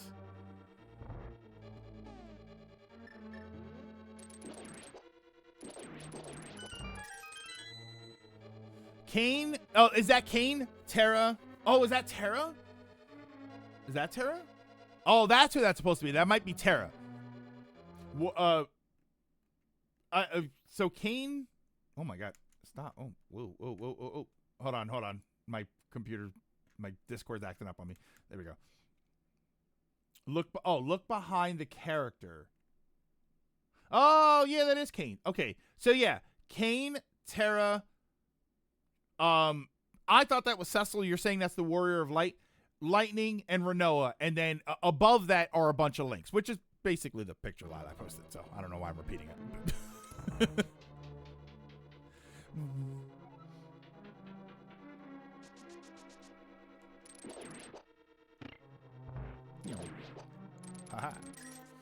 Now I actually need money so that I can finish out the what's it called?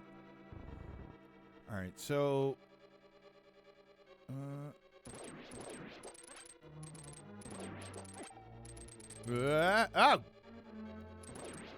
get up here! No, she never came into the map. What am I supposed to do there?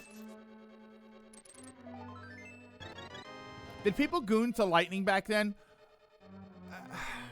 I don't know. I mean, I know a lot of people didn't like the game, so that might have held off some of the gooning. But then lightning was used in IRL campaigns for fashion and stuff. I think Louis Vuitton used her. So I'm sure there were people that were gooning over that version.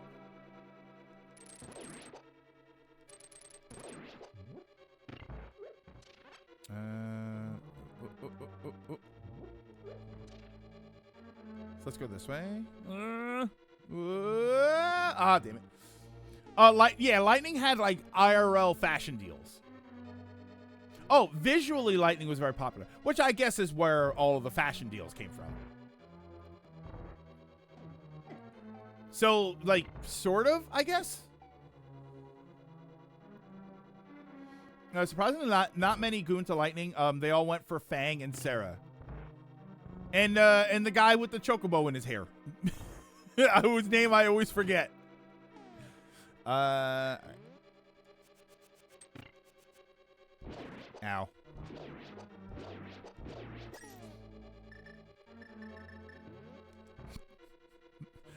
Like an idiot, I just thought, boy, I hope I have enough bombs. Zaz, yeah, Saz.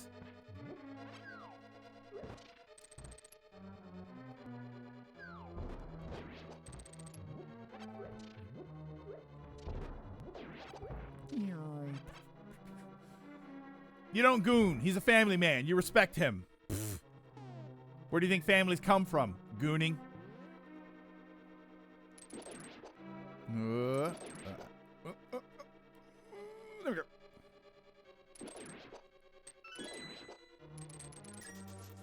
Ow. Ow.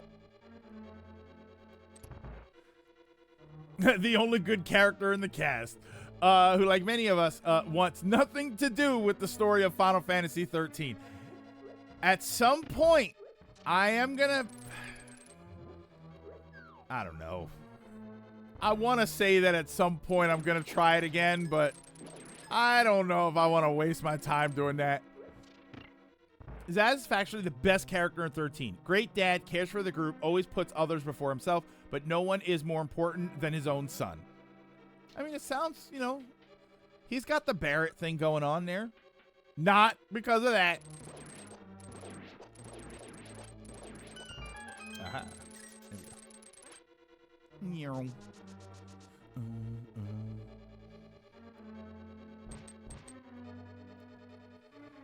Don't do this to yourself. There's nothing to gain there. I don't know, Draketh. You say there's nothing to gain there, but the amount of times people like. Let me tell you a little something, Draketh.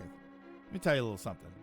If I have learned anything from watching streamers and from speaking to my nephew and watching my nephew's streams and videos, I have learned that nothing makes people happier than watching content creators suffer through games. And I mean, people have brought up me playing Elden Ring. And I would suffer through Elden Ring. And yet people have brought up playing it. They like watching other people suffer. They want to hear their favorite content creators yell about games that they already know are bad. Depends on the game. For the most part, it depends on the game. Well, I'd probably say that the other way around. I think sometimes it depends on the game, but I think for the most part, like, yeah, then I'm gonna drop it like I did with other games. Yeah, exactly. You can already parry. I like Lightning. I don't find her mean or unfriendly, but I find the unfortunate babysitter of a bunch of people who agree, oh yeah, we should save your sister, and then spend all game telling Lightning, forget your sister. What about what I want? While she tries to move the plot along. Added a better picture. Okay, hold on. So let's see. Oh, there we go. So it's like 10 people all together. Yeah, see, I didn't see the bottom. Whoa! Who's that at the bottom left there? Is that Lulu? Is that my girl? Yeah, so only the top 5 came through. The bottom 5. Cloud's fine. Somebody said Cloud doesn't have drip. I don't know who the one on is that Luso? Is that Luso on the end? That's not Lulu? Who's that? It's Gaia. You said that's Gaia from Final Fantasy 14? I was about to say, like, oh, okay, never mind. She's out. All right, yeah. I say Cloud doesn't have drip. Yeah, I think Cloud's drip is fine. I think that he looks okay. Do we not? Wait, when you say drip, you mean like he's got style, right? You're saying he doesn't have style. I like that outfit. Oh, Prompto from 15. Okay, so that's who that is. I'll tell you who I don't like here. I don't like Zidane because I think I'm going to say this, and I hope I don't ruin anybody who likes Zidane in this picture here. I think Zidane looks like Android 18.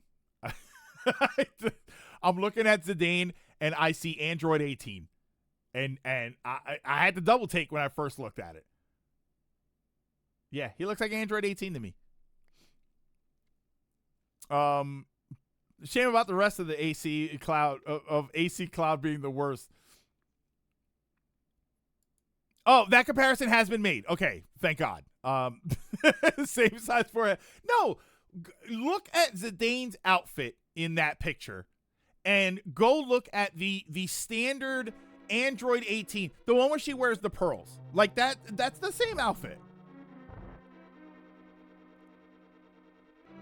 Yeah. Okay, so here. Ow. I think I always think this is a wall that opens, and then it's not. Yeah. Ah, big key. That's helpful.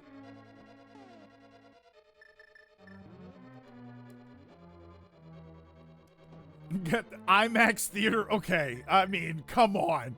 It couldn't have just been a movie theater. It had to be the IMAX theater. And this is on the way to the boss, actually.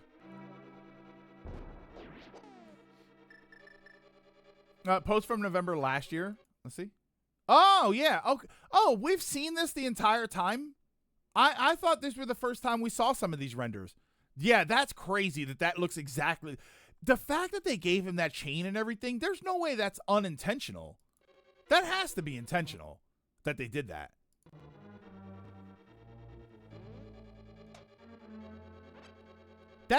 That's way too on the nose to say, oh, they just kind of happened to the outfits were shown at the initial reveal. Okay, I've never actually seen the outfits. I thought this was the first time we were seeing them.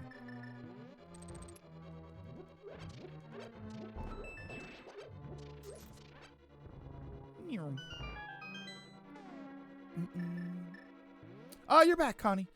Map. So we got that out of the way. So now we go back up. We can go get the big chest, and we can move on in the game. This is normally the big key here. Oh my God, it's the actual first shield.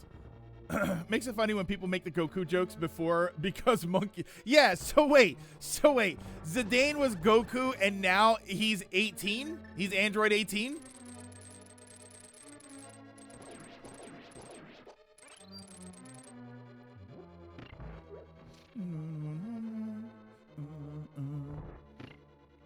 Same because I want to play this, but the mobile aspect takes me out of it. There's nothing that kills gamers' desire to play a game faster than the word mobile. What's the matter? Don't you have phones? Classic. That'll never die. I love Dissidia Immortal. That'll never die.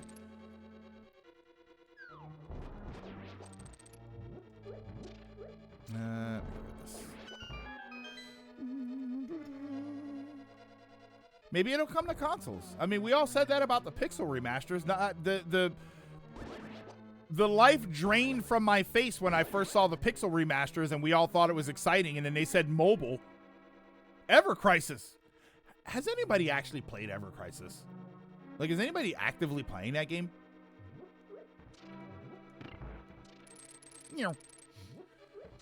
Final Fantasy mobile games never come to consoles. Pixel remasters did. Pixel remasters did.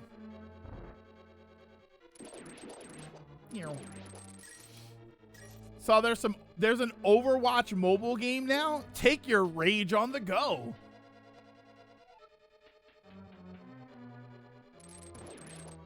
It's called Overwatch Rush.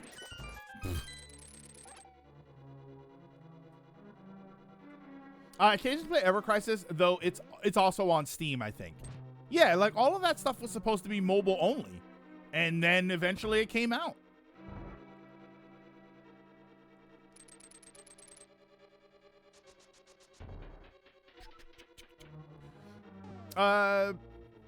Don't know, but have you seen all the young Sephiroth stories? No. Is that a thing?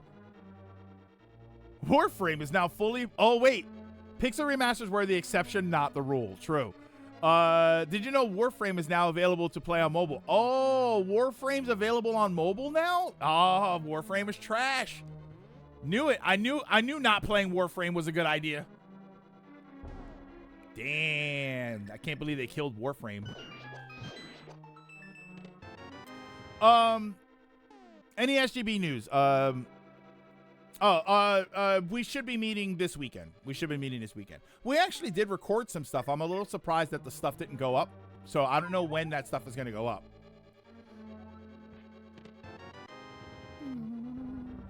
Smack talk my goat. I got tired of the drip feed and then also saying stop shoving do you want to spend money stuff in my face. I'm fine until March. Young Sephiroth immediately made me think of a TV show. Yeah, wait. Young Sephiroth. I do like that. Oh, wait, this is perfect. So I can just... Okay, hold on. Nope.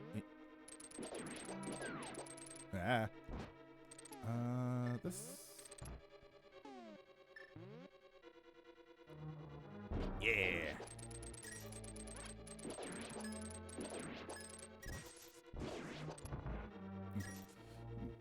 Co-op Contra. Oh, what did you say? 3 games? What was that? 3 games to play what, for SGB?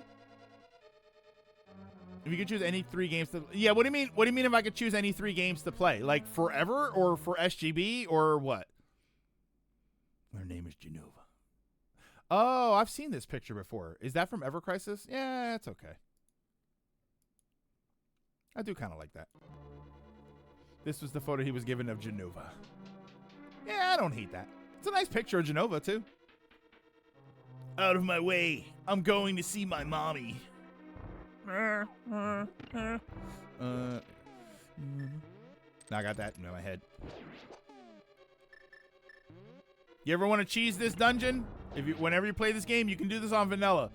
If you ever want to cheese this dungeon, do the 6th dungeon first. Do the one in the Swamp Palace. And...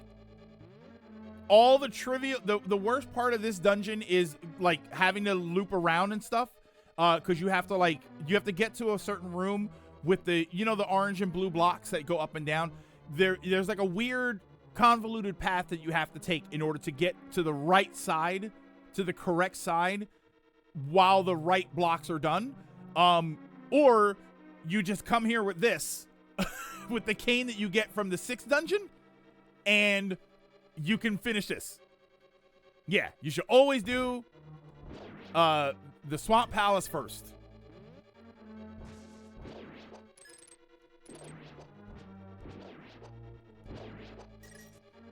Yeah, I always do the 6th dungeon before the Ice Palace. You always should, because it just makes it easier. You've never done the 6th one first? It's actually really easy to get to be honest with you. When I play this vanilla, when I get to the Dark World, I do some exploring, and then I do the 4th dungeon first.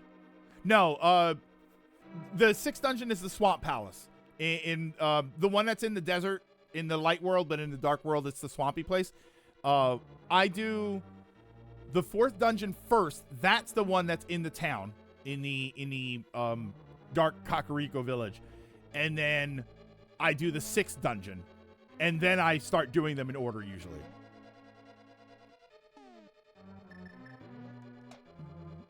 Yeah, a Misery Mire. I'm sorry. I'm saying Swamp Palace. Swamp Palace is the light world dungeon, where you have to drain it and then you go back outside, and it's Corona Mountain.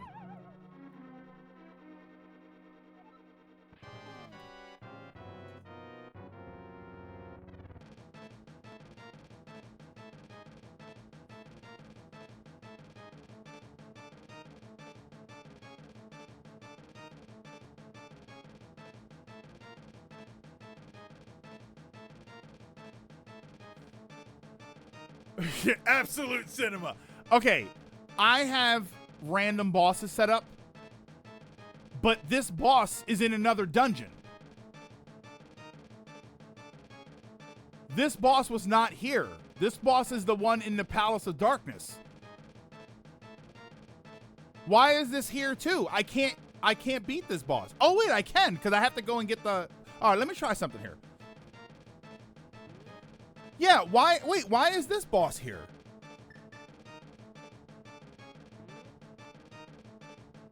That's the fire one.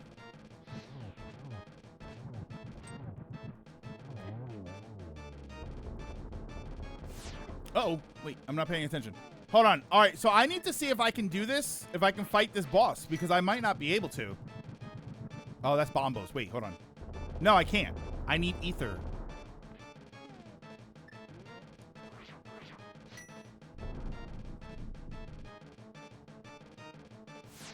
Okay, I have to leave. Crap. I'll have to come back to the dungeon. Yeah, I have it set so that the bosses are randomized. But that boss, that's the turtle rock thingy.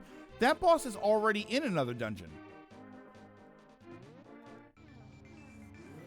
All right, so now I can go get the ice rod and... no, I don't want to do that. I want to do this. I can go get the ice rod, and now I can beat that boss. This way.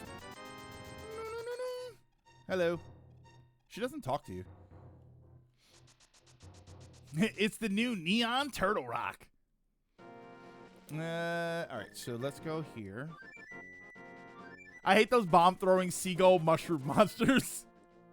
Remember, Square is the company who both took Pixel Remaster. Wait, hold on. Took Pixel Remaster off mobile and then said, "Oh, by the way, this mobile Kingdom Hearts game, we nuked it out of existence, even after we deemed it publicly." And it was very well received. Oh, demoed it publicly, and it was very well received. It requires to go deeper story. Do you remember this random ass dude from Rebirth that triggered a second Wutai war? Wow, I actually don't remember that guy. No. Was that from the base game? Or was that from some sort of DLC? I actually don't remember that guy. All right, hold on. What do I need to do here? Hold on. Where was I headed? Oh, I was headed here. All right, hold on. Give me a minute. Let me run to the restroom, and I will be right back.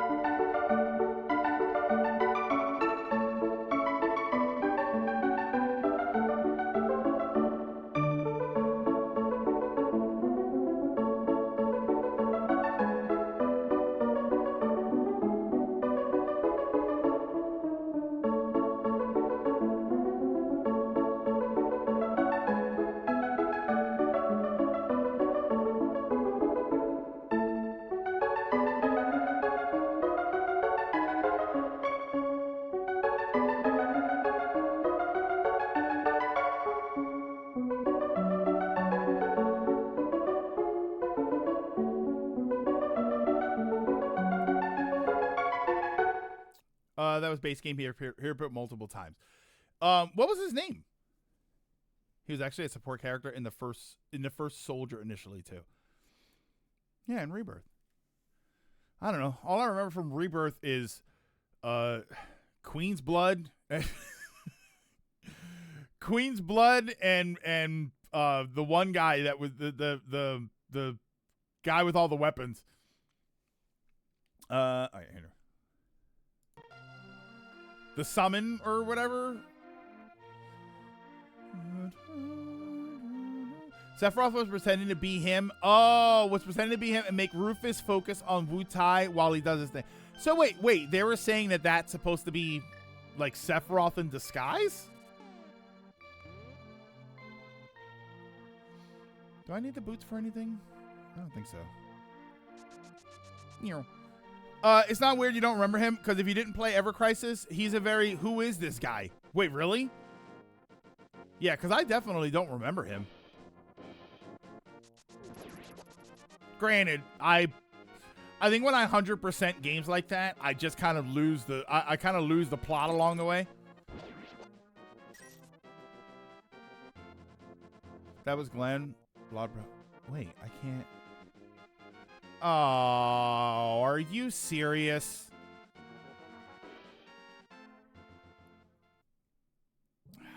God damn it. Never mind. I have to beat. Oh, I have to beat Hyrule Castle. These guys don't leave until you beat Hyrule Castle, which is the only way for me to get the Ice Rod. So I have to beat Hyrule Castle. Oh my God, we're going to be here all day. How far am I in the Claire Obscure? Just like 3 hours. Oh my God. Yeah. Tarvold, you were really excited there. Hi, Tarvold. No, I'm only like 3 hours in. I'm on, Tarvold, wow. What a mention. Right. That's where I got. That's as far as I got. You missed it. We were talking about it earlier. Yeah, I have to beat the stupid, oh man. I was hoping to avoid that though. Crazy intro. Oh my God, yeah. Tell me about it. Holy. It wasn't as bad. I can tell you this, my sadness from the beginning of the game, I'm trying not to spoil anything for anybody, but my sadness wasn't like some other games where I'm just like free flowing tears, but I was kind of like, was there not just a fairy here? I was like, here come the tears. That was Glenn Lodbrok. Wait, that name's familiar. Made as a support for First Soldier, then reused for Rebirth and Ever Crisis, where he worked with young Sephiroth, and acted as a mentor and father figure. He hated Shinra manipulating Sephiroth, which led him to turning on the company and his death during the war. Okay. Basically, First Soldier was dead and gone, so they figured why both making new models? Oh, why bother making new models? Young Sheldon, legendary Wu-Tai hero. Glenn Lodbrok. Now that sounds like a Gundam name. Yeah, I'll give you that one.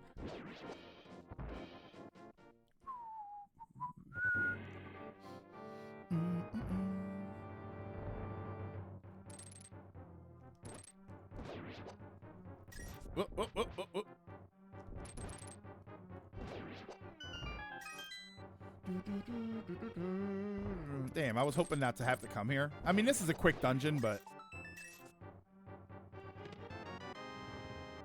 I mean, quick-ish.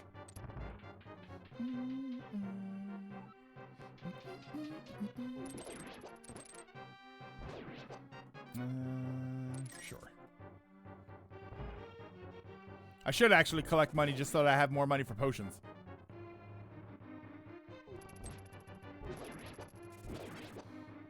Posted a picture of him in Discord. Follower? No, that's a picture of .hack link. Oh, there we go. Oh, wait. And that's from, what is this? Is this Lodbrok? Is this Glenn Lodbrok? I don't know. He kind of looks like Gustav, who kind of looks like Crimson Desert Man. I like this era of games where the guys kind of look like me.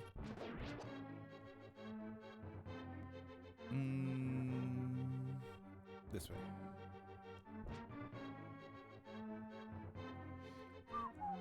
Right? If I go back to, well, when I go back to the gym and lose weight, I feel like I could cosplay Gustav from Expedition 33, and I think it would look dope. Sephiroth pretending to be Glenn. Okay. Early UC or maybe Cosmic era. Kind of hate how they took a character you're only going to know either from a Japanese-only Final Fantasy spinoff or mobile game and use them like that. Again, if I hadn't at least sampled Ever Crisis, I would have been even more confused. At the very least, they could just introduce them better. Like, okay, fine, they originated in something else. At least acknowledge that maybe not everybody played that. So let's introduce him a little bit better. I don't know. Cosplaying Gustav would be one step towards my ultimate cosplay. I have the key, right? Yeah. Okay. Yeah. One day, I still hope one day to cosplay my ultimate cosplay, which is Cloud in the dress. Always wanted to cosplay that.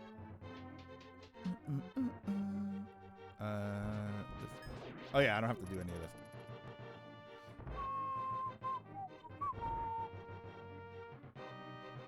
Ow. Which dress? The cotton dress. The basic looking one. The real sort of like the one with the frillies on it, not the one that looks like the evening gown. Oh. Ow. Yeah. I don't actually think like OG Final Fantasy VII. It's the artwork for the plain dress, and it's got like the blue frills on it, or blue with the white frills on it. I love that one. I don't know. I think it's so. But then have like the combat boots still on. I wouldn't do anything else. I wouldn't do like the shoes or anything. I would just do. This is the dress that he wears. The one he wears in Remake? What's the one he wears in Remake? Actually used more from Japanese-only mobile game from the mid to early 2000s, before Crisis, a game about the Turks when Sang first joined, leading to Reno and Runo joining, and explaining how Shinra was able to burn and rebuild towns without anyone knowing, as they did it to calm years before the Nibelheim incident. There were Wu-Taian spies. Is it Wu-Taian or is it Wu-Chinese? Spies hiding in calm, and the Turks tried flushing them out, leading to the town being burnt to the ground.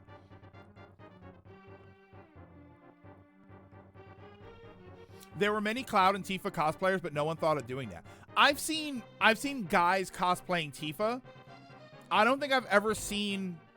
Have I ever seen a guy wearing? Like, I've seen pictures of it, but I think in person I've never seen somebody like a guy doing the Cloud in the dress. Tifa's number one, but Aerith was killing it in that dress in the remake, the red one. There's a good picture of the one that I'm talking about in the what's the good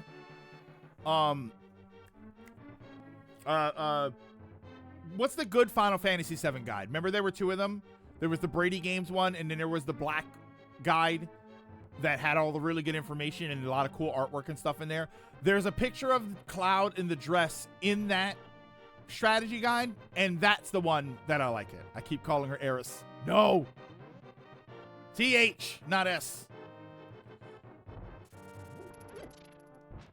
Okay. Whoop. Haha. Oh. Eris sounds like Mike Tyson saying Eris. It was not Eris. It was never her name. It's Aerith. TH. I remember one video of a lady cosplaying as Barrett. Oh, there was a female modern Barrett that I did see that I thought was great. Again, not in person though. Like there are pictures of Cloud in the dress cosplay, but I've never seen a cosplayer doing Cloud in the dress. I thought though the cosplayer was a lady, which I have seen a cosplayer doing Cloud in the dress, but the cosplayer was a lady. That takes away from it. I think it takes away from it. I think the point of doing Cloud in the dress as a cosplay is that it has to be a guy. It's like what's that play? It's a musical or something that it's always a guy that plays the mom. Like everybody else is like in line. I don't know what the correct term is, but the person that plays the mom is always a guy.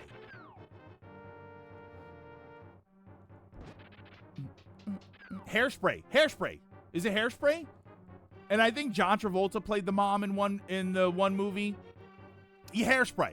John Travolta played the mom in one movie, and apparently that's part of the that's part of the aesthetic of the play, is that whenever somebody does it, it's always a guy that plays the mom.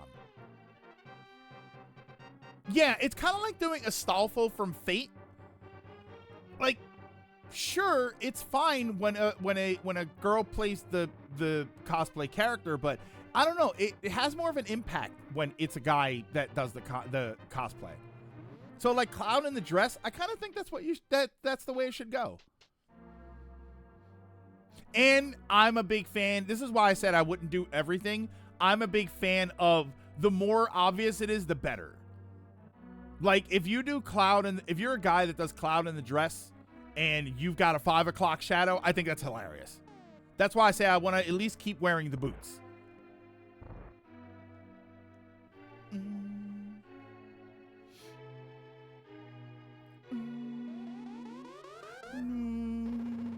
I wouldn't say it takes away from it because cosplay is supposed to be what you like. Less accurate, perhaps is more, but less accurate perhaps is more accurate. I don't, but I think it takes away from the accuracy. I'm not going to say that it's a bad cosplay. I'm going to look at the quality of the cosplay. But as far as, like, it fits the aesthetic of the cosplay more when it's actually a guy in there.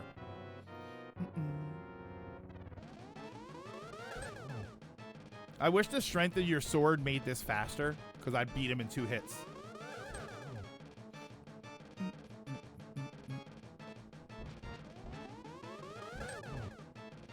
Ooh, maybe there's a mod. Is there a mod for the game that it's never those blue ones?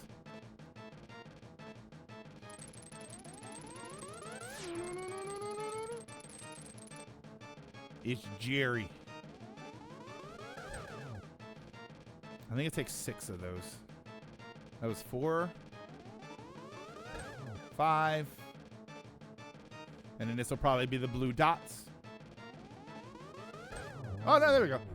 Currently replaying Remake with my mom, and she got a bit bugged at the wall market section because Cloud isn't happy being made to dress up, which I then have to explain that that's part of the joke. Yeah, like that's the gag. The gag is that he is not down for this, because even when they come up with the idea, he's like, what? It'd be like a lady doing Mario in the wedding dress. It still works, but you lose something. You have to maintain the illusion of what that cosplay is supposed to represent, and that cosplay is supposed to be clearly a guy wearing a dress, and that does not want to be wearing the dress. Oh, did I ever check this item? I got it. Okay. It's probably just money.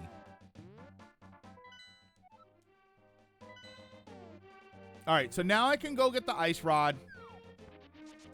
Now. Oh, you know what? What am I doing? Was this? Sweet, the show's still on. This one.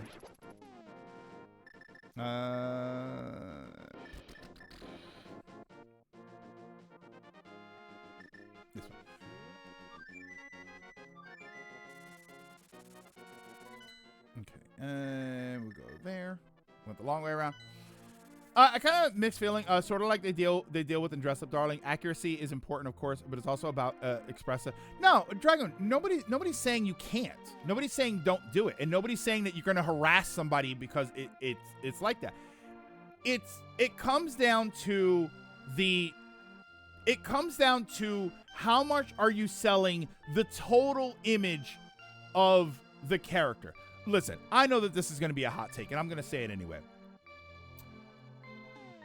Cosplay whatever you want. Cosplay whatever character you love, whatever character makes you feel good in the outfit, no matter how powerful it makes you feel, no matter what. You can cosplay whatever you want.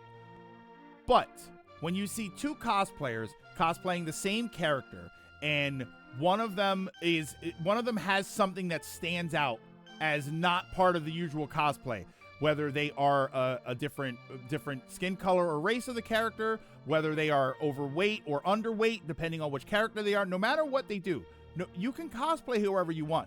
But realistically, you're going to look at two people cosplaying at the same quality. One of them is really skinny, and one of them is, my size, and you're cosplaying Mario from Super Mario Bros.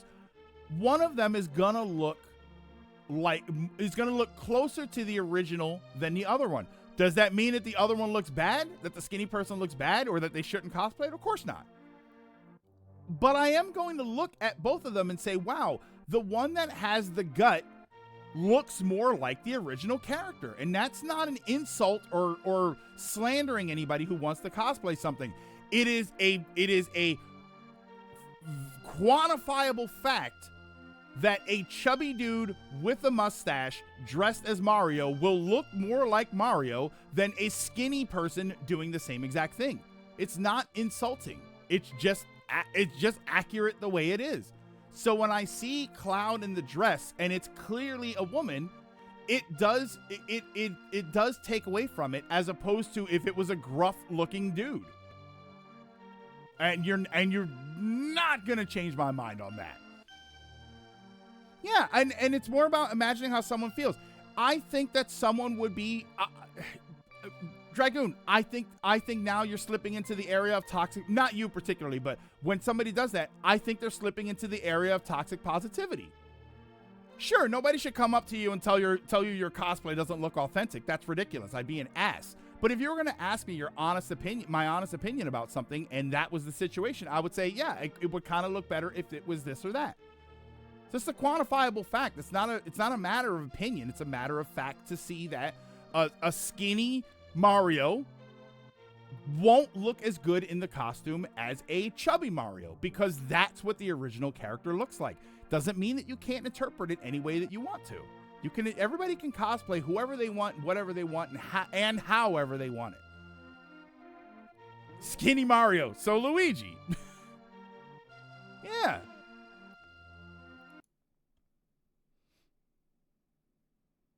What's this? This is, yeah. Yeah, look at Ben Starr right there. Look at Ben Starr in that video. Looks fantastic. Right? That is a great cosplay. He's got a great attitude and a great mindset about wearing that cosplay. But you take that exact cosplay and you put it on a woman that has a muscular build with big boobs or nice size boobs, let's say. Tell me that doesn't look more like Tifa. It doesn't mean that Ben Starr can't wear that outfit, and it doesn't mean that you have the right to go up and harass him if he does wear that outfit. But if you take that outfit and you put it on somebody who looks more like the original character, of course it's going to look more like the original character. I don't think that that's incorrect to say.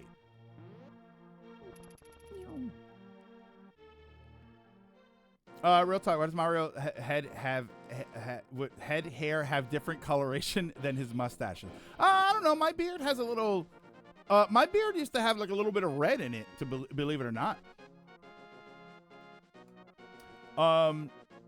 Just for plumber's hair dye. Is GOG Game Store a place to have DRM free game? Oh, I don't know. I'm gonna be honest with you. I don't know anything about GOG. I don't think I've ever bought anything off of it. I don't even understand what the differences are to the different online storefronts. So I'm sorry. I really can't have an opinion on it. Well, I can have an opinion on it, but I don't have an opinion on it just because I'm not familiar with the storefront. So DRM, whenever I hear DRM, it kind of throws me off anyway. I'm never entirely sure what that means.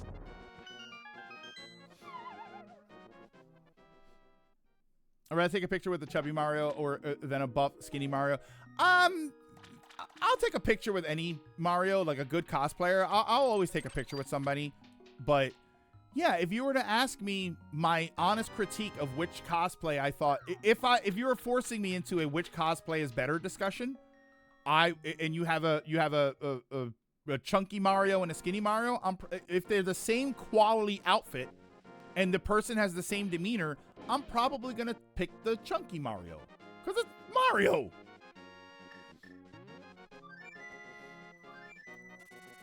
I felt like I got a lot. My issue isn't accuracy. I agree 100%. It's more the phrasing, which we clarified as we went. Yeah, taking away from it. Yeah, taking away from it doesn't mean that you're trash. Taking away from it means that if you're talking about, and that's what I mean. I'm talking about authenticity or accuracy.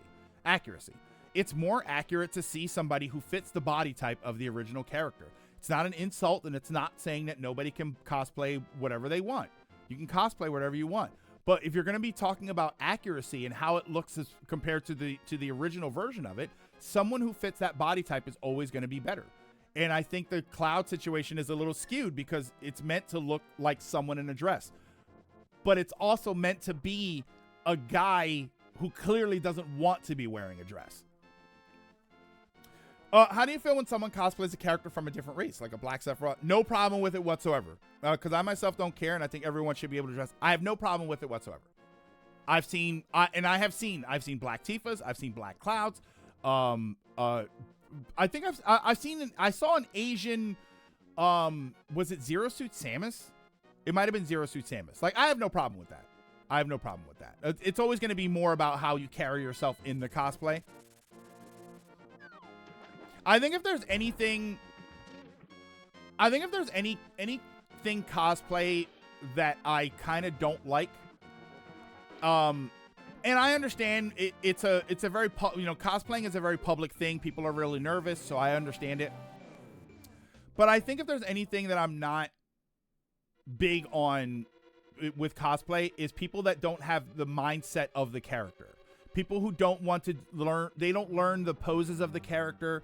Right, if you see a guy in a Dragon Ball outfit, right, he's got a Goku or a Vegeta outfit on, and you ask him to make a pose, and the pose is like, like there's no smile, they just sort of stand there and wave. It's like, all right, you can do whatever you want, and I understand if you're probably nervous, but I would like you to learn some of the like fighting stances and poses and stuff. I do think that matters. I think that cosplay is more than just wearing an outfit. It's becoming the character, and I think that people should do that. I don't care what your body type is. I don't care what your color or your race are. I care about whether or not you're engaged with the character. That's the only thing. And again, you can still do whatever you want. Yeah, I was Luffy one time and did all the mannerisms. I think that that's important. I think that you should do that stuff.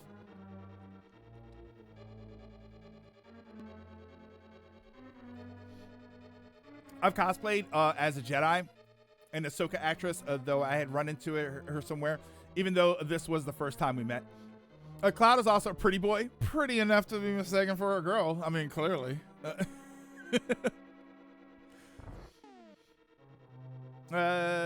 Someone touched my hat and I went real intense. Like, oh, no one touches my hat, and it freaked him out.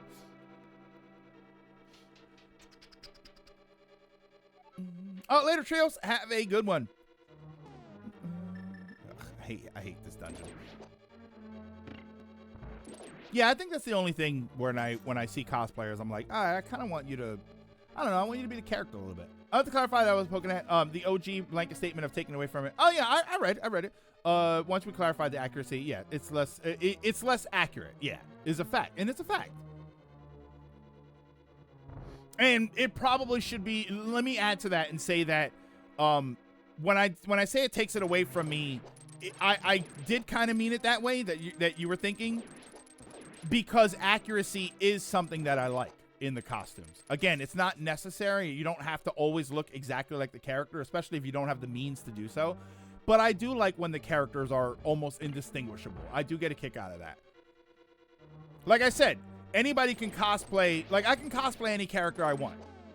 I can cosplay any character I want. I can go out as Princess Daisy if I want to, which I actually would like to do one day also.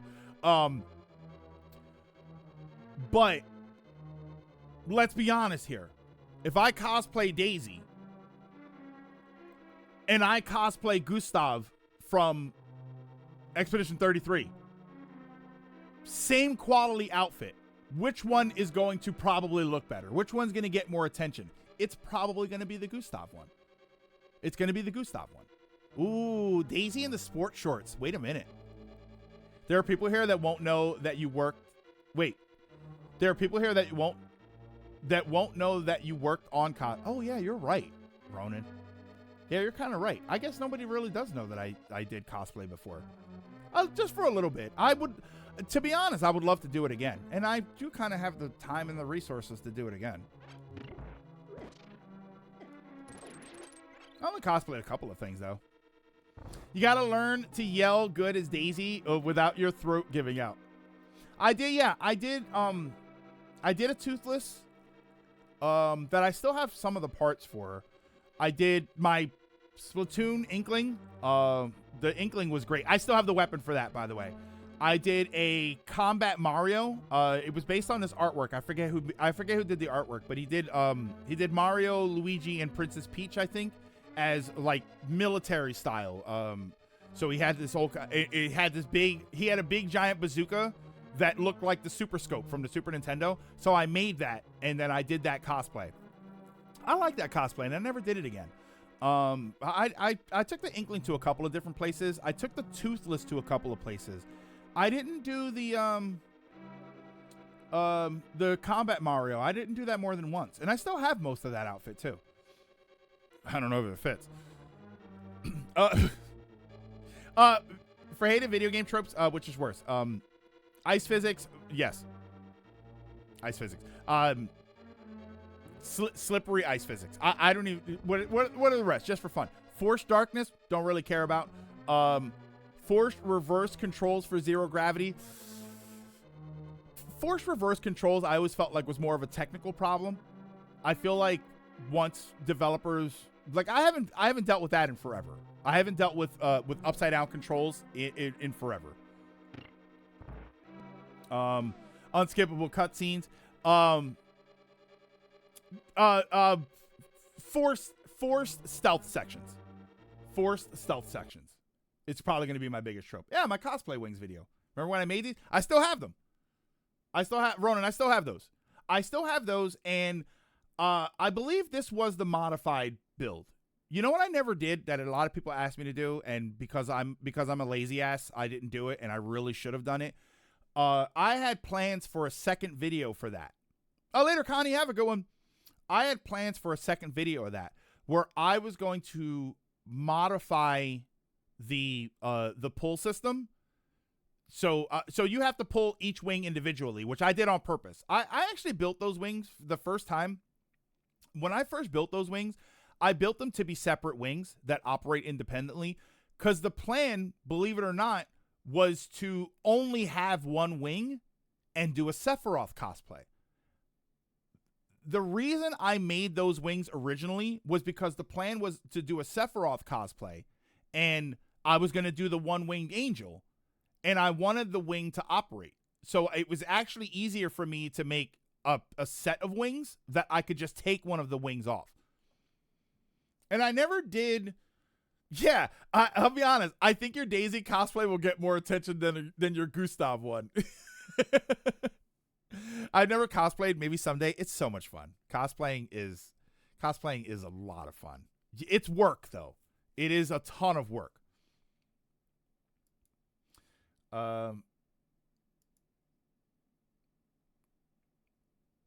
Oh, that's interesting. That's a relatively simple cosplay. I actually kind of like that for the Mario Galaxy one.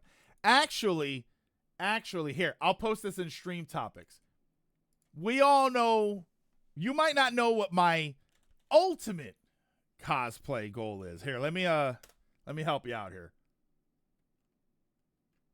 Let me get my ultimate cosplay goal here. There we go. It's in stream topics. There we go. That's it right there. We'll get there.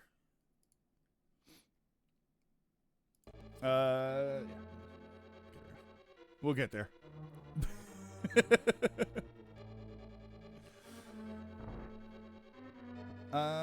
we do that, and then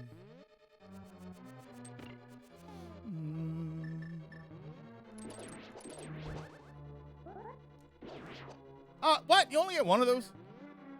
That's a very easy one to do. Yeah. Oh God. Now I want to cosplay again.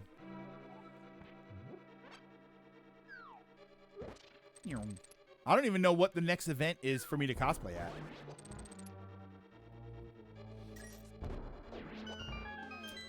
Would you say that you being someone who used to cosplay got you to like anime like my dress up darling even more? No. Ronan, I'm actually going to say no to that. Because the concept of what's happening in my dress up darling, right? Because it's not just, I think one thing that is really important about dress up darling is it's not only about her cosplaying, it's about him liking something weird also, right? That she cosplays, but she doesn't really talk about that with her friends because that's not something that they are into. He does the dolls, the Hina dolls, which he doesn't really have friends to talk to about it. But when he did try to talk to people about it, it was awkward and it turned into a problem. Which I have something that I wanted to ask you about that, but I think I asked this already before talking about my dress up darling. And the point of it is less about the fact that it's cosplay and more about the fact that sometimes we internalize and we keep to ourselves the things that we love because other people don't understand it. I would have loved my dress up darling even if it wasn't cosplay, because as long as the concept was the same, as long as it was Marin you know what the show could have been about? The show could have been, and a lot of other shows have done this, it could have easily just been about she loves reading manga, or she builds Gunpla, right? You could have a show, it's the same exact show, but she builds Gunpla and she doesn't talk to her friends about it because nobody understands it. But then she meets Gojo, who decorates Hina dolls, and he's going to understand it completely. And then so he starts watching Gundam so that he can be closer to her. And yeah, I would take that. Does the cosplay aspect help? Of course it does. But no, I would have loved the show just the same. I think the themes of that show are less about cosplay and more about the interaction that they have. This way. Dolls are for girls, literally said to his face as a child by another little girl. So, Stardew Valley News update 1.7 comes out. We'll have 2 new marriage candidates: Clint the blacksmith and Sandy from the desert town.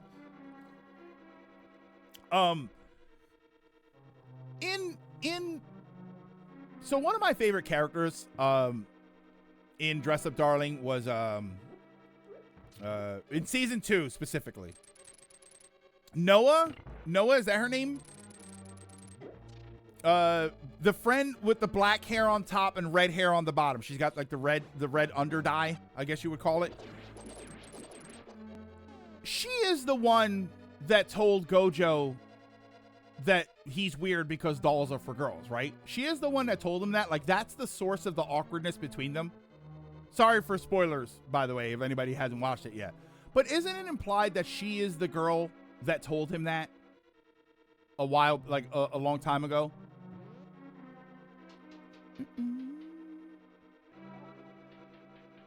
I gotta remember how to... Haha! I think I go this way.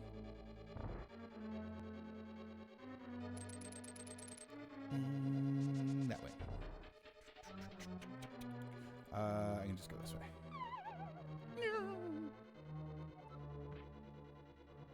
Yeah, okay. So now we just go up here and we drop down. Whoa.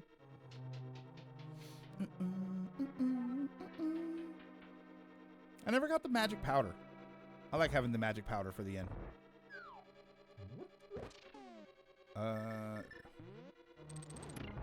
Aha.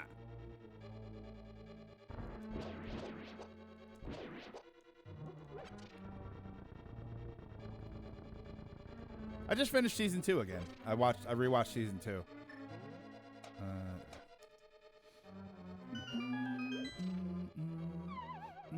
Damn, it's been 5 hours. Holy smokes, we've been streaming for 5 hours. I want to do this one. Hello? Here we go.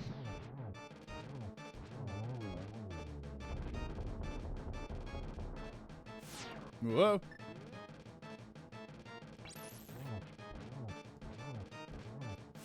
What?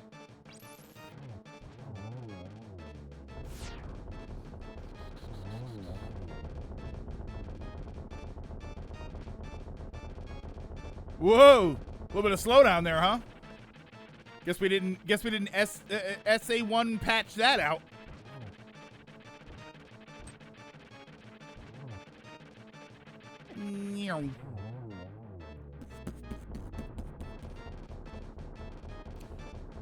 You know, a comic book I wish would get more love? The Darkness. Has anybody ever heard of it? Don't think so. Don't think so. I laugh when I think of a message post, write it out, read it again, and I go, nah, delete it and keep reading chat. Yeah. You've been streaming throughout my work schedule. Only 3 more hours left. All right, I guess I'll just have to finish out the stream so that we can make sure you get through work okay. He did the worm. Okay, so what are we doing? All right, so we just need Palace of Darkness. All right, so we will finish this. Yeah.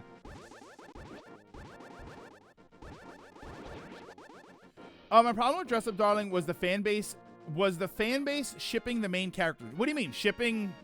Shipping who? Marin and Gojo? I mean, I think that's the point, right? It's literally the purpose of the show. Or do you mean the other characters? Yeah, wait.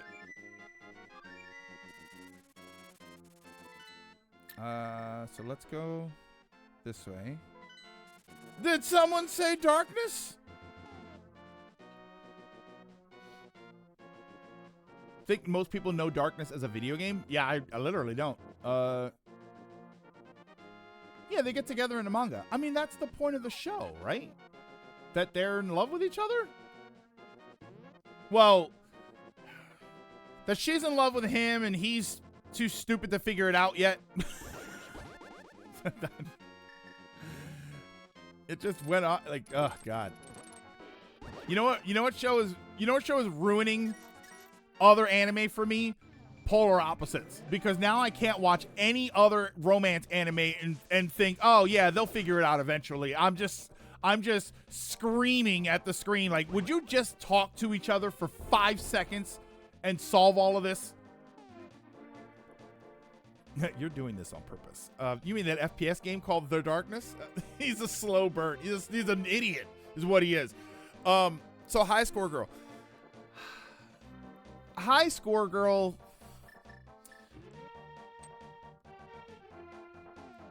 Hold on. Oh, damn it. I forgot you can't hit enemies with that. High Score Girl did come around. I think season 2, I liked it a lot better than I did the season 1. But yeah, you know what my problem with High Score Girl is? There's three main characters, right? It's the guy, it's the girl that's the Street Fighter player and the gamer, and then it's the other girl who likes the guy, so she eventually learns to play video games. Here's my problem with that show. And I understand that they're children. I understand, or teenagers. I get all of that. Here's what I have a problem with. I hate all 3 characters. I think he is obnoxious. I think that the gamer girl is she's very like she's there but she's not there, and I don't feel like there's any growth coming out of her, and the blonde girl is just she's so blind to what's happening around her. Like, oh, if I learn how to play video games, he'll like me. He doesn't like you. He doesn't seem to like anybody. He seems to like playing video games, and then he likes this girl because she plays video games. I get that that's why you want to play video games, but he also doesn't like the other girl. It's not like, oh, he likes this other girl and she plays video games, so if I play video games, he'll like me. Like, no, he doesn't even like the other girl. He doesn't care. All he likes is playing video games. That's his focus. So it like all three of them are unlikable. See what I mean? Makes you want to cry. Do you know Witchblade? I do know Witchblade. I know of Witchblade, and I had a few Witchblade comics. I also know that Witchblade crossed over with Tomb Raider and Fathom, and I used to read Fathom. Sorry, we had to take a little detour there. Where am I going? Palace of Darkness? Why did I even come there? I should have went that way. No, wait, I'm not going Palace. Wait.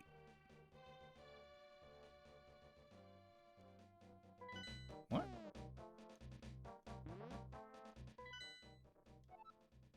I thought I didn't finish Palace. Oh, no, wait, I did finish Palace of Darkness because it had Helmassar. Wait, what am I looking for now, then? Okay, just kind of all over the place there.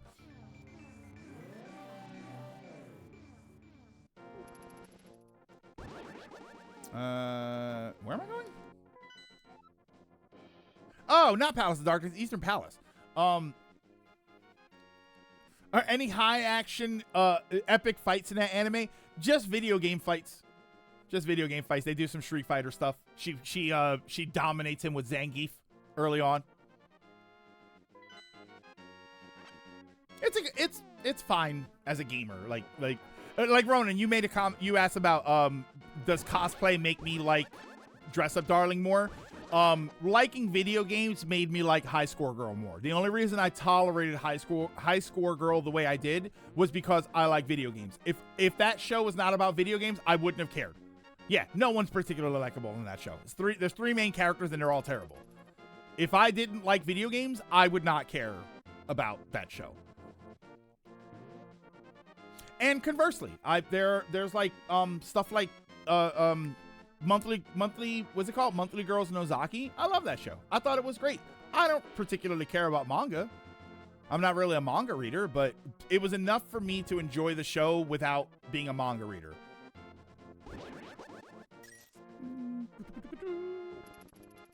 See how I use big words like conversely? Haha. I don't like Sonic. I like Shadow. I watched High School Girls from beginning to end because of the fighting game stuff. Like that's what kept me in. The girl who learns to game gets her own sequel manga where she's a teacher and her students are the rising gamers. Oh, I kind of like that. Darkness is in the same universe. Oh, it's about a mafia member, Jackie Estacado, who on his 21st birthday awakens the primal power called the darkness that runs in his family. He is the father of the Witchblade. Oh, it's a comic with a lot of potential that crossover with Batman, Tomb Raider, and others. Yeah, I remember when I was collecting Fathom comics that there was a crossover between them, which I never bought. I didn't actually buy that comic. Comics are another. I'm going to hang on to these comics because they're going to make me $1 million one day. Unless you've got Superman #1 in there. Right? You got Action Comics #1. That ain't happening. She's one of those, I'm embarrassed I game adults. Oh, really? So they didn't even make her like a good adult gamer character? God. Way to have some ideas and then just crap all over them.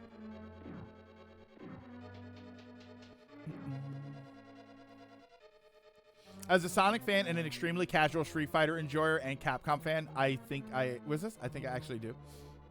You have no idea how on point that is.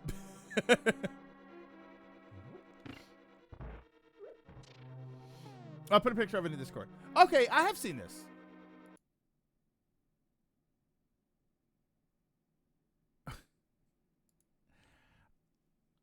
I'll check my comics later. I might actually have an issue of this. Because I've seen that logo. I know 100% I've seen that logo. I might actually have Darkness Comics. I know I've got a bunch of random stuff down there. I had stuff that I, like when I would go for free comic day and stuff, they would have other issues of things, and I was like, oh, okay, I'll check it out. Yeah.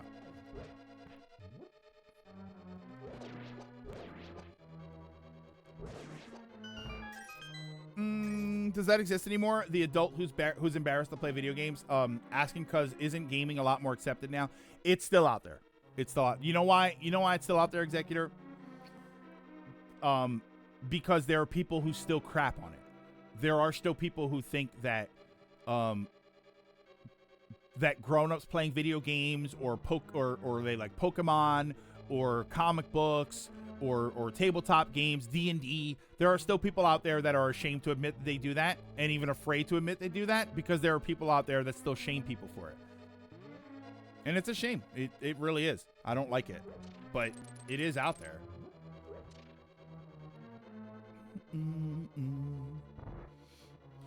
Oh, it's about Guile, and it was about Guile and how Ronan seemingly does not like the guy, and we know every Shoto fighter hates Guile like he stole their lunch. It's one of those things where you're a fan of something and wish it was bigger because it has so much potential. There should be a third-person action adventure of this instead of a first-person shooter. It's maddening.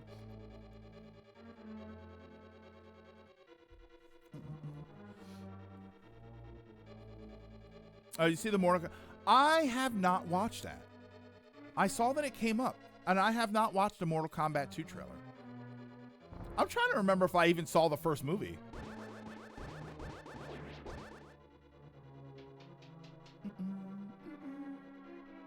Yeah, they shame while watching the shittiest TV show imaginable.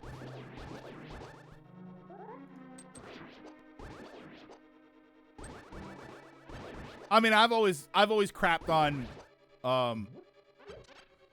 ew, you play video games? Ew, you use Snapchat, right?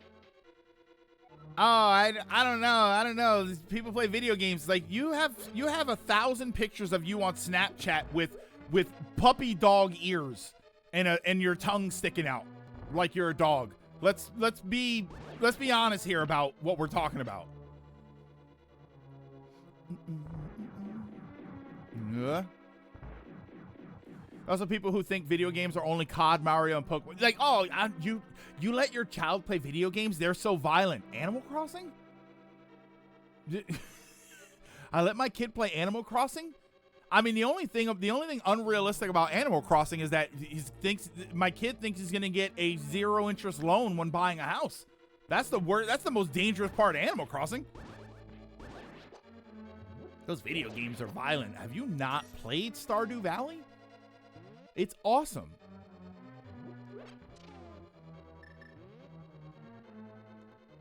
Aha.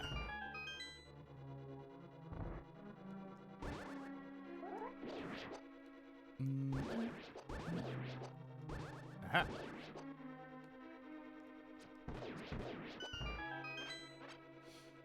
Zero interest, no pay by date loan. Yeah, I don't want kids to get the wrong idea.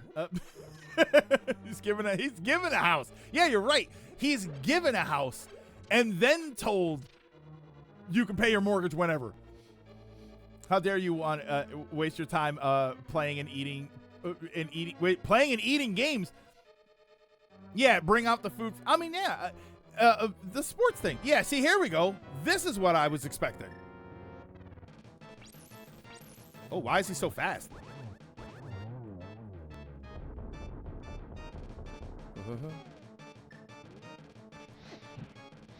Oh my god, I thought it was broken. Yeah, yeah.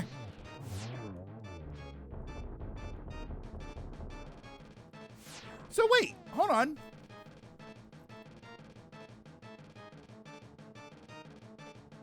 Wait, which boss did we not fight? We didn't fight a boss. if we doubled up on this boss, we didn't fight a boss. Actually, we didn't finish a dungeon, so we didn't fight 2 bosses. Who did we not fight? We didn't fight the land molas from the desert.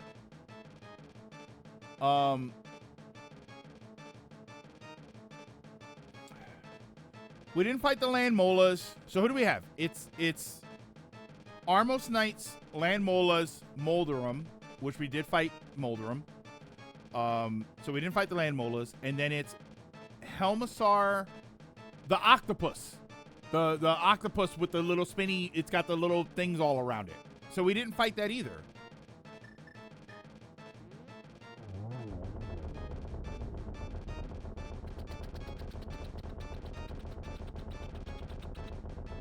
Oh my god. Oh, jeez. Why did that last so long?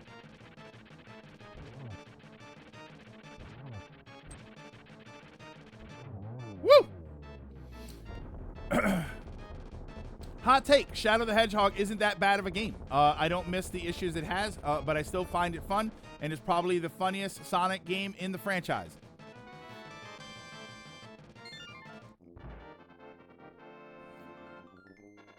Ronan.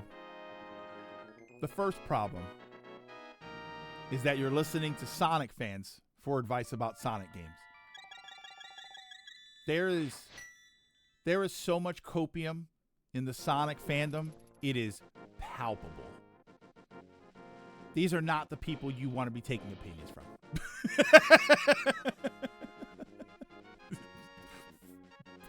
Problem 1, right out of the gate, is that people act like Sonic Adventure 2 doesn't have a problem.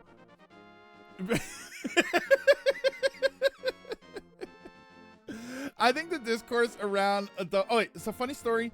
A coworker at work has a tattoo of Mario on her arm, so I just assumed she plays video games. I'd bring up games casually to her and expected she knew what I was talking about. Turns out she only has a Mario tattoo as a reminder of her son since he was Mario obsessed. She herself has never touched a game in her life. I mean, like, okay, that's cool. Just, let me know ahead of time. Remember, the Lost World is trash, but Superstars is a decent single player game. Sure. Gotcha, Sonic fans. Nothing wrong with World 3 and Frontiers. Yeah, okay. Supermarket Sim, most violent video game. I think that means the game is a guilty pleasure for you. I'm joking when I say that, because I never played Shadow. I didn't play a lot of Sonic games. My first 3D Sonic experience, for me to play the game on its own, was Frontiers, because it was gifted. I think it was gifted by Dragoon. And I played Sonic Adventure 2 on stream. I played it on stream, and it filled me with anger. Is the gentle way to say that. That game just annoyed the hell out of me. For its problems. For the problems that everybody knows that it has. Yeah, helps that I only paid $15. Superstars is a decent single player Sonic. I stand by it. But you also only paid $15 for it. Oh, I was replying to Ron. Oh, okay. My bad. I think even solo Superstars has glaring issues. Yeah, like when people say Superstars on its own is a decent game, I'm usually like, all right, it's a playable game or it's a decent game? Because I feel like there's a big distinction there. I feel like there's a difference.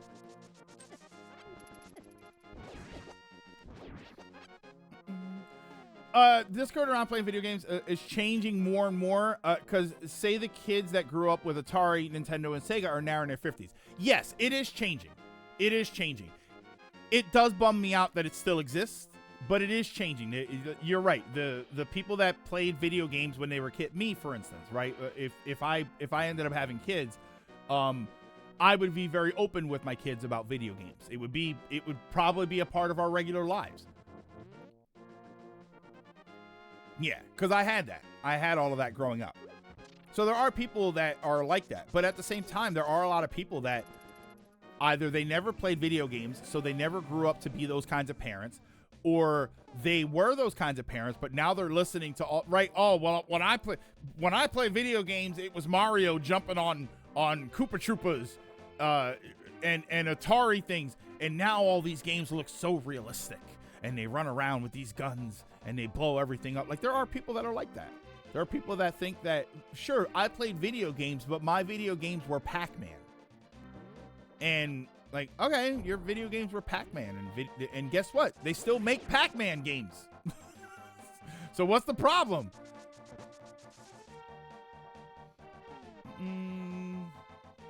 What are we gonna have for dinner tomorrow? We'll settle it in Smash.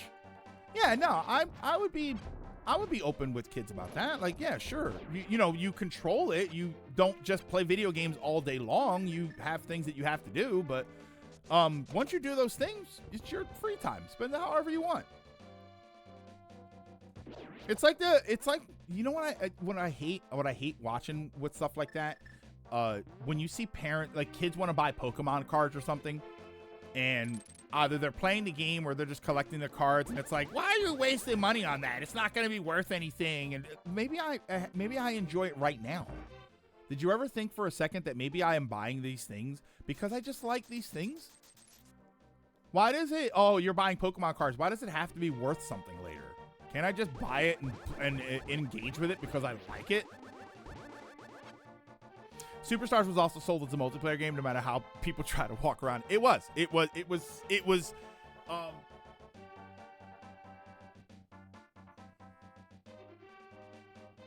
Sorry, had to check my phone.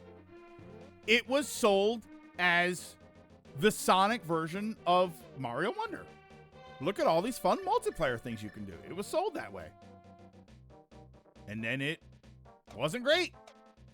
And then the single player mode, it was, I guess, fine.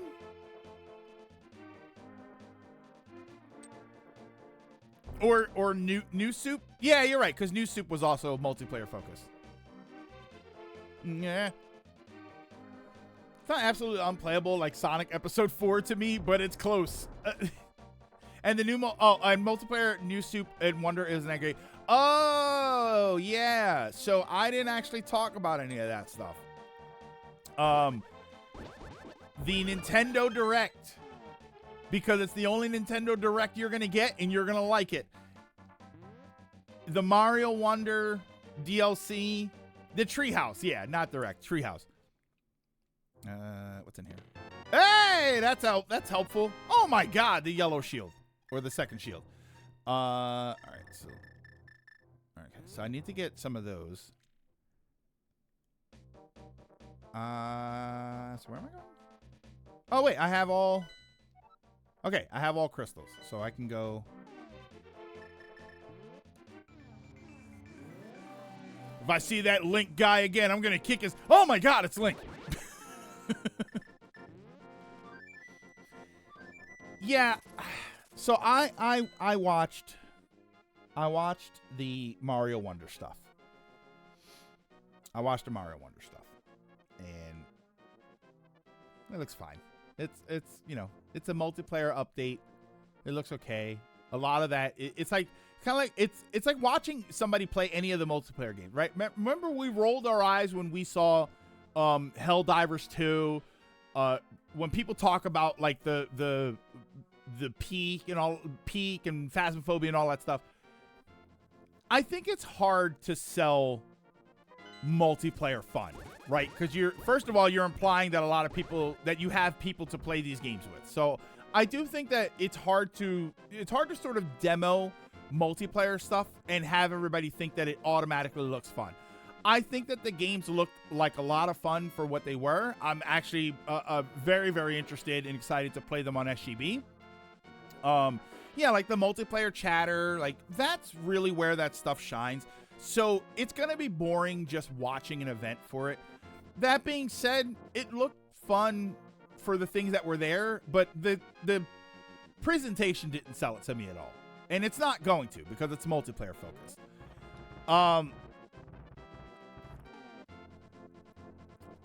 Most silver lining incident happened. I posted it in Gunpla channel if you want to give your 2 cents on it. You see this? Oh no.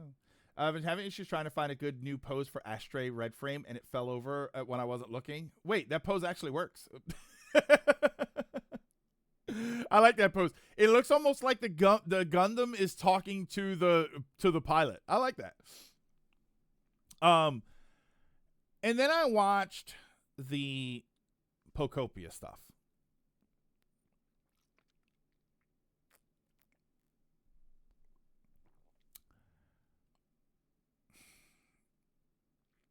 Man, that looks boring to me.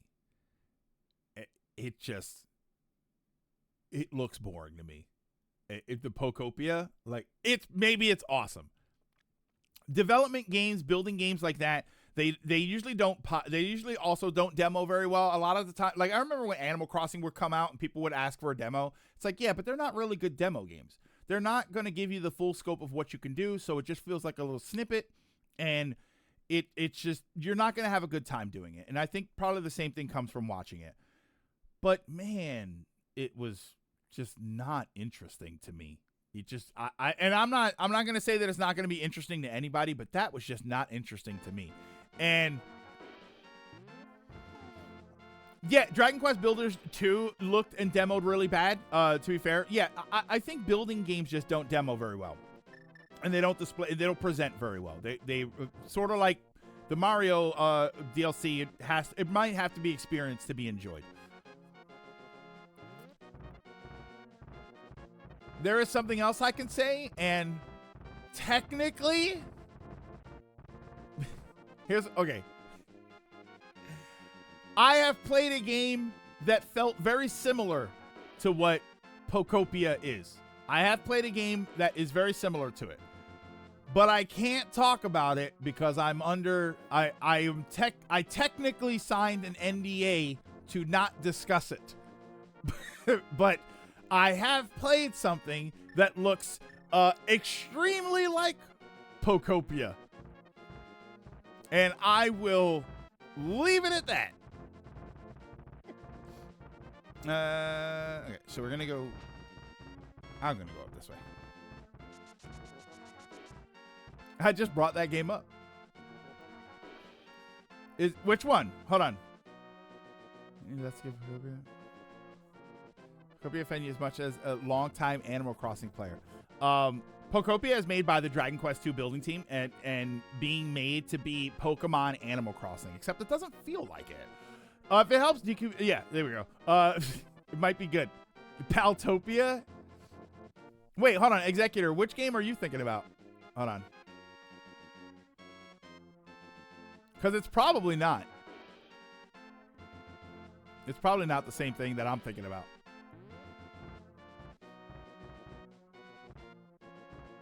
Like, I don't really think there's any harm in me saying it. No, not talking about Animal Crossing. Not talking about Animal Crossing. You're in a minority there because I see so many people complaining that it's similar to Animal Crossing. Well, it's like...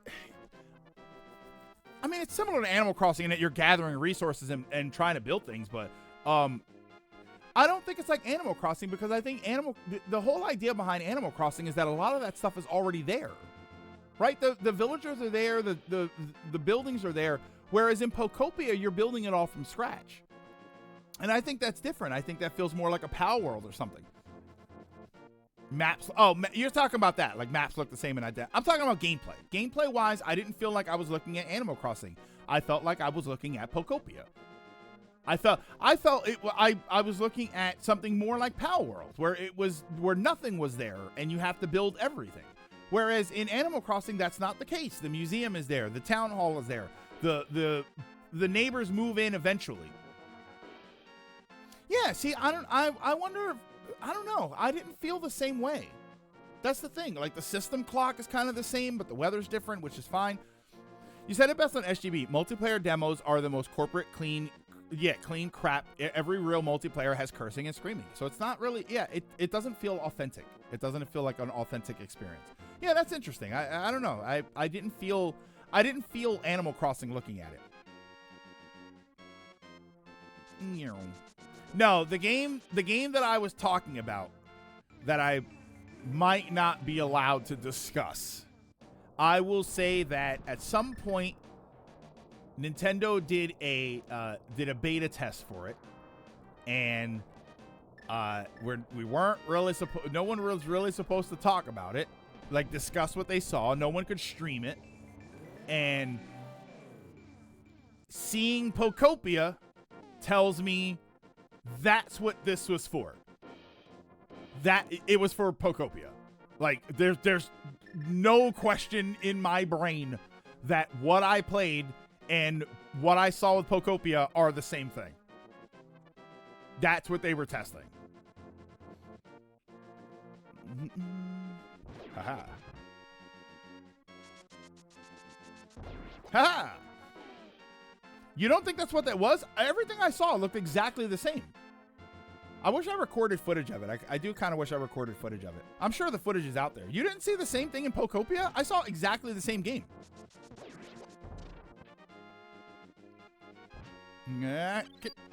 Oh, okay. It's less AC and more, and more Dragon Quest Builders, since it's by the same dev. Yeah, it looks more like Dragon Quest Builders, which obviously you guys explained it to me, but regardless, I'm excited to play Pokopia, and I don't normally like crafting games except Tears of the Kingdom. Yeah, like when it comes out and when people have a chance to really play the game, there'll probably be a lot there that I think is really cool. But the videos, the presentation I was watching was just, it was just dull to me. It was so uninteresting.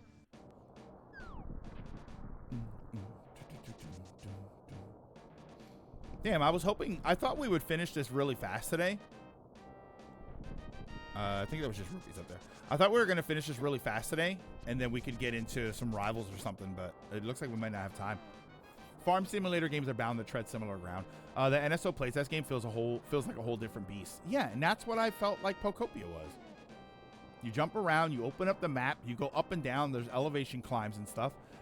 You gather resources, you bring them back, you push the buttons and do all of that stuff. Like, I don't know. Everything I saw. Oh, they got rid of the flashing on Ganon's tower. Yeah, everything I saw looked exactly like Pokopia.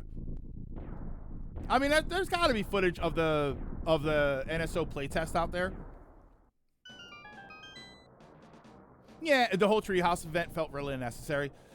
It would have felt more. Like, I understood that you couldn't do any of that in a Nintendo Direct. You wanted to have them really with the game hands-on. But it would have felt more relevant if everything we saw was interesting. And I think the consensus seems.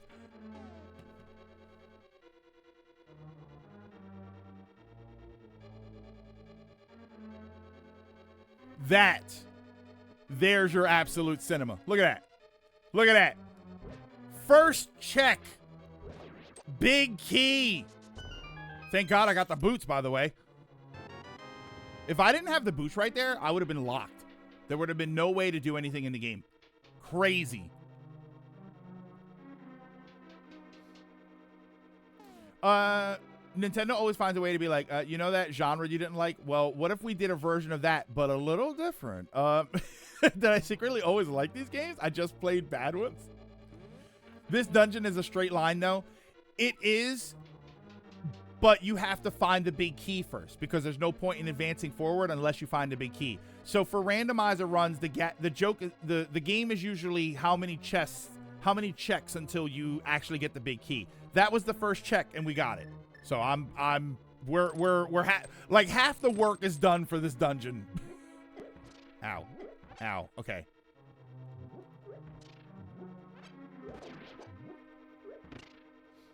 Because that opens that. And that. Get that. Haha. I forgot where the big key was in this normally. Normally you have to navigate the bottom part, and you fight the Armos Knights. And when you fight the Armos Knights, it opens up a bunch of chests, and those chests have the big key. Okay. Oh, wait. Watch this. No. No, how do I do this? I usually do it this way.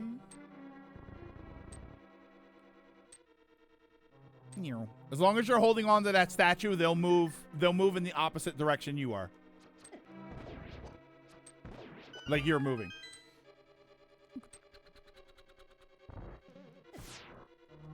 What did I just hit there? Okay, what's happening?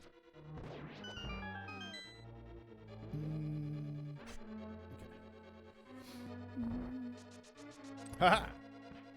Wish more games use the Ganon dungeon. The Ganon dungeon from Zelda 1. Do do do do. Do do do do. Do do do do. Do do do do do do do. That is good. That is a really good song too.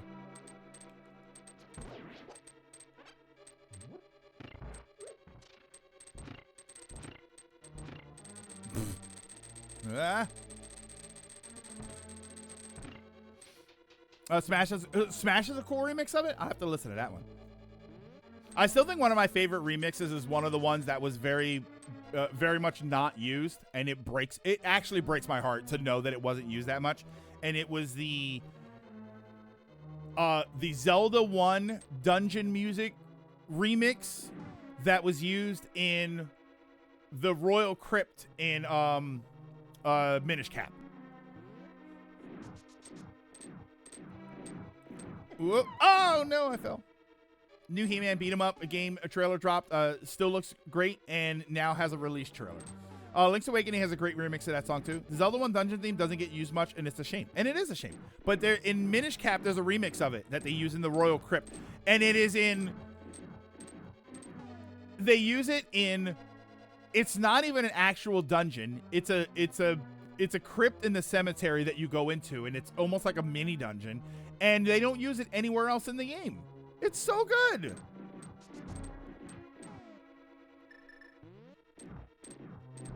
God, Minish Cap is such a good game. Minish Cap. We played it for stream, right?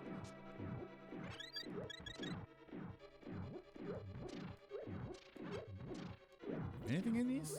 It's just two fairies. I never got the net. Have we not played Minish Cap for the stream? No way. We have. We played it when it came to NSO, didn't we? The Color Dungeon has a remix of the Zelda 1 dungeon theme in Link's Awakening, and it's sick. I wanted to, but wait. I played it to test. We never finished. No way. Are you serious that we never played Minish Cap on stream?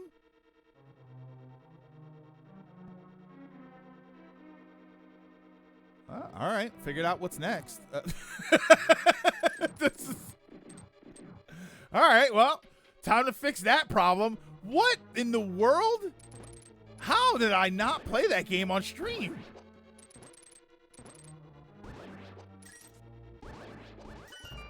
Wow. Well, all right, we figured out what we're playing next.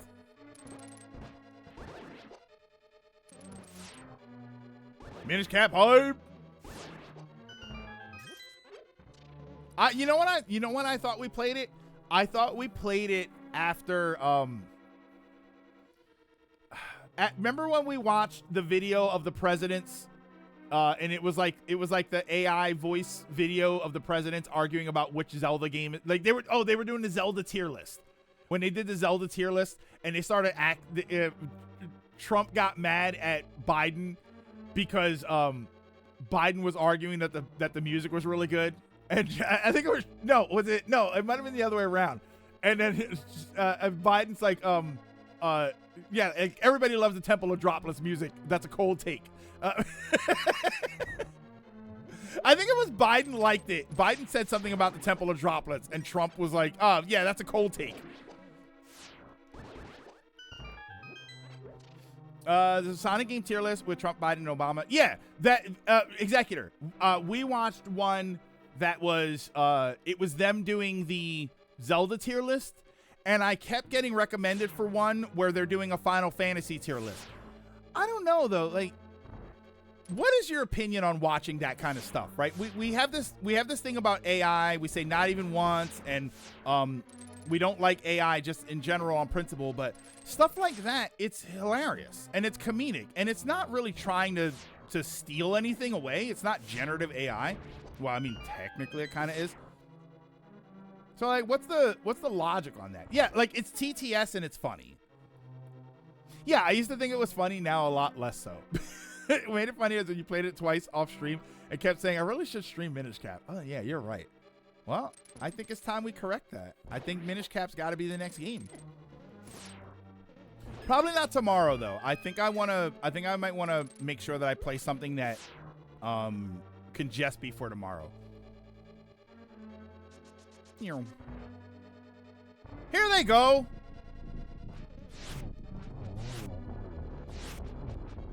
Here we go.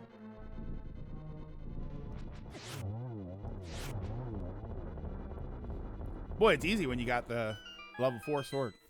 Pedos. Yeah. But the Sonic 1 was better than Sonic 2. Yeah, I don't know. Wait, especially using AI. Wait, hold on. Marcos, I think I missed the insult there.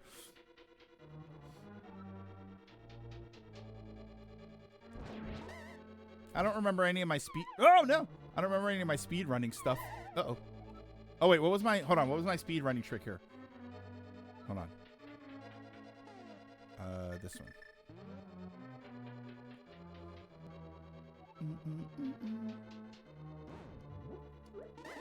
Ah, I missed. There we go.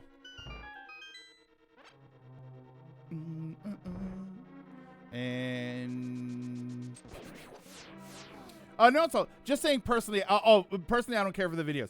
Like I thought they were funny, and then when the AI stuff really happened, and you saw what it was doing to everything, I was like, I don't know if I want to give these videos attention, you know. But they were funny, and that's what I hate about it. Whoops, I was facing the wrong way. Okay, really? Okay, what's happening? Oh, wait. Can I not hit him with that? Uh-oh. Like, they're funny, but, So, it's funny, but you understand the concept of what's happening, you know? And you don't like it. All right, I shouldn't use this now, but I don't feel like doing all of this again. Finally clocked out. My back is killing me / sleepy.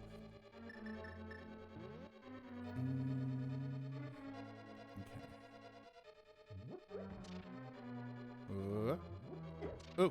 You talk about the 3DS being... Oh, we haven't talked about that yet.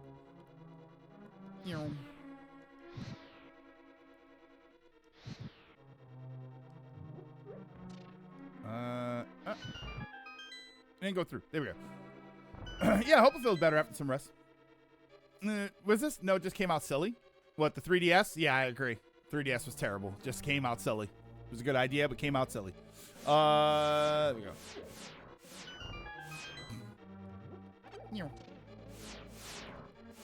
Haha.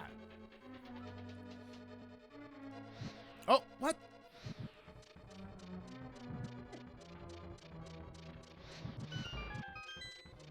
Ooh, there we go.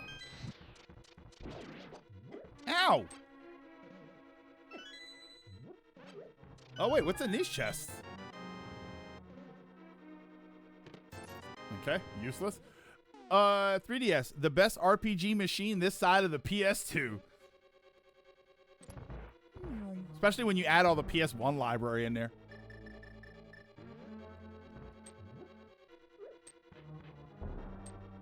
What? I got one for you. Zelda 1 Ganon theme or Great Temple in Zelda 2? Ooh, Zelda 1 Ganon theme. No, no, no, no. Do, do, do, do. Or Zelda 2. Do, do, do, do, do, do, do, do, do. I gotta give it to Zelda 2. I gotta give it to Zelda 2 on that one. Yeah, you're right. Here's my Sonic take. I count Sonic 3 and Knuckles, Sonic and Knuckles as separate games because they link and follow each other. Doesn't make them one game anymore. Golden Sun did the same thing. 2 was just more Golden Sun, but they ran out of cart space, so it was released separately with the link option. Yeah. There's a song that I don't think gets remixed much. If you're talking about songs that like, oh, I wish they would have used this again.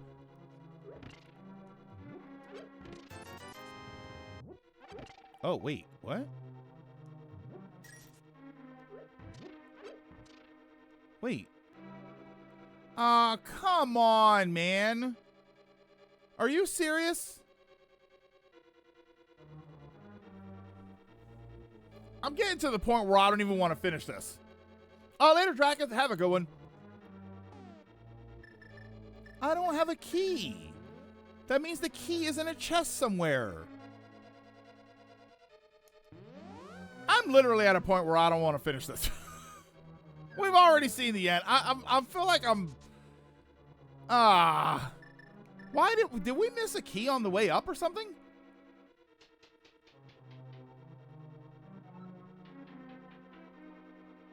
Hold on. Remember we were hyped at the start? Oh, wait. Is there a key in this room? There might be a key in this room.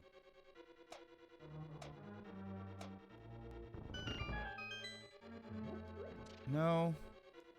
There. Right there. Jesus. Now I gotta work my way back up.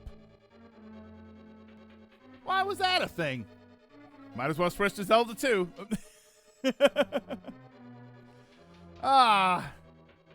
This rando's going away at Kingdom Hearts 1. At least I've beaten this before. Hold on, can I just do this? Yeah, why do I even... Oh, no, I can't. Nope, I can't. Nope, I have to go the long way.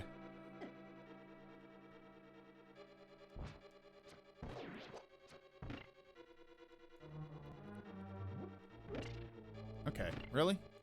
Get on up! There you go. Why is that door still... Who locked that door behind me, by the way?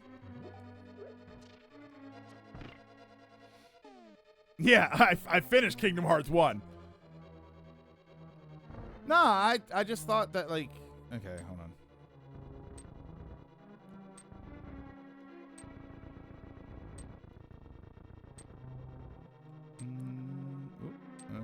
Nope. My bad. Okay. And...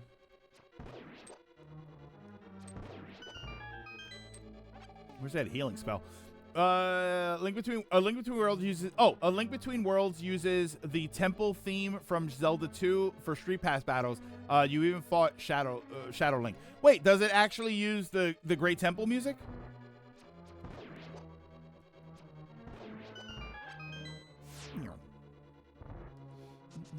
Oh, yeah, and 15 years of the Nintendo 3DS. Damn. Oh, the standard temple music. No, I want to know if anybody's ever used the other music.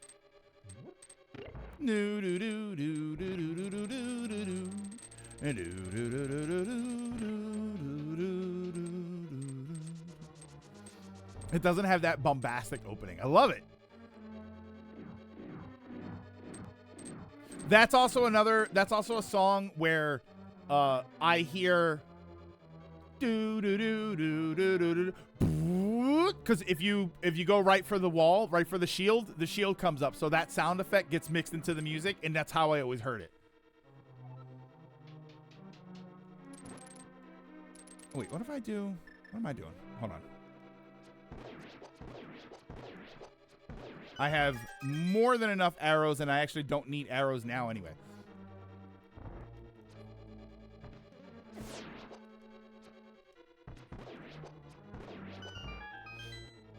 I never heard it because I died within 5 steps. There's no enemies there. Wait, what do you mean you died in 5 seconds? I'm going to end up dying here, aren't I? I'm going to end up dying because I don't have any... Damn. And I didn't get the bug catching net.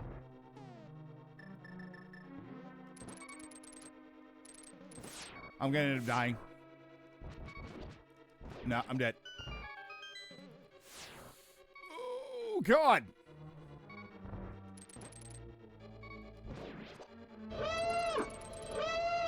Oh, no. No, Trio's raiding with a party of 2. Hi, Trios and Ray and Ensol. Wait, your stream is over already? What happened? Is that like rent a ferry? I don't know. I don't know if I want to. Do I even want to finish this? Short session. Okay. The raid killed Uncle. Because now I have to go and I gotta do all of this and here, we'll do this. I don't know. What is it? 5, 4. Hold on. Just did the first dungeon. Tomorrow's gonna be much longer. You've been on the randomizer for actually 2 weeks? No. We started on Tuesday. All right, so yeah, this is the one we started on Tuesday. So we'll go here. Do I even have enough money? I literally don't even have enough. I have enough money to buy one of these. Here, I can buy 2 of these. I don't remember the last time I ever played Link to the Past and had to worry about money. And so we go up here. Having luck with the randomizer? Not particularly. We had luck early on, and I think we burned all of our luck. So now it's just a bunch of running around and getting the... We got to the one temple.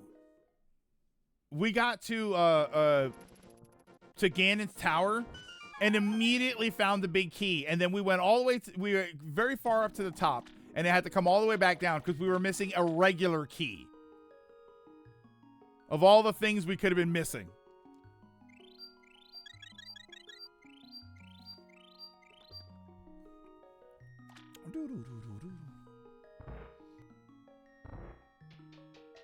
All right, so now we can go back.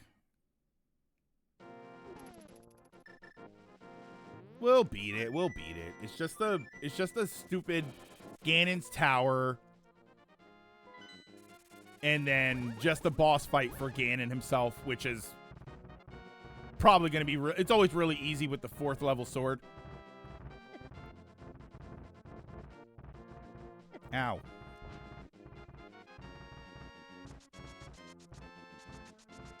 Oh, this is such a pain in the butt. Hold on. I got an idea. Like, you know, I want to play Expedition 33, and I want to go and get my Rivals game. Well, more Rivals games in. Nah, we'll be okay.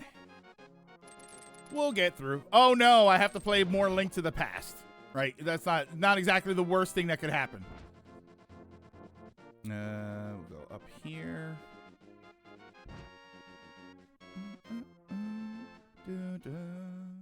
Bam, bam, bam.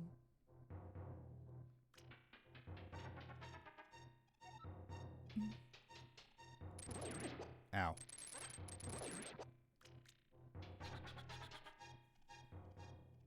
Yeah, used all his luck early game. I really did, too.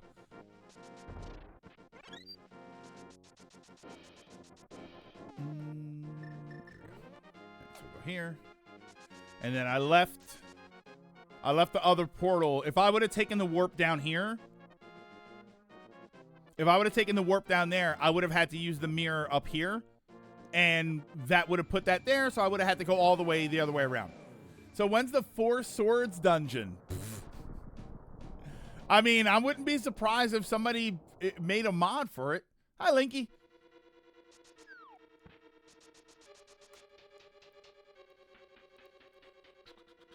When I find the other 3 swords.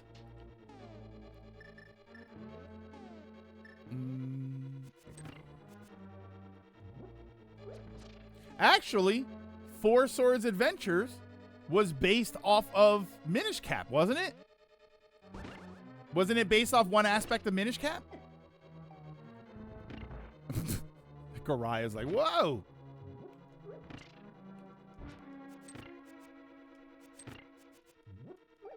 Oh, damn it. I think 4 Swords has a remix of the Ganon dungeon also. Have you seen those shorts of people asking others when they were born? When they answered 1990 something, it cuts to the Jurassic Park theme. Is that what those guys are? I think they're supposed to be the Garayas.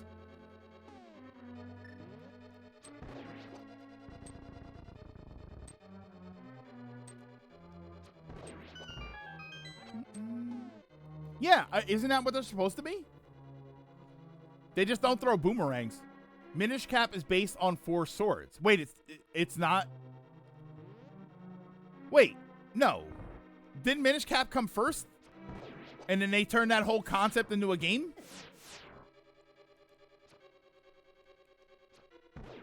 I thought Minish Cap came first. 4 Swords came out before Minish Cap. Minish Cap is based off of 4 Swords World. Oh, I actually thought it was the other way around. Uncle does actually remember when dinos walked the earth. Dinosaurs walk the earth today. They're just in inflatable costumes. They're real dinosaurs wear inflatable dinosaur costumes, so you don't know their secrets. You didn't know that?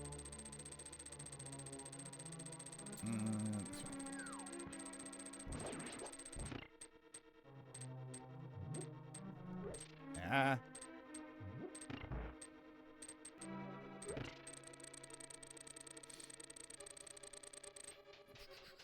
Four Swords was first. 4 Swords was from the GBA Link to the Past game. 4 Swords was before Minish Cap. Dragoon. 4 Swords Adventure was after. But the where they got that concept from, I guess, came from Link to the Past. Those spikes. Yeah, listen to the spikes.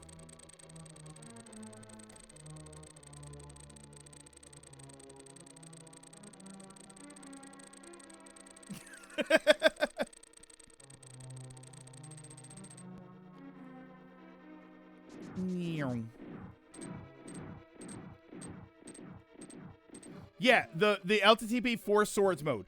That came first. And then Minish Cap added a feature similar to it. And then 4 Swords Adventure, the GameCube game, came out. You know, the one that they really should be remaking. Minish Cap was in 2005 in the US, likely because they were making it when the PSP got announced and they were pressured, and then pressured Nintendo released the DS. 4 Swords Adventures was 2004. Oh, was it before? Oh my God, that skeleton ran up on me. What was that? He was walking me down like a daredevil that has no skill at the game, but sure thinks he does. Sorry, I'm on Rivals again.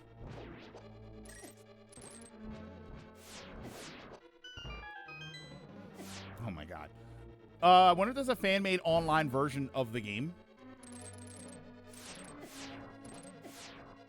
Okay, I am getting bullied.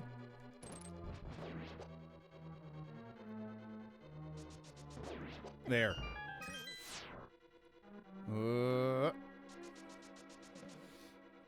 Yeah, it walked me down like I do with Rogue. I wonder if there's a fan-made online multiplayer of this game. I don't know. Or a bluffing Daredevil, a Deadpool player. No, see the Deadpool players I think are actually pretty good. It just depends on the role.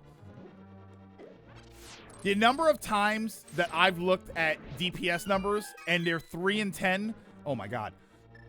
Are you serious?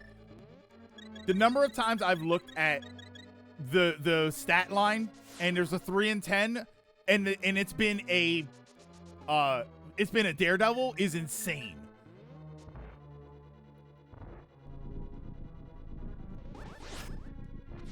Oh wait, hold on.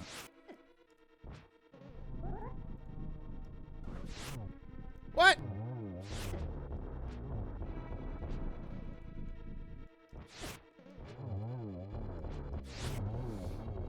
I'm a Daredevil main.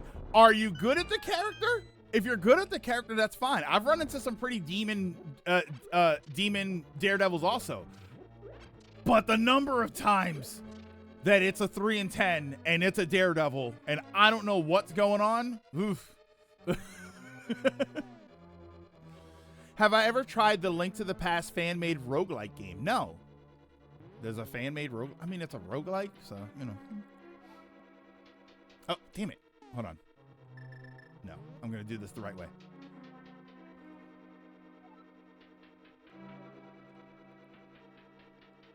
All right, ready. Oh, come on. Yeah, switch from Spider-Man to Daredevil. And if you're, hey, listen, if you're good at it, hold on. Oh, I missed him. Oh wait, hold on. There we go. Like the joke with with Spider-Man's was always like, oh, this guy, you know, right? He thinks he's the system admin, right? This is. Oh, hold on. No, don't go away. No.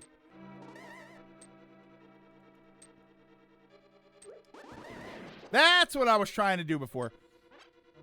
Like that's always the joke, right? I see a Spider-Man and oh god, here we go. But then a lot of the time the Spider-Man is incredible or amazing, I might even say. Daredevils, I'm not running into a lot. I'm not seeing a lot of Daredevil MVP screens. Just saying. Just saying. Granted, I'm not seeing a lot of Squirrel Girl MVP screens either, unless it's mine. Remember we had that joke about Wolverine where the player watched the video. Oh yeah, yeah. When you would see when the Wolverine player was hard stuck on let me get behind the line and then grab the tank, and then that was all they did. Like they would die for it. It was all they would do. It's like, all right, that guy definitely watched the how to play Wolverine video and never watched the second one.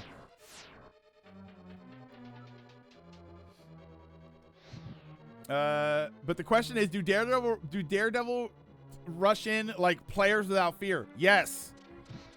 Yes. And what I've learned, here's what I've learned, is that fear is a useful mechanic that some people should have. Some people should have it. I kind of choked up there a little bit. Still thinking about Expedition 33.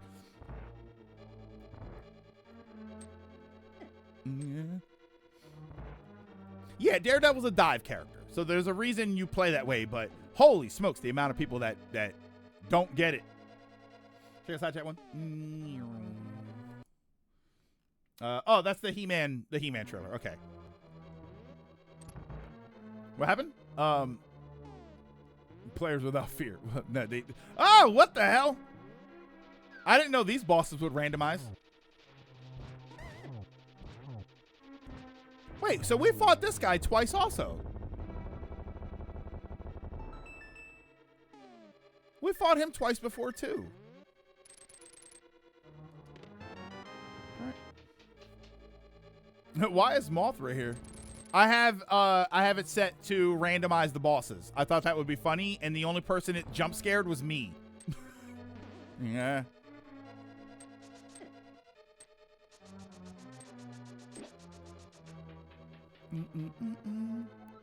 Yeah, I have it set to do that, and I thought it was funny. It's just it kind of randomized them in a weird way. I don't understand.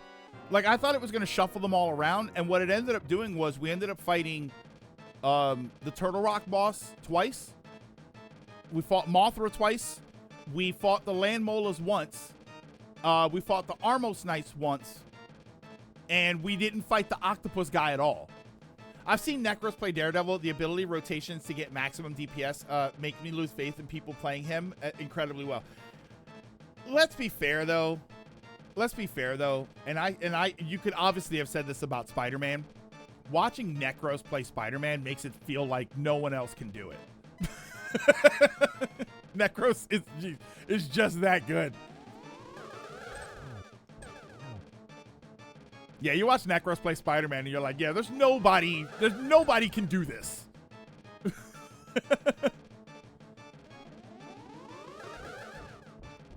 Oh, I'm whiffing these. Hold on.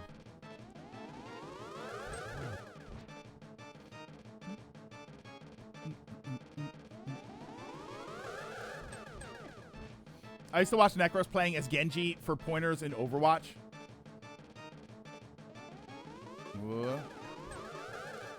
Ah, damn it. Yeah, like you're not going to replicate that.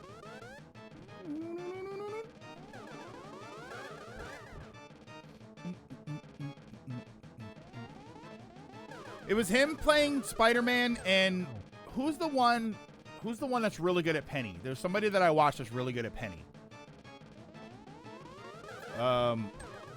Cringe Alarm? Is it Cringe Alarm?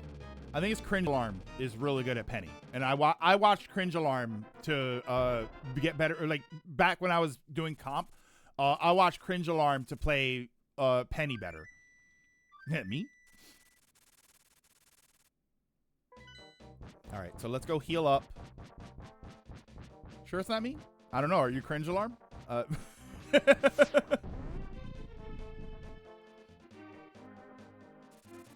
Oh no! The boss turned into a giant bat and flew away. I know. I'll get my duck.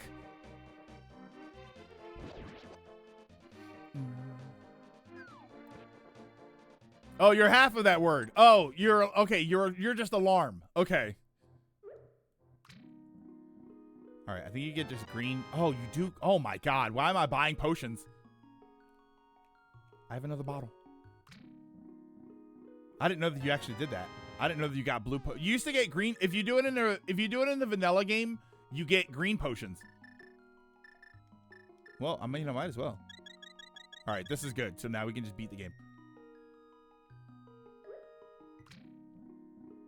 Good Lord, I'm running a lot more. Oh, Linky, I should probably explain. This is a randomizer run, so that's why this is all rando. No, this is a randomizer run. In the base vanilla game, if you throw a bottle into the thing, you get back in the waterfall cave, you get back a green bottle. I don't know about here. So you might actually get the blue bottles here, but in the waterfall cave, you'll get a green bottle full if you throw an empty bottle in. Yeah, this is just a randomizer run, but then I also randomize the bosses. So let me. All right, so this is going to be us beating it. Like other pulmonate land gastropods, the majority of land slugs have two pairs of feelers or tentacles on their head.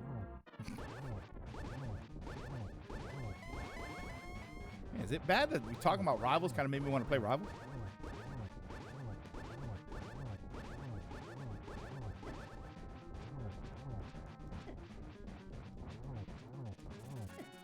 Nah. No, get him. Oh, no.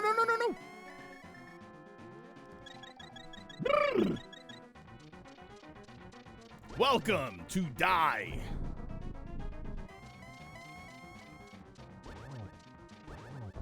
Oh, wait, I have to do... Hold on. I need this.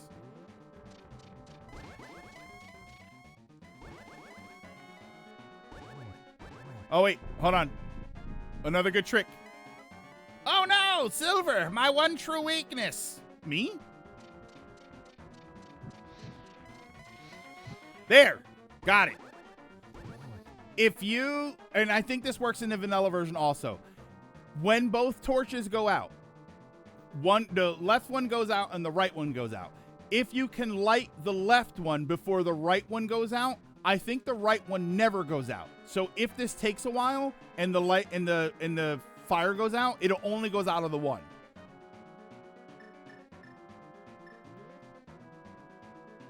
Oh, wait, my bad.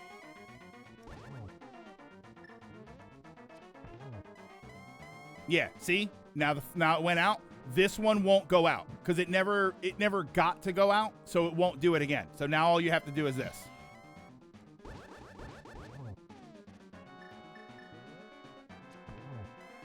Oh,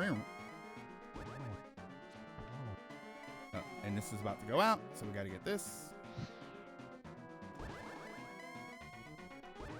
And game. See, no problem. The Marvel Collection has been done by limited runs. Kills me. The limited run thing for the Marvel Collection, which looks amazing, by the way. Well, it looks amazing, but let's be honest here. Most of those games are kind of okay. And Silver Surfers happens to be there, which is like yeesh. I'm with everybody else. 6-player online X-Men arcade game. Like, that's really what I care about. Yeah, the Genesis games aren't there. Like, the X-Men games aren't there. I do think that's kind of weird. You win. That's all. It's just you win. Welcome to die. The limited run thing does bother me. It does suck. It sucks for the physical aspect of the game. LRG games do sometimes end up in stores, though. So there is a chance that it's going to be in a store. I'm more concerned with, obviously, limited numbers and stuff. Obviously, if you're going to buy it digitally, that's irrelevant. Once the game is available, it's available, which I do actually really kind of like. I appreciate that. Yes, sometimes, not all the time. I think this is going to be one of those that ends up in the stores. So that's the biggest problem with it. But other than that, I'm just happy it's going to exist. I'm happy that there's a home X-Men the arcade game. One thing that I did see people saying, and I don't really think it's necessary. I saw somebody say this, that they wished it had a widescreen mode, and I'm sitting there like, but it's going to be widescreen, right? Like it's got to have widescreen support for the 6-player mode. Wait, you finished the game? I'm not clocked out yet.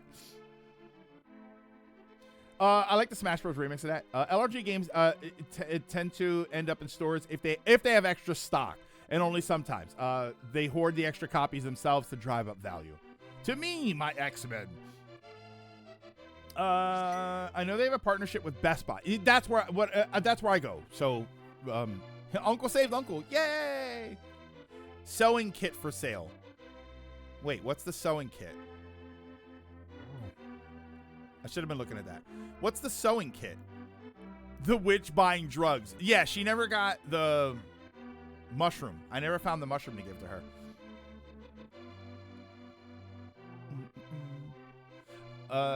Yeah, I got the Jurassic Park collection from there a few years ago. That one, the one that's getting delisted.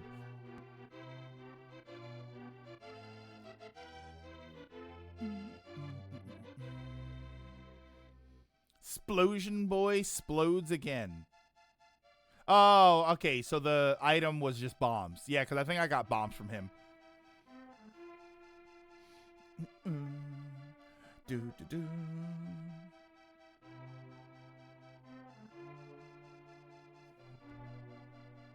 Hang on one second.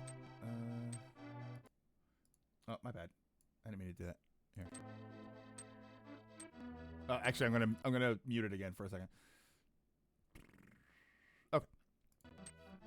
The ending credit scene after this montage is yes. I agree. I agree that it's. I don't know if it's one of my favorites ever, but it's really, really good. Hold on. Give me a second. I'll be right. I'm gonna leave this running, and then I'll be right back.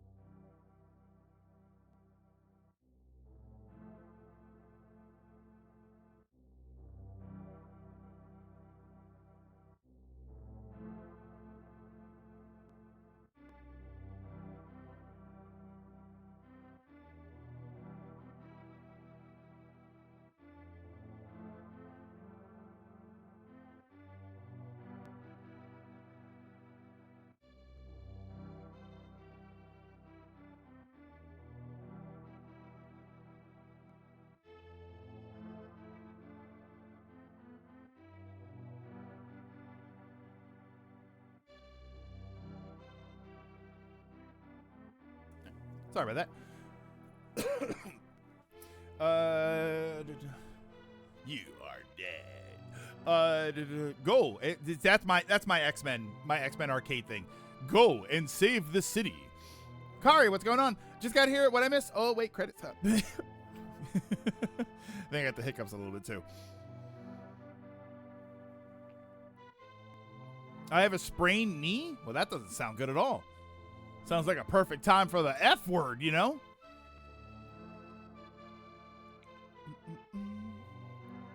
Boop, boop.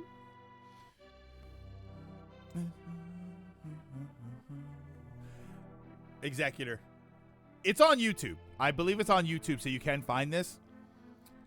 I listened to them perform this song at one of the Zelda concerts I went to, and it's awesome. It's so good. It was so good.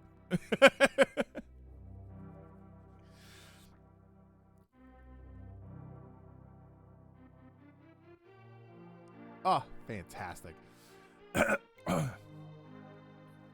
It had us worried at the end, but that was a good run. Thank you. I'd be a crying mess. I was.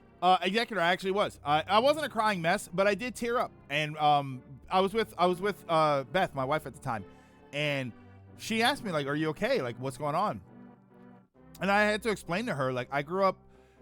This was a while. That's where I got this poster. That was where I got the Symphony of the Goddess was the concert tour, and she asked, what's wrong? And I said, I grew up with everybody laughing at me for playing video games, right? I grew up with people telling me that I wasn't going to do it forever, or that it was just video games, it wasn't important, and to be sitting there at a concert, listening to music from video games that I love, getting that kind of treatment was actually really significant.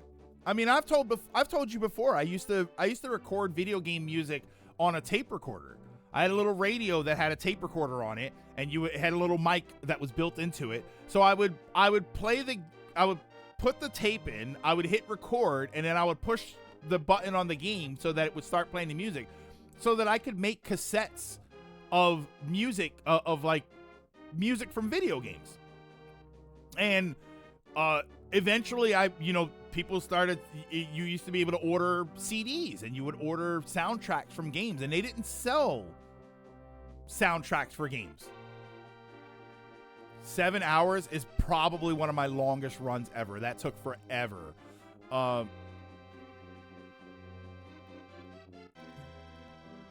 Yeah, and so now, I grew up with people basically laughing at me for playing video games, or joking with me and telling me that it was this and that and it wasn't really important. And now here I am sitting at the symphony, right? At the listening to a full orchestra playing music from games that I really loved. And I thought, wait, this is amazing. And it got me emotional when I was there. We also stopped to chat a few times. Yeah, I mean, even if that eats up half an hour of time, which is probably more than that, yeah, it's okay, though. And this screen always stops right here. There's nothing you can do on this screen. I do love it, though. The no-funners who make fun of people for having a good time, they probably lacked fun in their own lives. Well, again, you have to understand that while, yes, it's true, it is true. There was a time, and you know what? I'm happy for anything. If I'm happy for anything else right now, it is here. I'm gonna put this back to just chatting.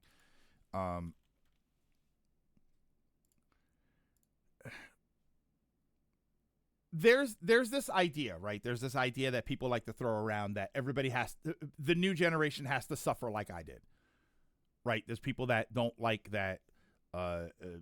We've solved problems. It's like, back in my day, we didn't have to do all of that. It's like, no, because back in your day, you didn't have the tools to do it, and now we have the tools to do it. So, or there's an understanding or something. That's just the way it was. And I think about like how things were as an older person. Yeah, like I struggled, so you need to also. And some people are kind of like that. Some people are very much like, they see somebody walking around wearing a Marvel t-shirt, and it's like, oh, back in the day, you'd have been a nerd or whatever. And they kind of give people a hard time about it. I am the opposite. I am glad that there's way more resources for kids out there, and for adults, and for teenagers and early young adults and old adults. I'm so happy that there are resources for people out there, that there are communities out there for these people. That's why I defend the internet. People like to say that, oh, the internet is where things took a downturn. It's like, no, misusing the internet is where things took a downturn. But for a lot of people, it's fantastic that they have that. It's amazing that they get to have that they don't have to enjoy their things by themselves. That's why it always makes me sad when people, like people asked earlier about treating adults that way. And yeah, there are still people that do that. And I know because I've met the adults that can't talk about that stuff. I met a guy when I worked at Target, and I felt so bad. He was a big dude, right? He's like 6'2". He was probably between 300 and 400 pounds. And when I think I had a Pokemon thing, or there was a Pokemon thing there, and we started chatting about it a little bit, and he knew what he was talking about. He knew about the Pokemon and stuff. And at one point, he kind of like, you could tell that he wasn't talking about it, and it was because someone else was there. So I asked him, like, you don't engage in any of this stuff, or like you don't go to conventions or anything? And he's like, no, because there's a stigma around people doing that stuff, and it doesn't help that I'm a big guy. He's like, it doesn't help that I'm tall and that I'm really overweight. And so now, like, he legitimately he was worried that people were going to consider him as the fat nerd that likes Pokemon. And it's like, that's real. There are really people that do that. But I'm so happy, younger people in general, I'm so happy that there are so many resources for them, and that hopefully they don't have to go back to that. They don't have to go back to being bullied by the other kids in the neighborhood because they like video games, or having their stuff taken from them. They don't have to go back to, hopefully, and I know that there's still a lot that do, but maybe they don't have to live in a household where they feel like an outcast, and they're made to feel like an outcast from their family, and because their family doesn't do the things that they do, and they don't understand it. There's a difference between being a fan and being weird, and now everyone is realizing that now in this era. And I'm glad that kids have more resources so that they don't have to live like that. I don't want people to have to. When I talk about being bullied as a kid for liking video games and being picked on and stuff, by people outside of my home and people in my home, that happened a little bit too. I'm happy that I don't want that for why in the hell would I want that for anybody else? Because I went through it. That's like, God, that's like somebody finds the cure for cancer, and someone else out there is like, well, I had to battle with chemo, so you should too. Like, could you imagine how horrible that would be to have somebody say? And while this is not as serious as having cancer, I do think it's same in principle that I don't want people to suffer the way I did. I don't want that. I went through whatever suffering I went through, and I want my lessons to move forward so that other people realize I don't have to live with that. And now they don't have to live with it. You don't have to live in a house. If you live in a house, if you're a younger person and you can't leave, and you live in a house where no one, everybody thinks you're a joke for the things that you like, you can still find resources outside of that. You can find groups online. You probably find groups in your school. There's ways to do that. I don't want people to have to suffer the way. What kind of masochist, right? What kind of horrible person would say, I want everybody to suffer the way I did? It is outrageous that anybody would say something like that.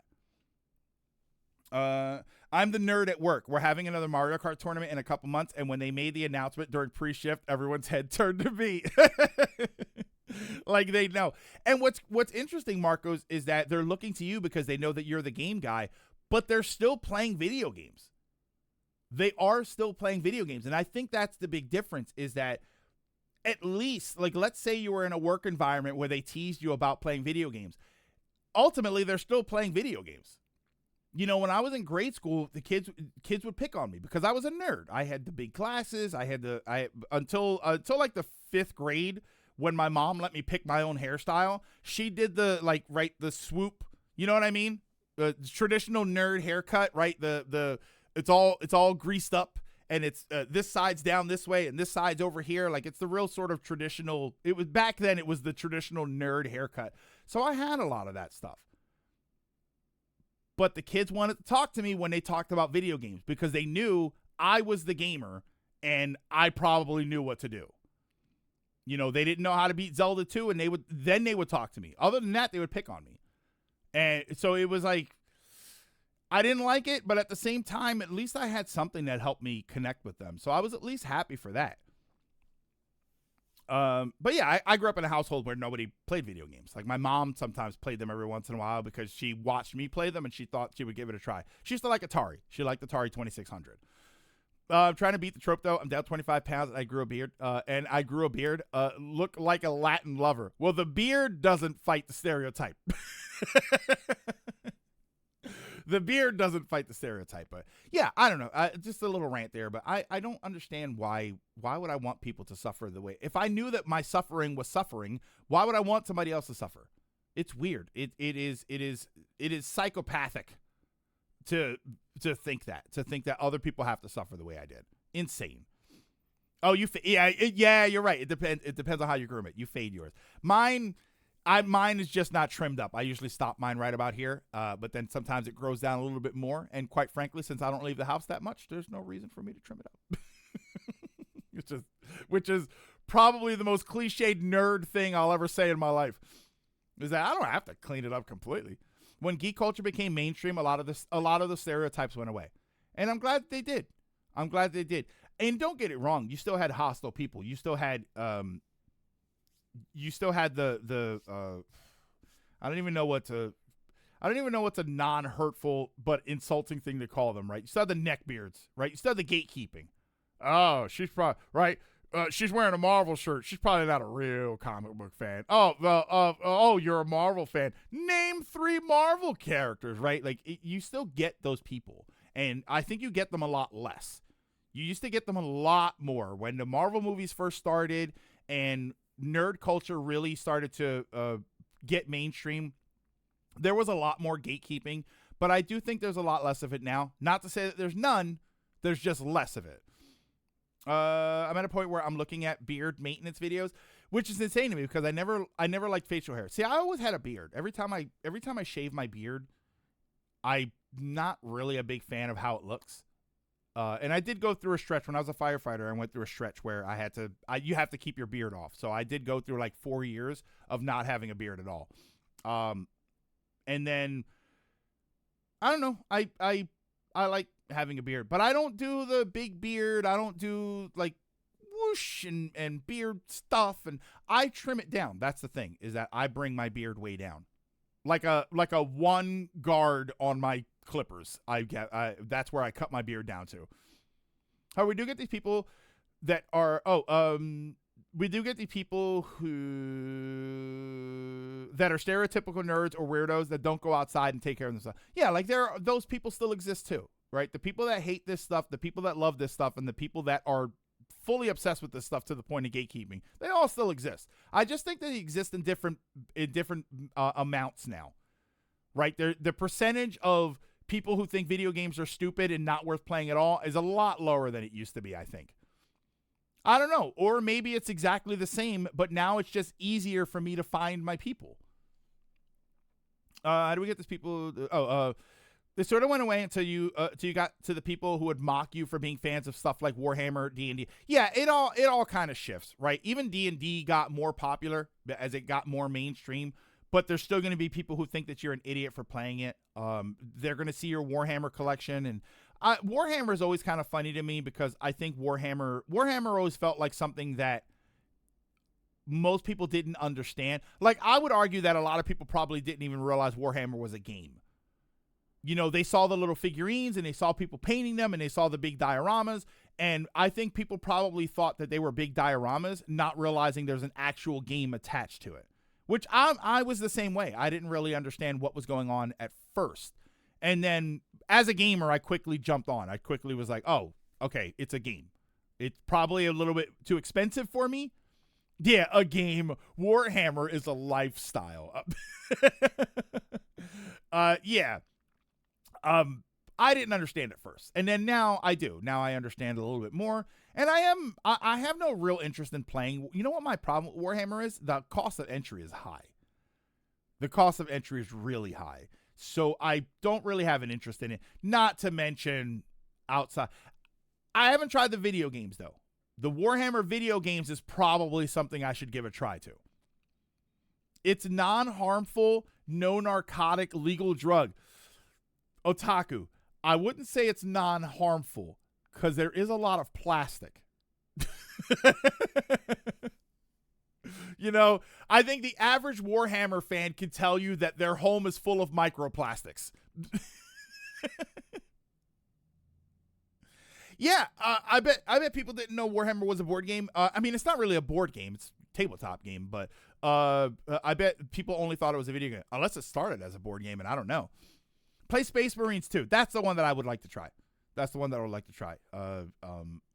But I don't. You know what? I worry about playing Warhammer because I don't. Do I want to incur the Emperor's justice?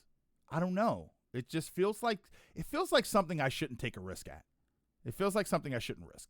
As long as people aren't weird or aggressive, yeah, people usually don't care. And I think that's and Van, I think that's kind of where we are right now. I think that's kind of where we are, where there used to be this large group of people that actively hated all of this stuff, and there were a lot of people that just didn't care.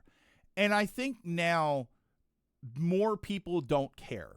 And I don't mean that as a negative of they think it's stupid. I think it's let people be people. Let them do what they're going to do. And as long as they're not hurting anybody, I think that is the more prevalent idea now, is that they're not hurting anybody. They're not overspending, right? If you're, I don't care what your hobby is. If you spend money on your hobby and you don't have food in your house and you can't afford to pay your bills, you're spending money on the wrong thing. But once you do pay all of your bills and your responsibilities and you handle yourself and you shower, I think most people would say, yeah, all right, do whatever you're going to do. I have no interest in it, but do whatever you're going to do. And I think that sentiment is a lot more prevalent now. You like Helldivers? You'll love Space Marines too. Just don't speak blasphemy. What's blasphemy? You are on thin ice already, brother. Don't let heresy enter your mind. Yeah, this all sounds like Helldivers. Everything I'm hearing is Helldivers. Yeah, I do watch some of those Warhammer lore videos, and I try to understand. I watched one yesterday that was like, it explained the Necrotier and the and it went into like the Necrotier and the origins of the Necrons, and then. There was another faction. Was it the Angels? No, what's the one that are basically the elves? It did talk about them. You were on the Salamanders. Okay. No, the ones that are basically space elves. It did talk about them a little bit too.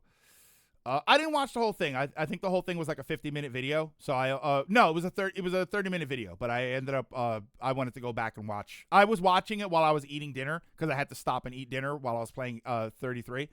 Then I went back. No, not the Aldair, not the Dukari. The Eldar. Eldar. Yes, Eldar. That was what they were. The Eldar, and they're basically like space elves. So it did talk about some of that stuff. It's super interesting. It's really interesting. It's a shame that it's a grim, dark future, but it's super interesting. I was forged in the furnace of war. Oh, is there a comic skin that I'd want in Rivals? That's not that I would want. Oh, there's an issue of X-Men where Psylocke was wearing a towel. Yeah, I'll take it. Now, real answer.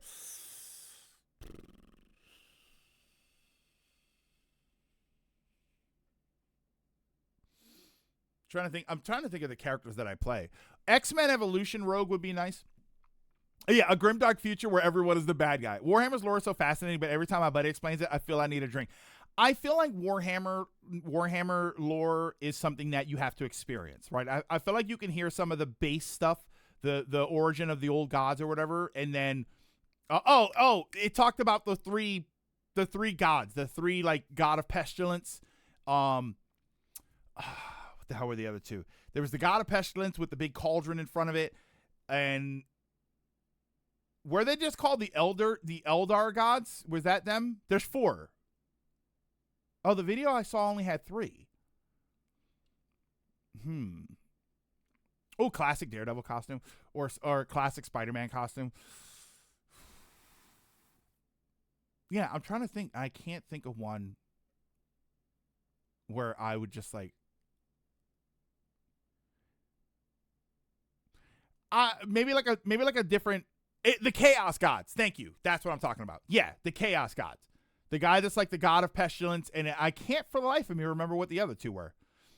I don't think it was the god of war. I don't think there was a god of war in combat. I don't remember if that was one of them. No, wait. So hold on. God of, see, now I gotta look. God of pestilence. Let me close that. I can close that. I can keep that there. Sorry, we're kind of spiraling into Warhammer lore that I know nothing about. Chaos gods. Not okay. Corn. Oh wait, it might have been these. It might have been these. It might have been the Chaos Gods. Hold on. Yeah, it was them. I thought there were 3. Okay, it is the Chaos Gods. Corn. Oh, okay, that's something else. Oh, okay. The video explained Nurgle. Hold on. Nurgle, Slanesh, Sneech, and Korn. Okay, so maybe there were 4 of them. All right, so there were 4. Yeah. All right, because I recognize every one of those names. Yeah. So it was talking about all of that stuff. Like, it was really interesting. You do get lost in it. That's the problem, is that there's so much lore, and in a 30-minute lore video of Warhammer, you're gonna get lost in it because there's so much of it. I think it might be something that you have to engage in more, and then you're like, oh, I'm gonna play this fact, right? It's like a fighting game. I'm gonna play this guy because it looks cool, right? I'm gonna play Necrons, or I'm gonna play Custodes or something. I think that was one of them, and like, oh, I'm gonna play them because they look cool, and maybe you read a little bit of lore and you're like, oh yeah, this is it. So then you get more into the lore, and then slowly but surely you sort of access the rest of the lore. Like, as you encounter things, there's more lore. I don't know what. So okay, so maybe it was just 3. I don't know. Yeah, you have to pick and choose the lore, and then slowly but surely you get more into it. So Warhammer is something I wouldn't mind trying. I wanted to try the Space Marines 2 game when it came out because it looked really fun. Warhammer might have some of the most diverse variety of video games and genre that I've seen. Might be up there with Mario and Star Wars. I chose Salamanders because they were the nicest chapter out of the Space Marines. And I would have to see, like, I would have to research and see who I want to play as. Like, I have a weird feeling about Warhammer. I have a very weird feeling. We're going to wrap up soon, by the way. I often play, or I almost exclusively play, nice guy characters, right? I'm the Paragon character. I don't want to make any bad choices. I usually play that kind of character. I have a feeling that if I get into Warhammer, I am going to play like whoever is ultra violent, which I know they are all ultra violent. But see, yeah, and Ronan, that's the thing, fellow Salamander. I have a feeling I'm going to go the other way around. I have a feeling that I am going to find the most bloodthirsty group, and they're going to be who I want to be. Right? That I don't know. Ultramarines, baby. Corn Marines. Ooh, maybe if I play a Corn Marine, can I be a colonel?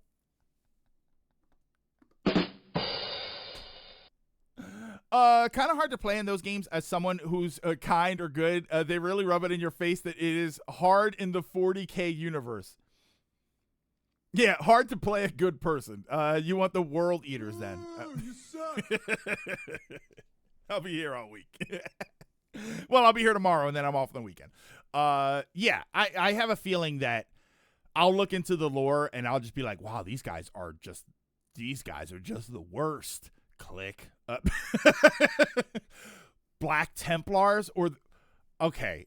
Listen, right off the bat, Blood Ravens sounds awesome. Like that's how I get sucked in.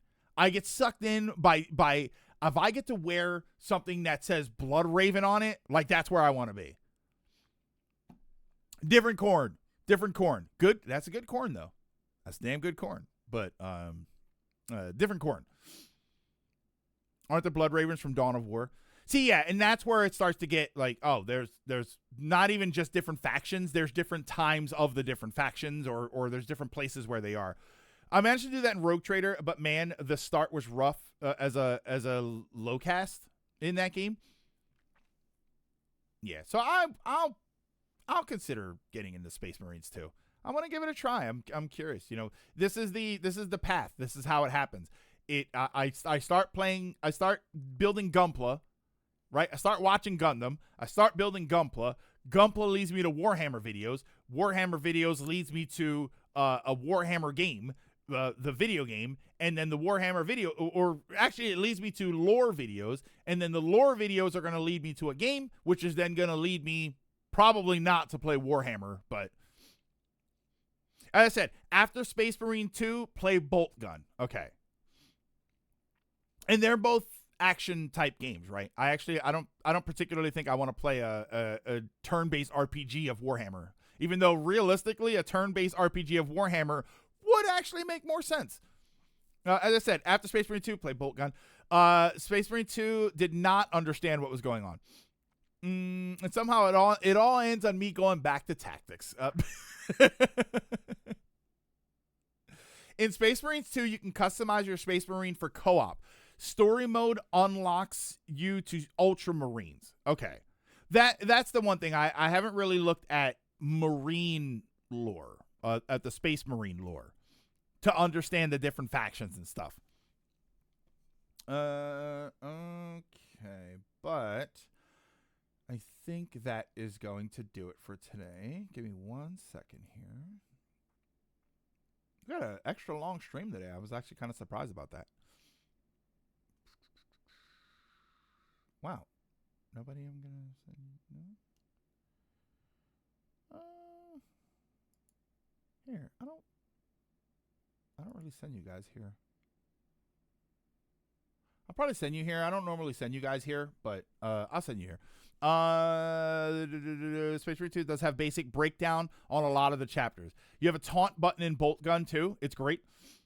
I haven't gotten into Bolt Gun. I don't find it that fun. Okay, and you're saying that's the Doom clone game. That's the Doom type game. I see if anyone on Rivals later. If I see anyone on Rivals, I hope you don't run into the pipe.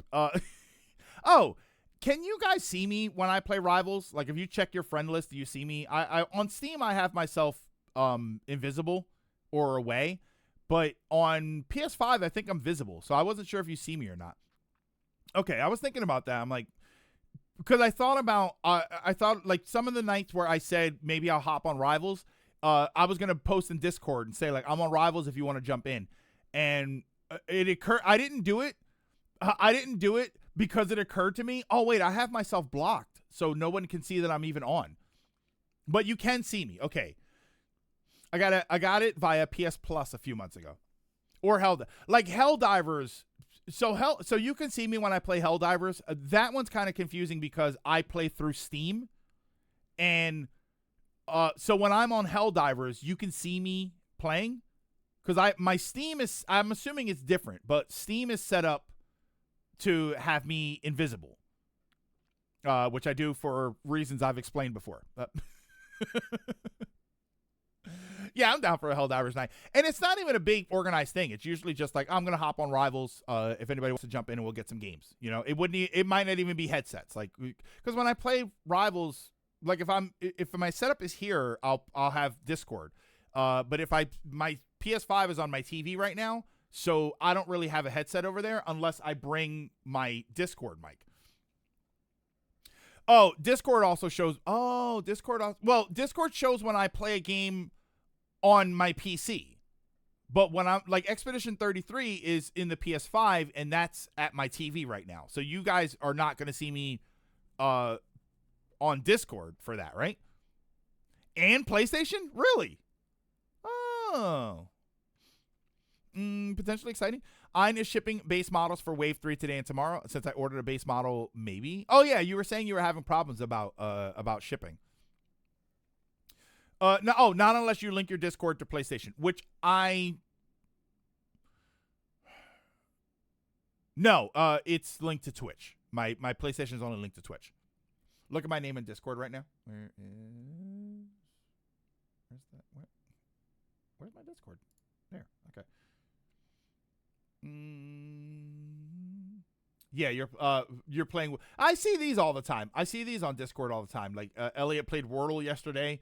Lilac played 31 hours of Warframe. So 31 hours of Warframe, Lilac, just starting out, huh? Later, Otaku, have a good one. Yeah, we're gonna be wrapping up here in a second. No, we're gonna Otaku. We're wrapping up now. So okay, hang on one second. Yeah, 31 hours. 31 hours right at the beginning. Hey, 2 more hours and we'll be on the same expedition. All right, so that is gonna do it for today. What the heck is he playing? Oh yeah, okay. So that is going to do it for today. So thank you everybody for stopping in and for hanging out. I very, very much appreciate it. Oh, you asked the Warframe vets, and I'm still a baby. Baby Tenno in Warframe. I had a warrior on WoW named DePipe and had a bind that said, "You just got DePipe" when I killed you. Yeah. So that's going to do it for today. So thank you everybody for stopping in and for hanging out. Very, very much appreciate it. Tomorrow we will stream. I don't know what we're going to be doing. I might just turn it into a Rivals Day, where we just hop on and play some Rivals, or we play some, maybe we play some Helldivers. We might do something like that. I don't want to commit to the next game yet, on a Friday. I hate committing to a new game on a Friday and then immediately have 2 days off. Monday, though, it is time. It is time I correct this gap that, I'll be honest with you, I could have sworn we had done. Monday is going to be Minish Cap. I'm going to start playing Minish Cap. I thought, no, not Galaxy. Not yet. I am going to get the Galaxy collection, and we are going to play Galaxy. I am actually committed to picking up the collection and playing Galaxy. The only reason I didn't was because I knew I had a couple other options, and I wanted to play Expedition 33. No, so we are going to jump in and we're finally going to play Minish Cap on stream. Not through 3D All-Stars. That's a fine game. As is my understanding, the 3D All-Stars is a fine game, but I do want to play the updated one. I am kind of curious to see what it looks like. And eventually, I would probably like to play Galaxy 2. So if I'm going to have to buy it anyway, I might as well just get the collection for it. Worst comes to worst, I stagger it a little bit, and then I just get the collection later. You know, I'll get the collection in 3 years when it's on sale. But yeah, so that's going to be Monday. We're going to play Minish Cap. So then tomorrow, yeah, it's almost like a Friday is turning into the sort of default. Every once in a while we'll have a Friday that is just the community day. So that's going to be tomorrow and then Monday. So hopefully everybody will be here for that. For right now, though, I'm going to send you to, I don't really send you here, Brent Zone. If anybody's familiar with Brent Zone, I'm going to send you there. It looks like they're playing Sonic Racing Crossworlds. Stick around after the credits, and I will send you over there to hang out and represent us very well. But there we go. Thank you once again, everybody, for stopping in and for hanging out. Don't forget to drink your mask, wear your water, social distance whenever possible. Take care of yourselves. Take care of each other. And I will see you all tomorrow.